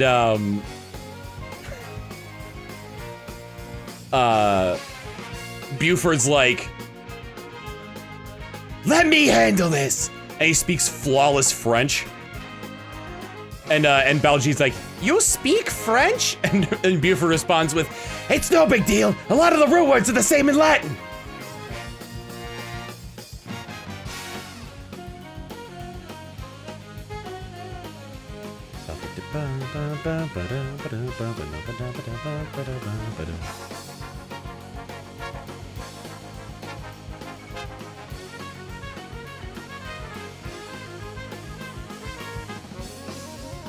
No, Delibird makes sense to me. It's a delivery bird, Delibird. Pacific Ocean has 3 seas, and none sound the same. Why are you guys doing this to us? I freaking love Buford. Have you seen? Oh my god. It was it's a screenshot from the finale of Phineas and Ferb. They're making a new season, but whatever. Where it's from like the song Isabella's singing about her like crush on Phineas. And like it's at a point where she was like she's like sick in the bathroom, and there's like 4 other iterations of herself like singing as well, and Buford is dressed as Cupid, like hovering over her, and the post said, "Somebody who hasn't seen Phineas and Ferb, describe this scene for me." And the top comment was, Aaron Hansen appears in Miranda Cosgrove's drug trip.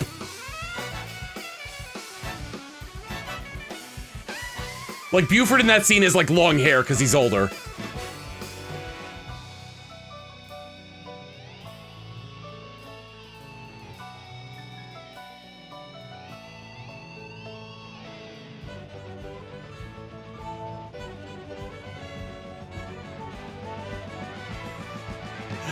Oh, Phineas is yelling at his sister. It must be a special.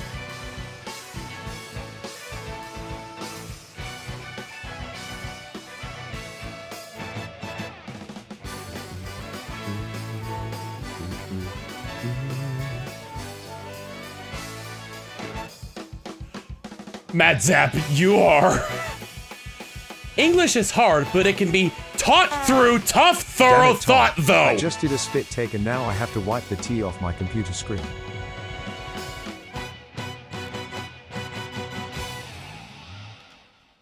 Nope.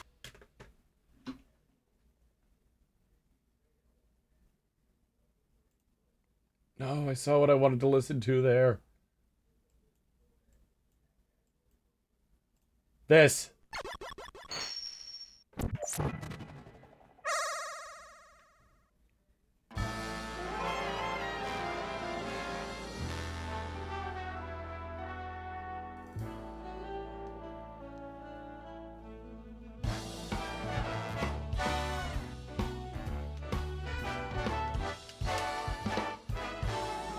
This was a triumph.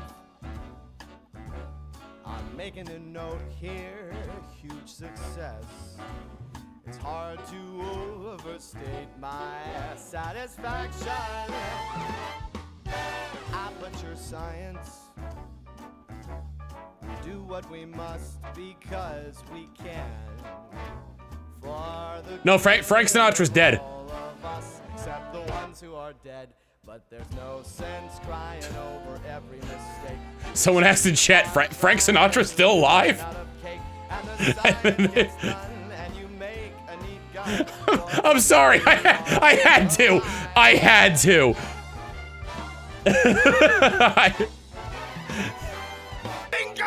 It was the perfect syntax. Soleil Butterfly, thank you for the 53 months of tier 1. I've just been blue feathered and saying hello from Kauai. Hello! Hope you're having a good time. Tore me to pieces and threw every piece into a fire. As they burned, it hurt because I thought, wow, Sinatra died in 98? these points of data make I thought I could have sworn, like, so data we're releasing on time. So I'm glad I didn't think I was alive when Sinatra was alive. we learned for the people who are still alive.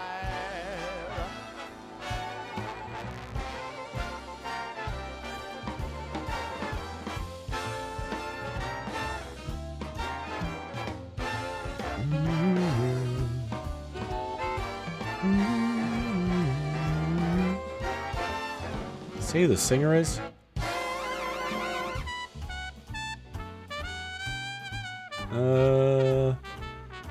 Benny Bannock III. This is from the 8-Bit Big Band. Suddenly, Mr. Goatee can't handle examples of English's dummery.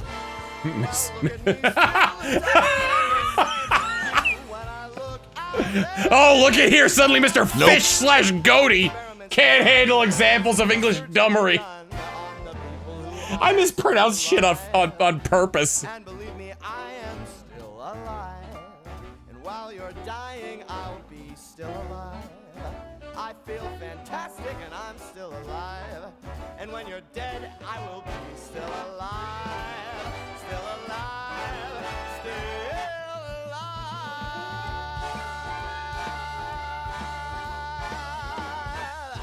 I'm still alive, baby.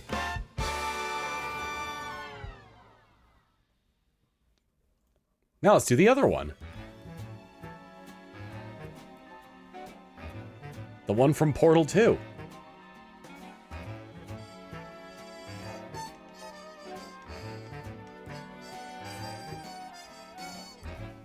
Well, here we are again. It's always such a pleasure. Remember when you tried to On the note of kill mispronunciations, me I still twice. stand by the fact that I defended Caterpie as Caterpie for years since Butterfree had a different spelling and I figured it was supposed to be a lil cutie pie. Aw. Under the circumstances, I've been shockingly nice. You want your freedom taken, that's what I'm counting on. I used to want you dead, but now I only want you gone.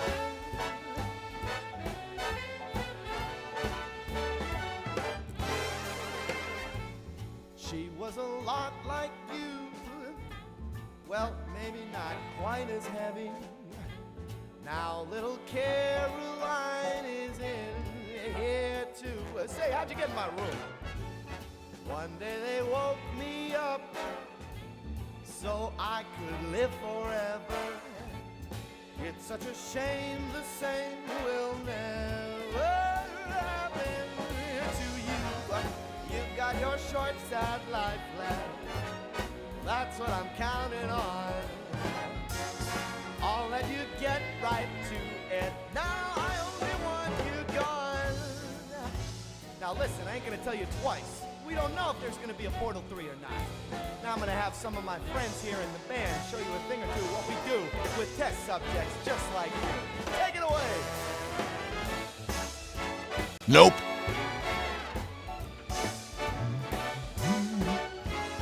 Can't believe I'm getting my ass kicked by a band while they play their instruments. Need to find these songs. The 8-Bit Big Band. 3 of my favorites are the 8-Bit Big Band, Insane in the Rain Music, and Super Soul Brothers.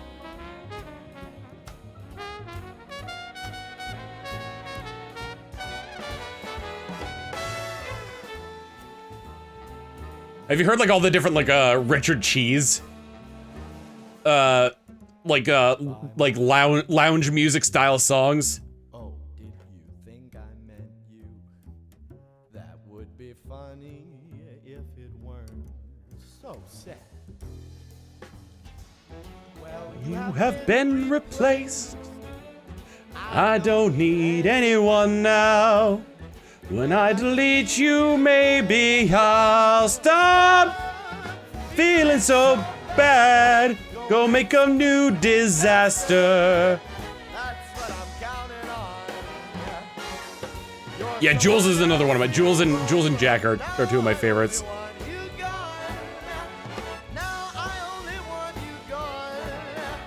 Now I only want you gone.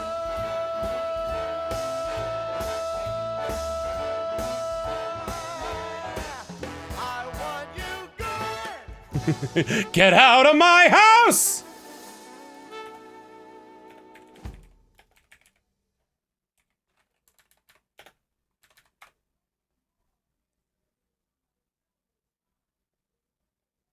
Speaking of that, what?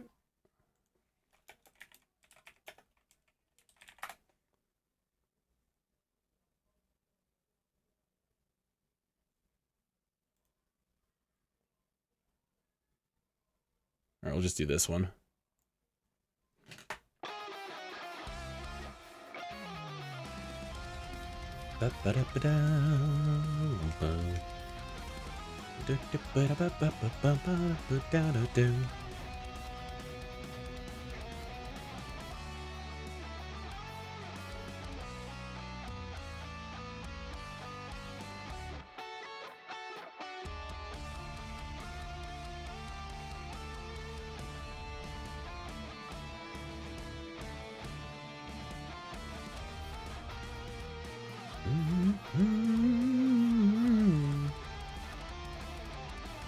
Banjo-Kazooie has not shown up yet on this.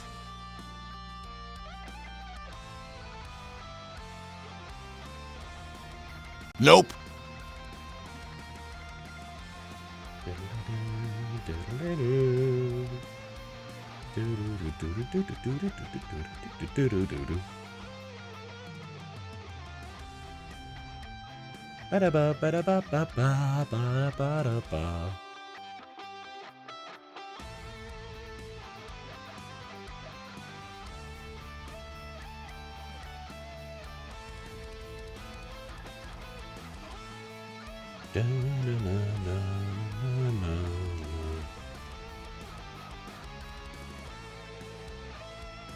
Great mighty Pooh.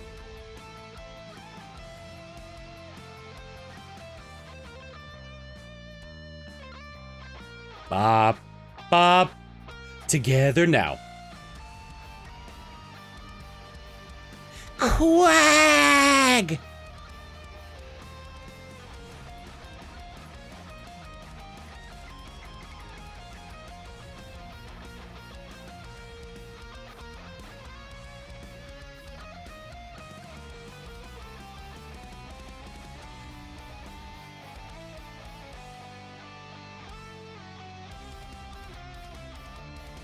Trying to find the one he did of 100 songs in 5 minutes.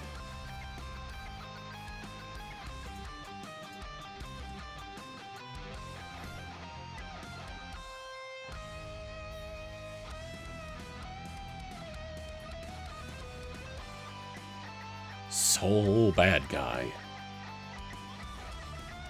It is a combo of the two, yeah.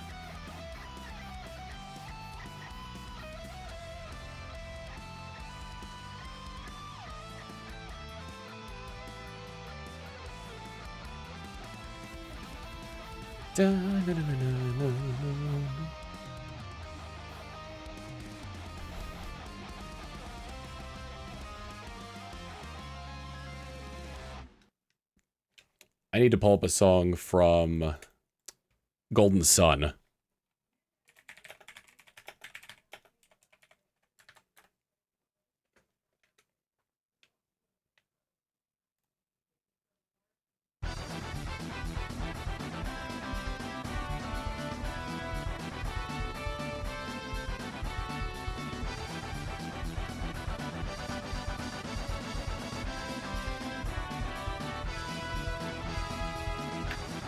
That's Mario Tennis, but sure. I'm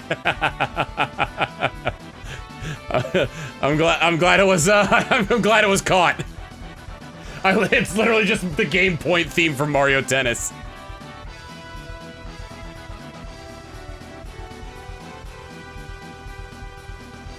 I think it's the same company that did Golden Sun that did Mario Tennis, so it makes sense that the composers were the same for those two games.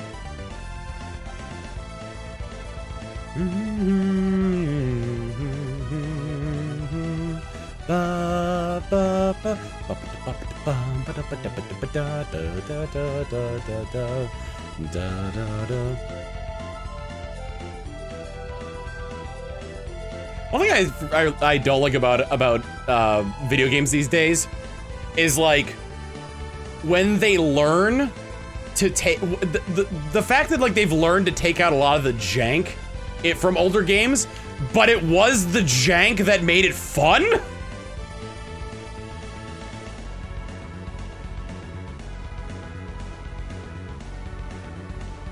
Good example of that is the Mario Strikers game on Switch. Those didn't feel nearly as fun as the one on GameCube and Wii.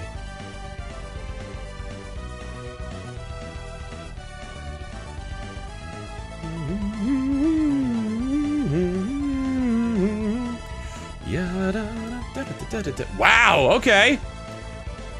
We haven't had one of these in a while. You know what that means, chat? Someone's getting a gift sub.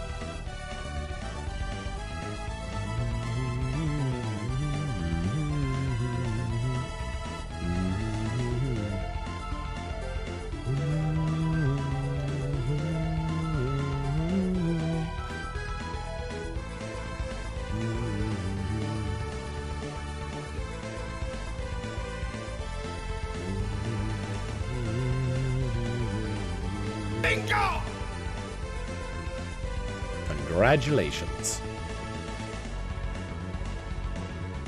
Bingo! Yeah, yes, that you're yes, that you're okay.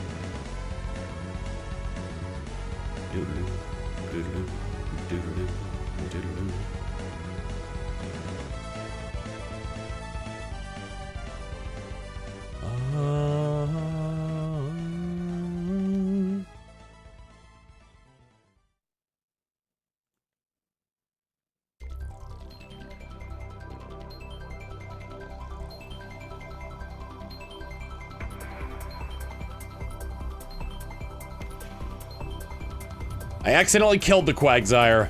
Anytime the Quagsire faints, because it has Shadow Rush, which means it can kill itself, I gift a sub.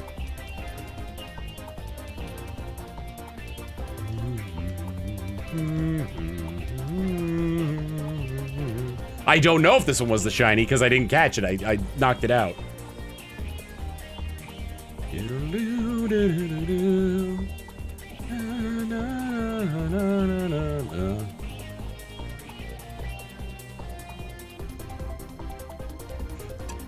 Man, if you, Griffin's Wing, have you ever read the Sims 3 patch notes? They're a trip.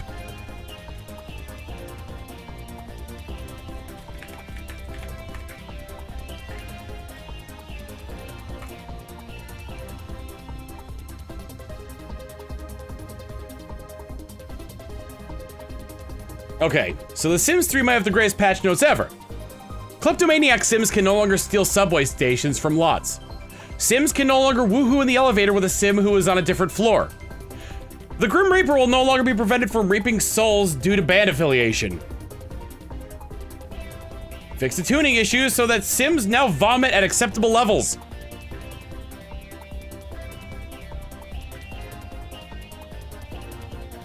Become enemies with Child Wish no longer appears. Sims who are on fire will no longer be forced to attend graduation before they can put themselves out. Pregnant Sims can no longer brawl. Baby Sims will no longer become stuck on a Sim's hand while driving a car. Sims will no longer receive a wish to skinny dip with mummies. A meteor can hit a building, in which case everyone will run out before the collision. Those who do not exit the building will die. Sims automatically leave if a meteor is approaching, unless it is a school in which children are not allowed to leave, and will always die. Nope.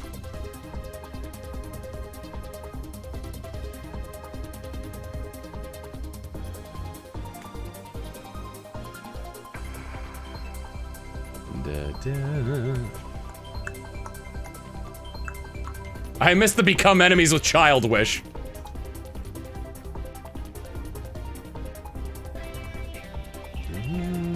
So they added they added meteors being able to hit buildings, but children can't leave school. So if a meteor hits the school, they'll just die.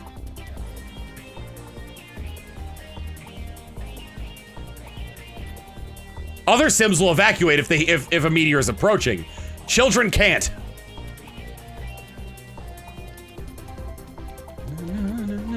Pregnant Brawls, aka Fetal Gundam. Isn't that just Evangelion?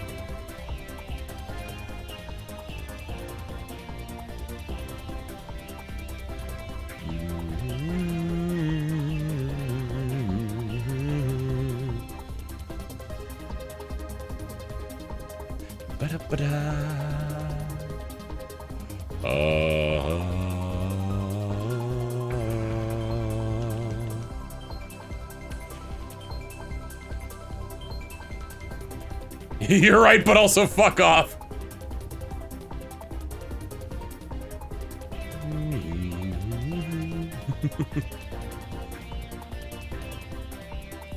I'm just a little trickster.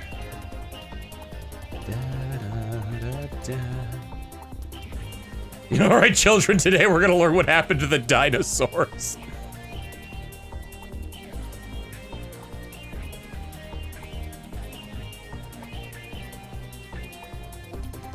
Wasn't Ramiel the one that Shinji fell in love with? That's how I saw it anyway, that's my headcanon.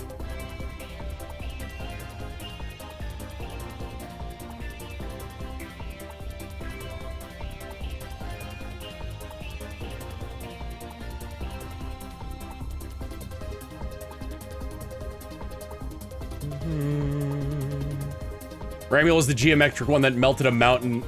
That's right, melted. Yeah, I do remember that one. I love the reveal of that one where it's like, hey, you know, like, Christianity and all that? Nope. Oh, well, I guess I won't tell it to you then. Thanks, Del.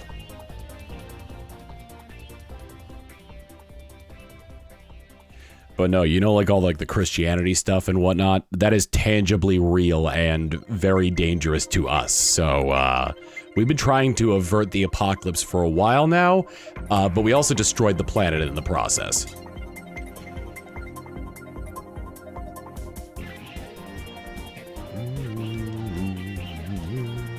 Takes far more energy to melt something than to blow it up.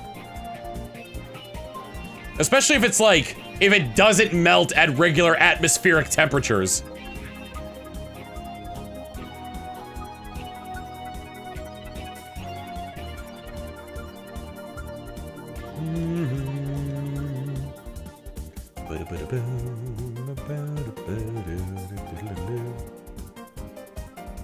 According to Google, Ramiel is a prominent figure with two main distinct appearances. A fallen angel in the apocryphal Book of Enoch and the fifth angel in Neon Genesis Evangelion.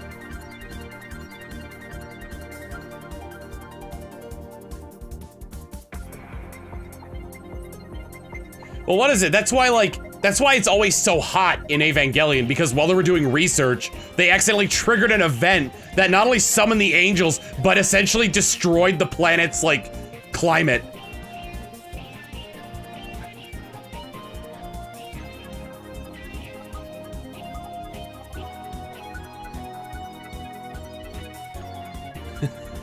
I'm sorry. I don't know why. Melting, for some reason, melting a mountain made me think of like, you know, somebody walks up to the remains of the mountain with their bird. The bird jumps down, pecks at the ground a little bit, looks up at their owner and goes, glass.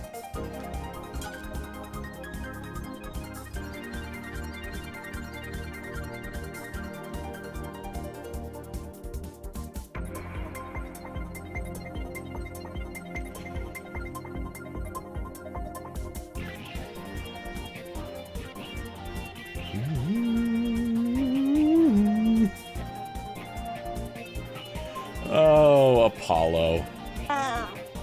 This parrot is funny, but is it Melt the Mountain funny? Oh, do we have a new Drain the Ocean?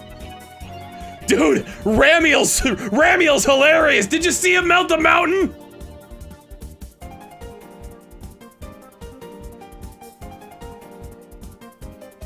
Nope.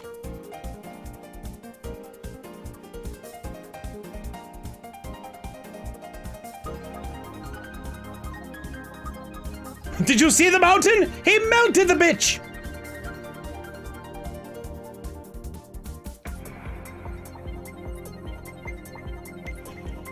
Glask.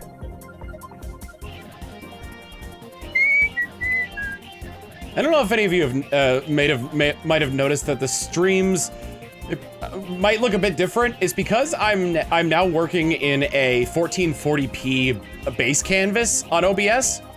At least if you're watching the Also, thank you for landscape continuing to make me laugh when the world is dumb. Oh, no problem. But yeah, essentially I'm just trying, I'm experimenting with some stuff. Seeing what I can, like, what I can capture at where it would be. Gurkenhoff, thank you so much. That's very much appreciated.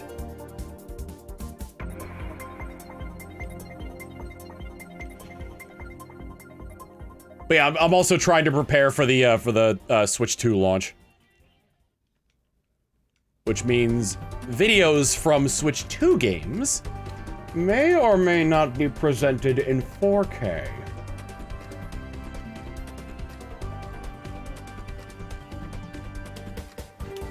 Because, so what I'm doing is I have them in a 1440p base, and I'm recording them at 1440p, but because of how Twitch works, I'm only streaming it at a 1080p.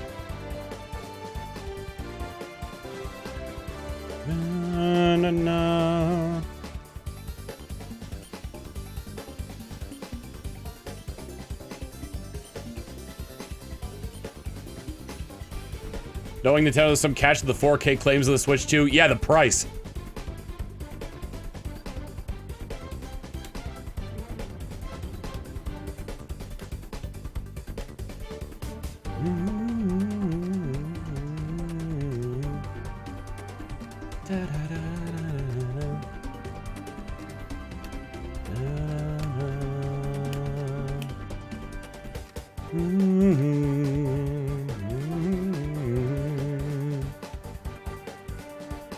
Nope.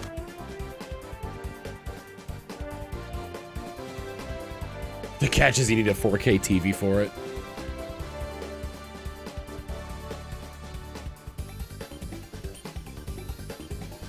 Yeah, because what is it? It can run at either 4K at 60 hertz or 1080 at 120. And I want to try both to see, like, because, like, I think you can only ever put out videos. I'll have to see, like, what YouTube's, like, stance is. I know you can only stream at 60 FPS.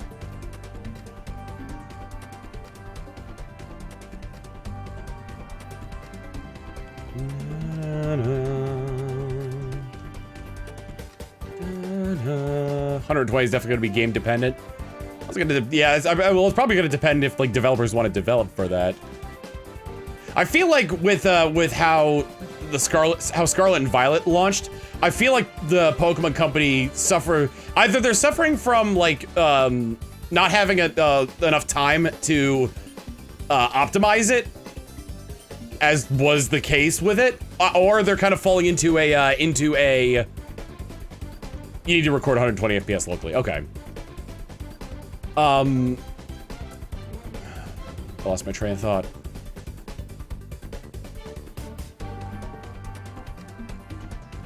Oh, or they're kind of falling into, like, the former Rare devs developing Yooka-Laylee, and they're just so used to, like...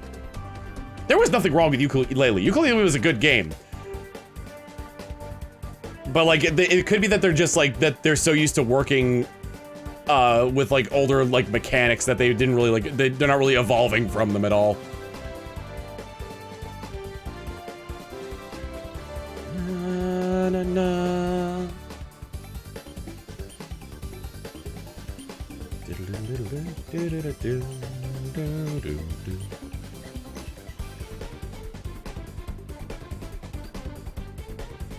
It's amazing how much draw a brand name has.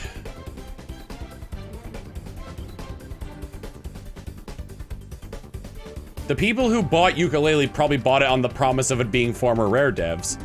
But if, like, if Rare were to release a new Banjo-Kazooie game tomorrow, and it wasn't as good as Yooka-Laylee, it would still sell more. Nope.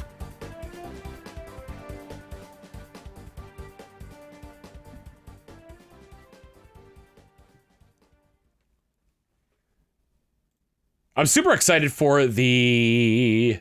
You got this, brain. You got this, brain! I'm stupid excited for the battle simulator they're putting out.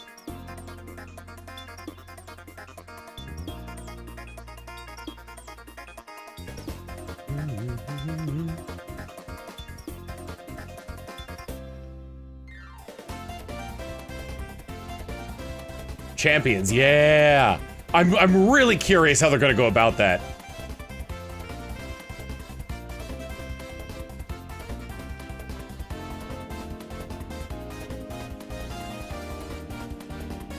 Didn't they confirm not all Pokemon were gonna be available? I don't know. Because here's the thing.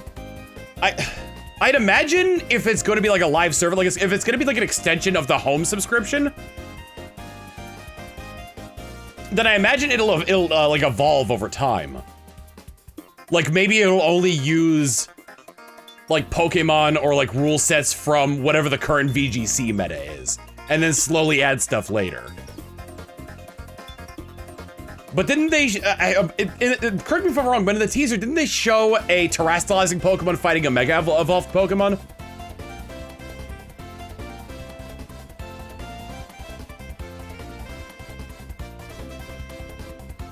Yeah, okay.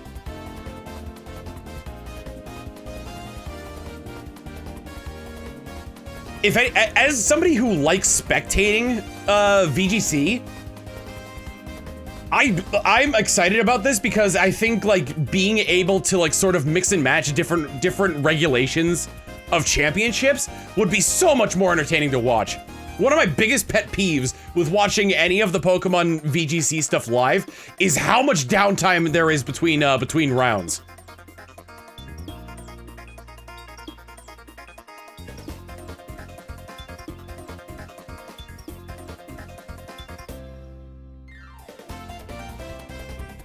So if they could be like, okay, like we just finished this one, now let's go over to this division where they're playing with Mega Evolution but no terastallization. Nope. Or Z moves and Dynamaxing, but not terastallizing and Mega Evolution, or none of it.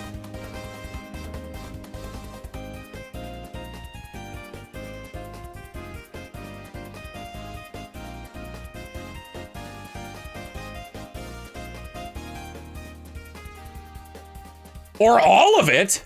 All of it would be great. If they introduce like an anything goes into that, that'd be awesome.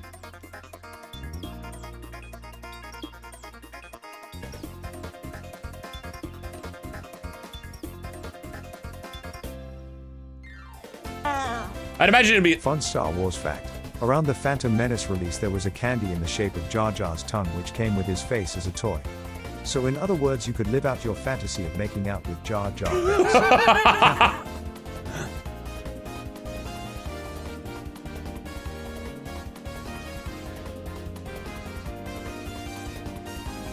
God, what like? Because I'm trying to think. Not even Smogon does that. Does it where you can layer different mechanics together? I guess because a lot of them are based off of hold items. But like technically you'd be able to Dynamax, Mega Evolve, and Terastallize a Pokemon. You just wouldn't be able to use a Z move because that's also a hold item.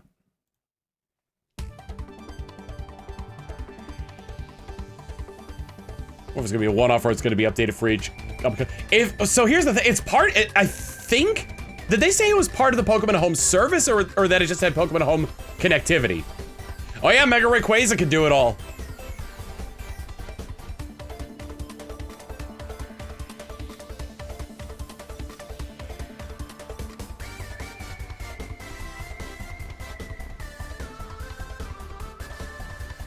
It was connectivity, okay. I thought it was gonna be like included with the home subscription.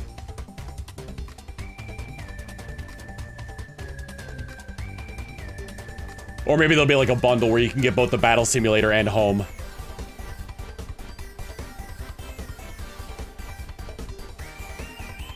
But no, that's the kind of thing that it's hard to tell with that one. I feel like it would be like sort of like a live subscription thing, or like if you have home like free to play with paid options.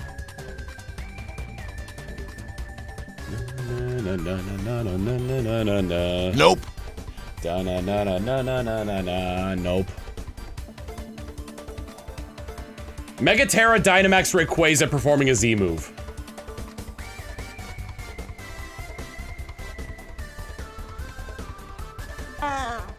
Oh god, terrifying Mega Rayquaza with Z move of choice, Dynamaxed. Remember, Delta Stream removes flying type weaknesses. Ooh! Oh, a flying type with 0 weaknesses, you say?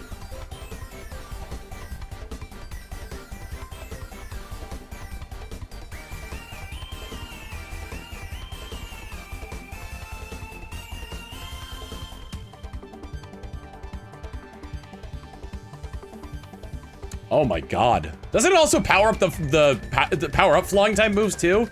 Like Delta Stream, like what is it? Eliminates weather, gets rid of flying type weakness. I'm pretty sure it powers up flying type moves too, right? Oh my god.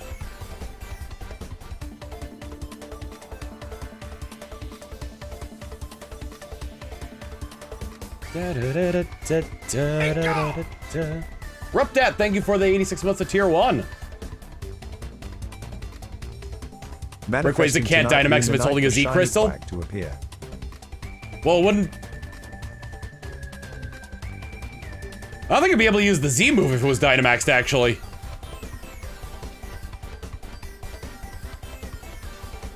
I mean, Mega Evolve? The Mega Stone for Rayquaza is baked into it. It doesn't hold it, it just has it. It's just always capable of Mega Evolving.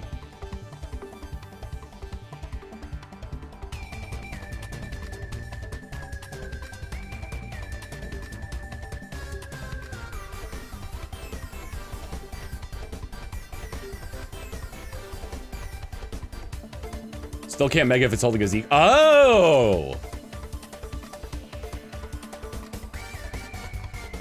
I wonder if that was like, I wonder if that was done on purpose.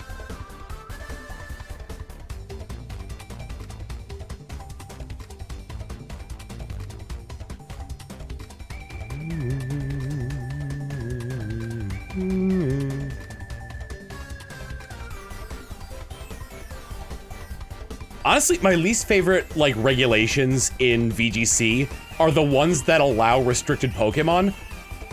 Because it all just boils down to the same legendaries being put in the party. And it just gets so boring to watch. My favorite one was the one that had no, where you couldn't use any restricted Pokemon. Oh, that was so good. Nope.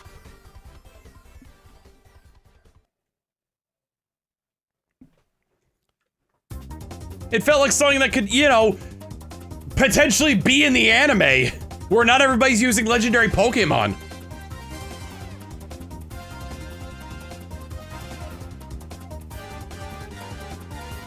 The only Mega that can use a Z move is Ultra Necrozma. Regulation H, yeah. Oh, I love Regulation H.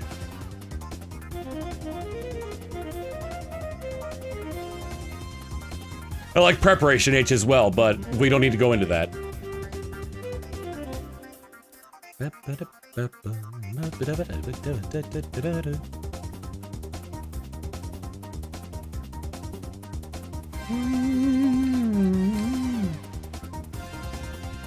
Remember that one in the anime that had Darkrai and Latios? Oh god, and then it was Sneasler everywhere, yeah. Here's what I would love to see in a regulation. You know the top 16 most used Pokemon? They're all banned.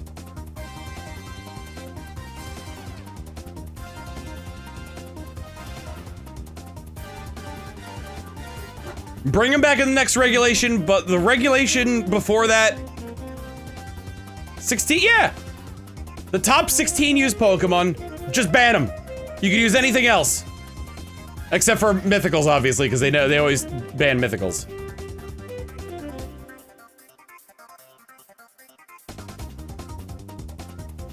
Here's the thing, at top 16 or 20, I'd be okay with restricted, because they would have to use something else.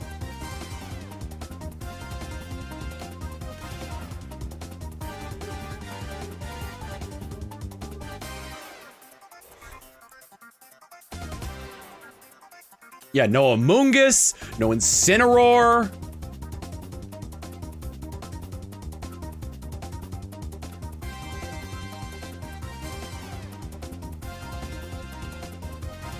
If they included legendaries, you know, no more Fluttermane, no more Koraidon, no more Miraidon. No more Raging Bolt.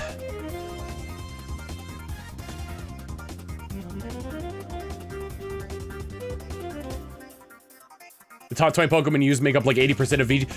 Yeah, but exactly. Let's go. Yeah, that'd be great. A Wonderland. Nope. A Wonderland of new creativity of trainers having to build new teams. That'd be great.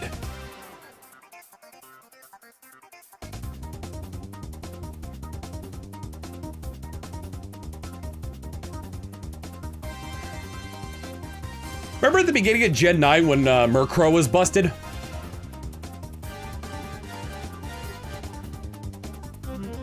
Clefairy still is kind of busted.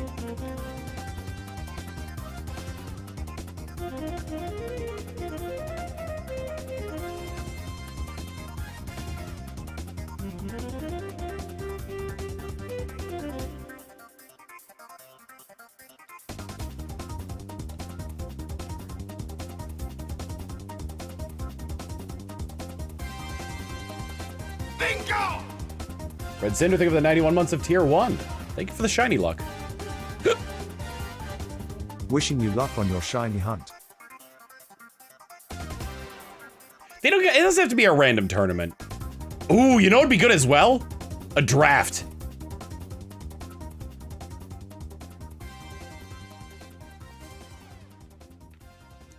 You do, you divide them into 4-person round robins.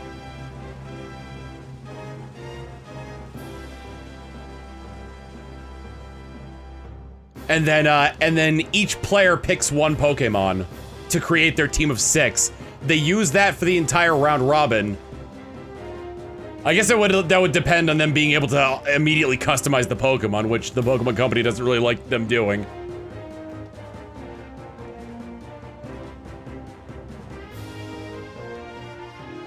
I actually found out something neat. If a ghost type terrestrializes into any type other than ghost and uses curse, it gets the stat altering version instead of the ghost type one that halves your HP. I use this on my Dust Noir with Leech Life and Shell Bell. Oh, that's insane.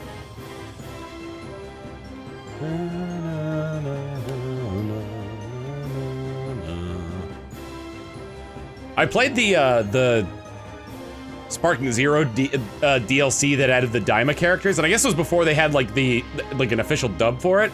It's a little upsetting because I would love to see like the interactions between the characters.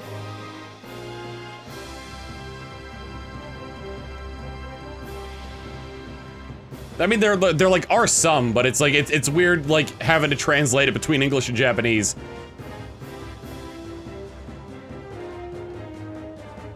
It was probably in development before there was a dub. I know there's a dub now.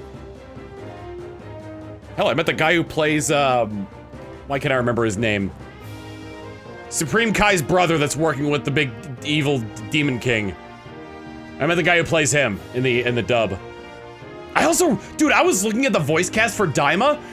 It's so cool that they got different voice actors to play the different characters as children.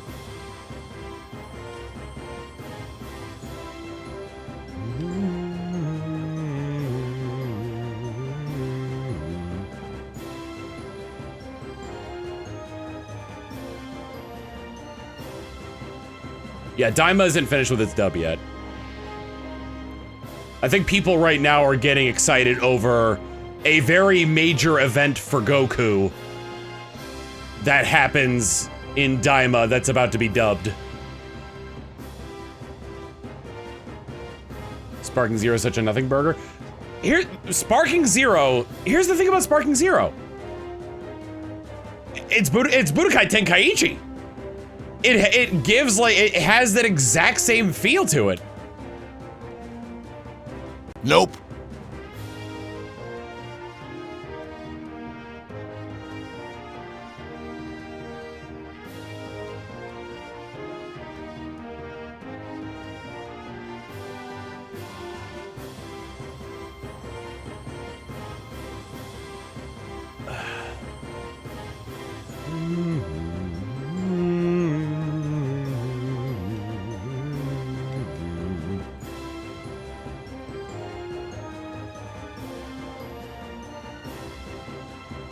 Da-da-da-da.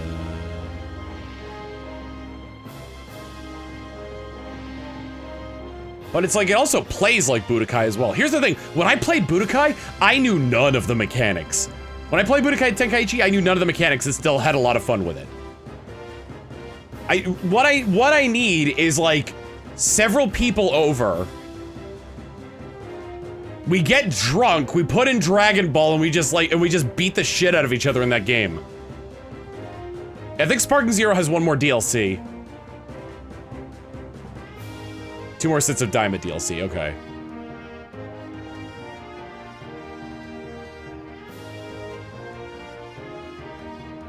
One of my absolute favorite things is that Dragon Ball Xenoverse 2 is still getting support to this day, but they never updated Goku Black's voice.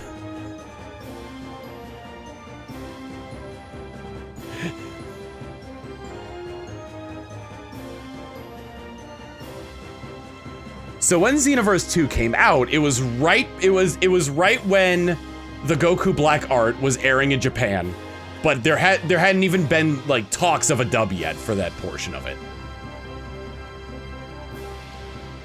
So, as opposed to the final Goku Black, which speaks like this in a very haughty and prim and proper tone, we have this Goku Black who speaks in a low gravelly voice because he's dark and edgy.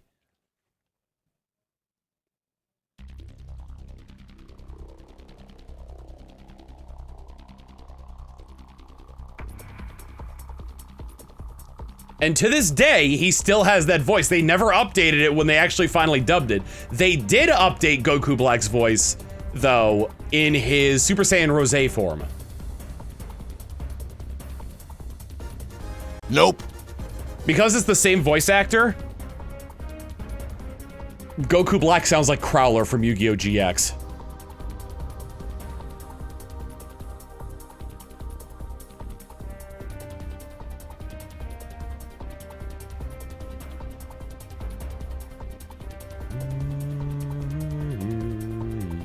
What? What? Sean Schemmel plays Crowler.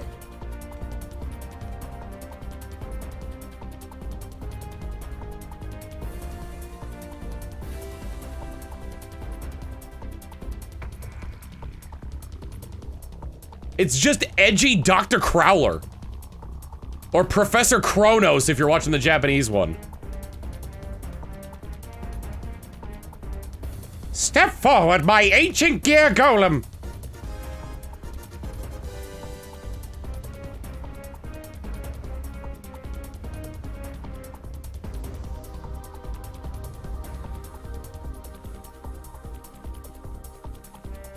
Yeah, Sean Schemmel was the original Black Doom. Shadow, stop destroying my men. They're attacking you out of love.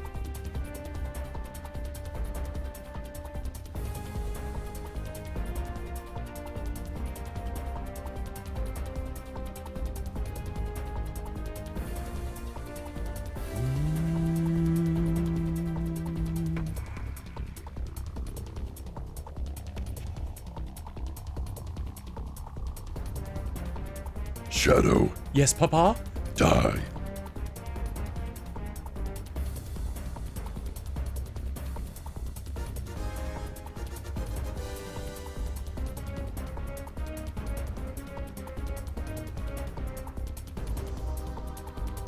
I never actually watched Bonds Beyond Time. I've only seen the abridged one where they reference Aqua Teen Hunger Force over and over again.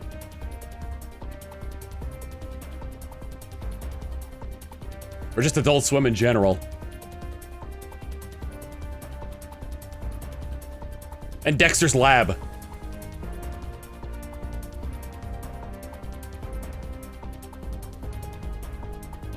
I saw, what was it? Dark Sided Dimensions. That was a fun movie.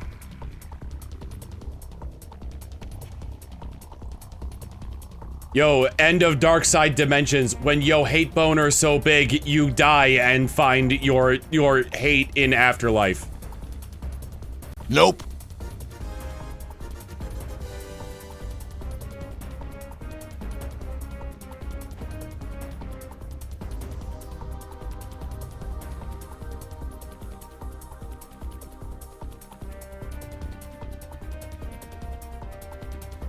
Kaiba's hate boner was a dowsing rod. That's what guided him through dimensions to find the Pharaoh in the afterlife.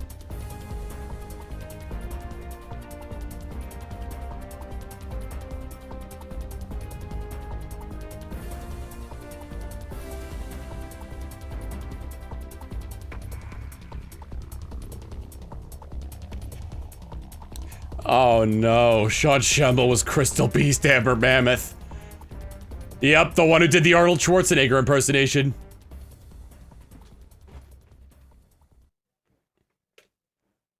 Yeah, sure, why not?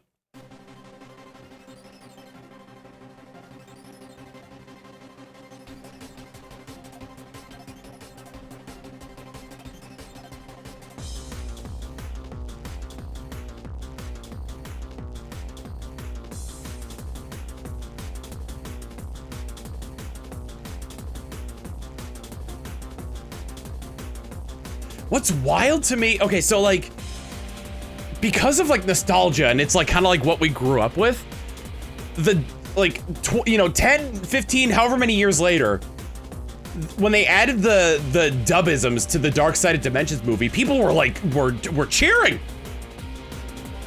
That like, that fire, whoever designed that bottle, Kaiba product shouldn't bend that easily. If that's not a dubism, I swear to God.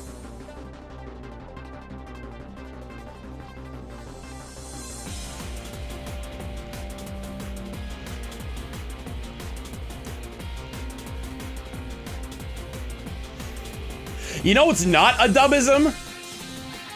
That could very easily seen as a dubism, but surprisingly is not. So the son of Kakarot can go Super Saiyan as well? God, it's a Super Saiyan bargain sale! That's not a dubism! He says that in the original!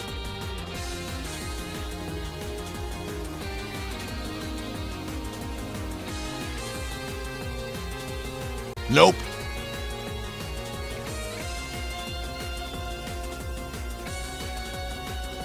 Dubism, not familiar with the term. So it's essentially like localizations or like switching how things are like meant, like switching up the dialogue from its original translation.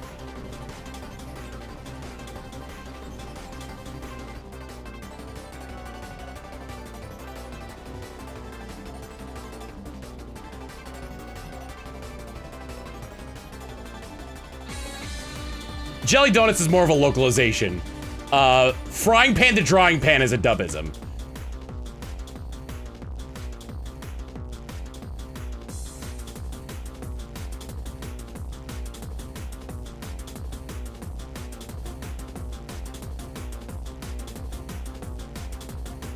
Giving Joey a Brooklyn accent is localization. Because localization wasn't just censorship, it was also like making it more tolerable for Western audiences. Or at least what the producers thought was more tolerable for Western audiences.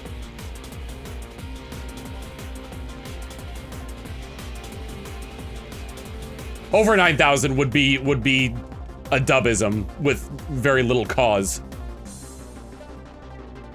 Adapting to an intended audience, yes.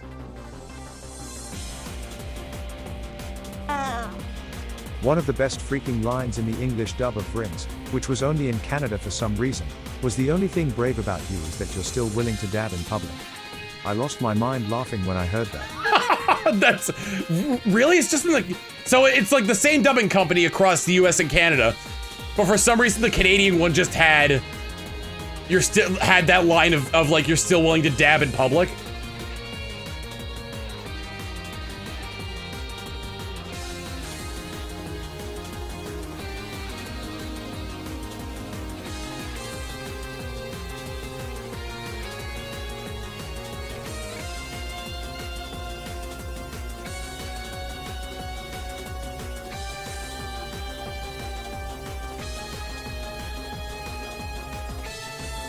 I mean, like, in terms of that, a lot of the times it's, in terms of, like, accents, is this Hope Searching? Yes, I want to listen to this again. In terms of, no, it's just the Elite Four from X and Y. In terms of, like, accents, like, there's like a dialect in Japan that's kind of considered to be like a bumpkin accent. So when brought over here, what's the bumpkin accent we think of? Southern.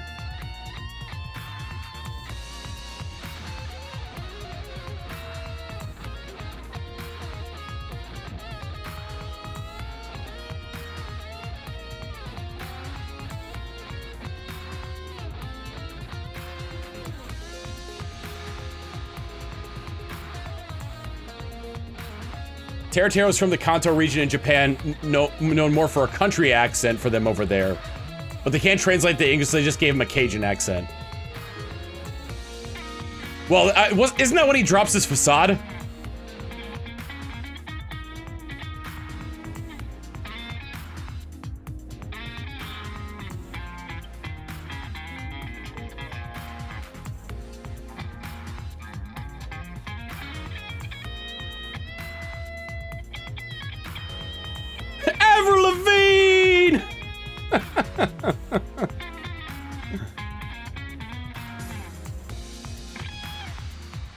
Kansai and Osaka are particular. That's right. That's why they called that one girl in Azumangadaya Osaka.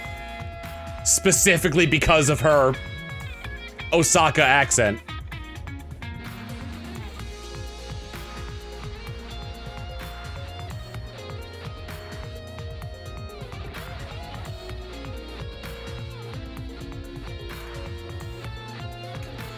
God, who is it? It's Kokichi and I can never remember the name of I can't remember the name of a lot of the characters from Danganronpa 2. The Yakuza guy in Danganronpa 2.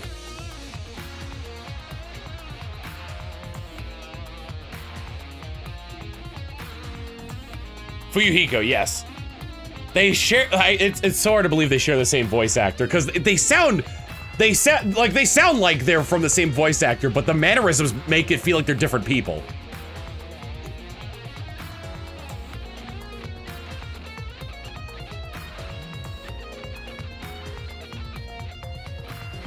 The actor who played them did a fantastic job.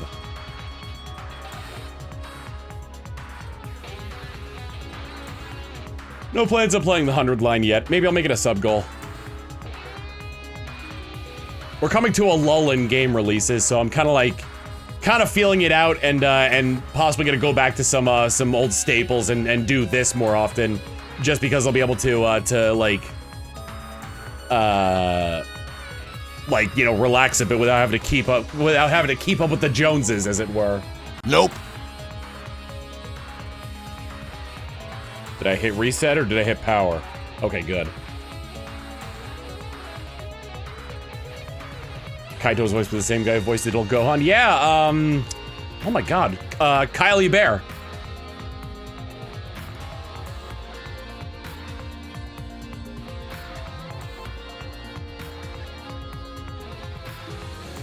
Yep, Kazuichi's also played by Kylie Bear.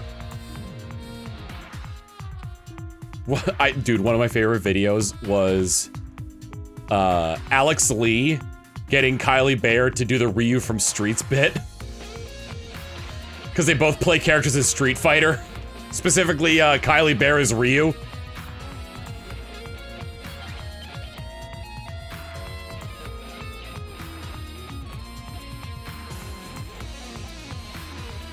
Now, here's the thing. If you think about it, Goku has been in Super Smash Bros. All along. You just gotta do a little finagling. You've got the hero from Dragon Quest who's drawn in Toriyama style. In fact, Erdrick has a very Goku face.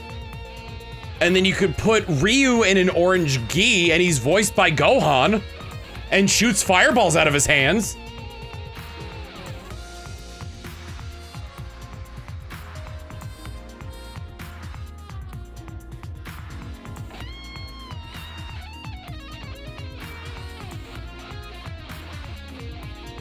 Erdrick is Goku, yeah. Erdrick, the Luminary 8, and I can never remember the one from Dragon Quest 4.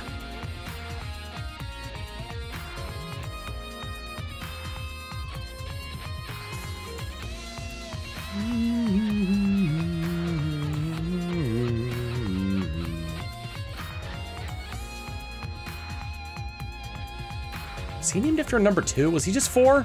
The fish fin crown, yeah.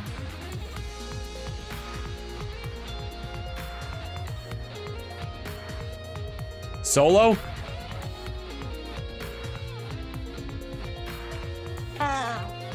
I'd give it was just a dub thing, but for the dubs for Danganronpa 1 and V3, the conflict started in 1 with Leon, Grant George, and Sayaka, Dorothy Fawn, and ends in V3 with Shuichi, George, and Sumagi, Fawn. Funny little bookends on that. That's really cool. I love little Easter eggs like that in the casting. Nope. All right, well, that's the last one. Unfortunately, it did not pan out for us. But we still got plenty of time to go on that.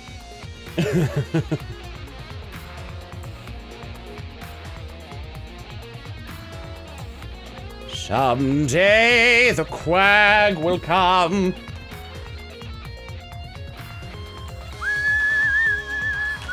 Oh my god. I'm sorry, this is what was waiting for me on my screen after I switched back. Thanks, Lucy!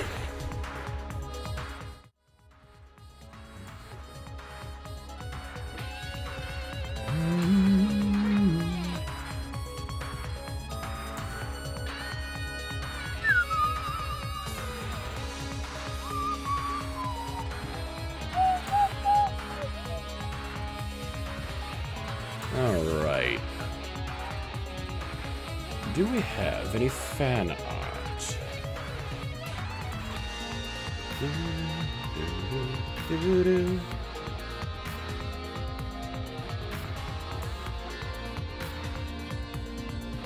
Bubblegum Cal, I appreciate you posting the posting those videos to Blue Sky. It just makes it so much easier. Thank you.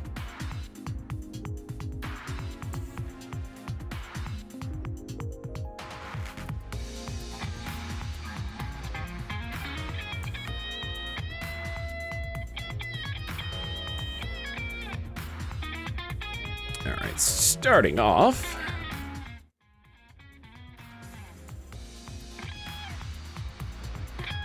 Jojo Elias with this one saying, time to give the unsung heroes a shiny Quagsire stream some spotlight. This is Sceptile, fused with Lycanroc midday version. It's a cool little art there.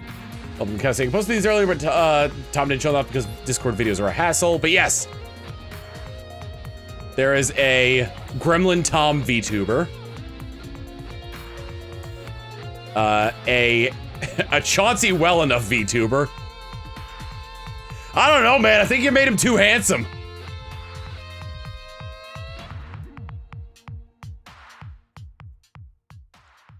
A Krug pre-time travel VTuber.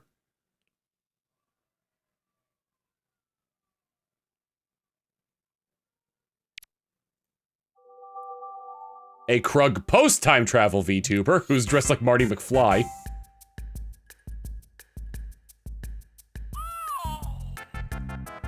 Da da da da da da. Na na na na na.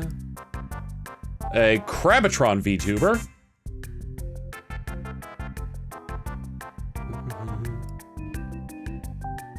Da da da da da. Da da da da. And also one. What?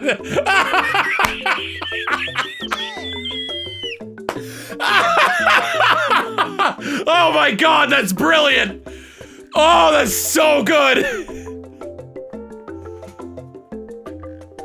It's chilled!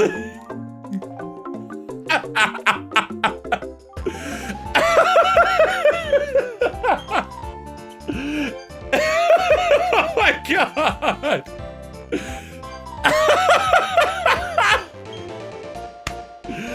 Holy cow! Alright. Home Sonic Runner. We were talking about Sonic and Homestar with everybody. Oh, man. Finally. From Jade Thurgis. So recently my work changed their device policy that stopped me from being able to use my laptop at work. Plus side is that I've been able to draw during slow times of my shift. The downside is that this drawing has awakened the gremlin that sleeps in my mind. I want to draw big buff men. One of my shifts, I had watched one of your streams the night before the gremlin started whispering, and now a month later, I had time to finally draw this. So I guess this is another alt Tom, or whatever we're calling them. I've taken to referring to him as Equinox in sort of parody to Autumn. Still want to work out a few more details, but I think it's coming along well. Oh my god. You know, here's the thing. I'm hoping to look like that at some point. Like IRL, like outside of this magical dimension, I'm hoping to look like that. Oh, that looks so cool. Jerking off with underbits. The wizardess thighs. Devil Wears Prada, wizardess thighs.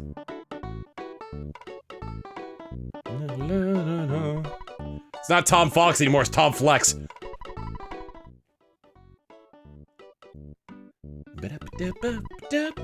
What should our raid message be? Allow me to go look for somebody for us to raid. Muscle Wizard does in fact cast Fist. Yeah! Oh man, here's the thing. I can't wait to see the finished version of that. Cause, dude, making a buff alt of this VTuber model would be awesome. The buff wizard that does actually cast Fist.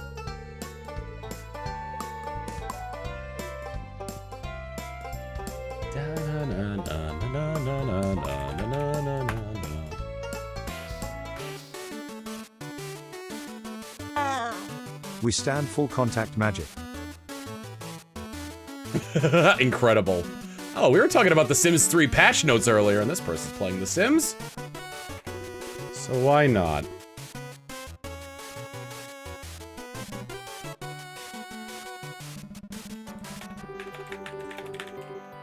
Hang on a second. Na, na, na, na, na, na.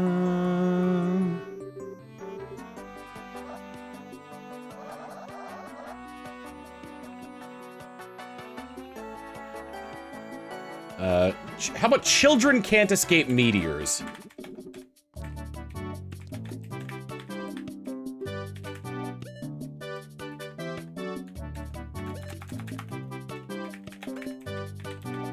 Give Ariel some of that Tomaturgist love, and I'll see you all back here on Tuesday for whatever the hell I'm gonna stream then. See you all next time. Later!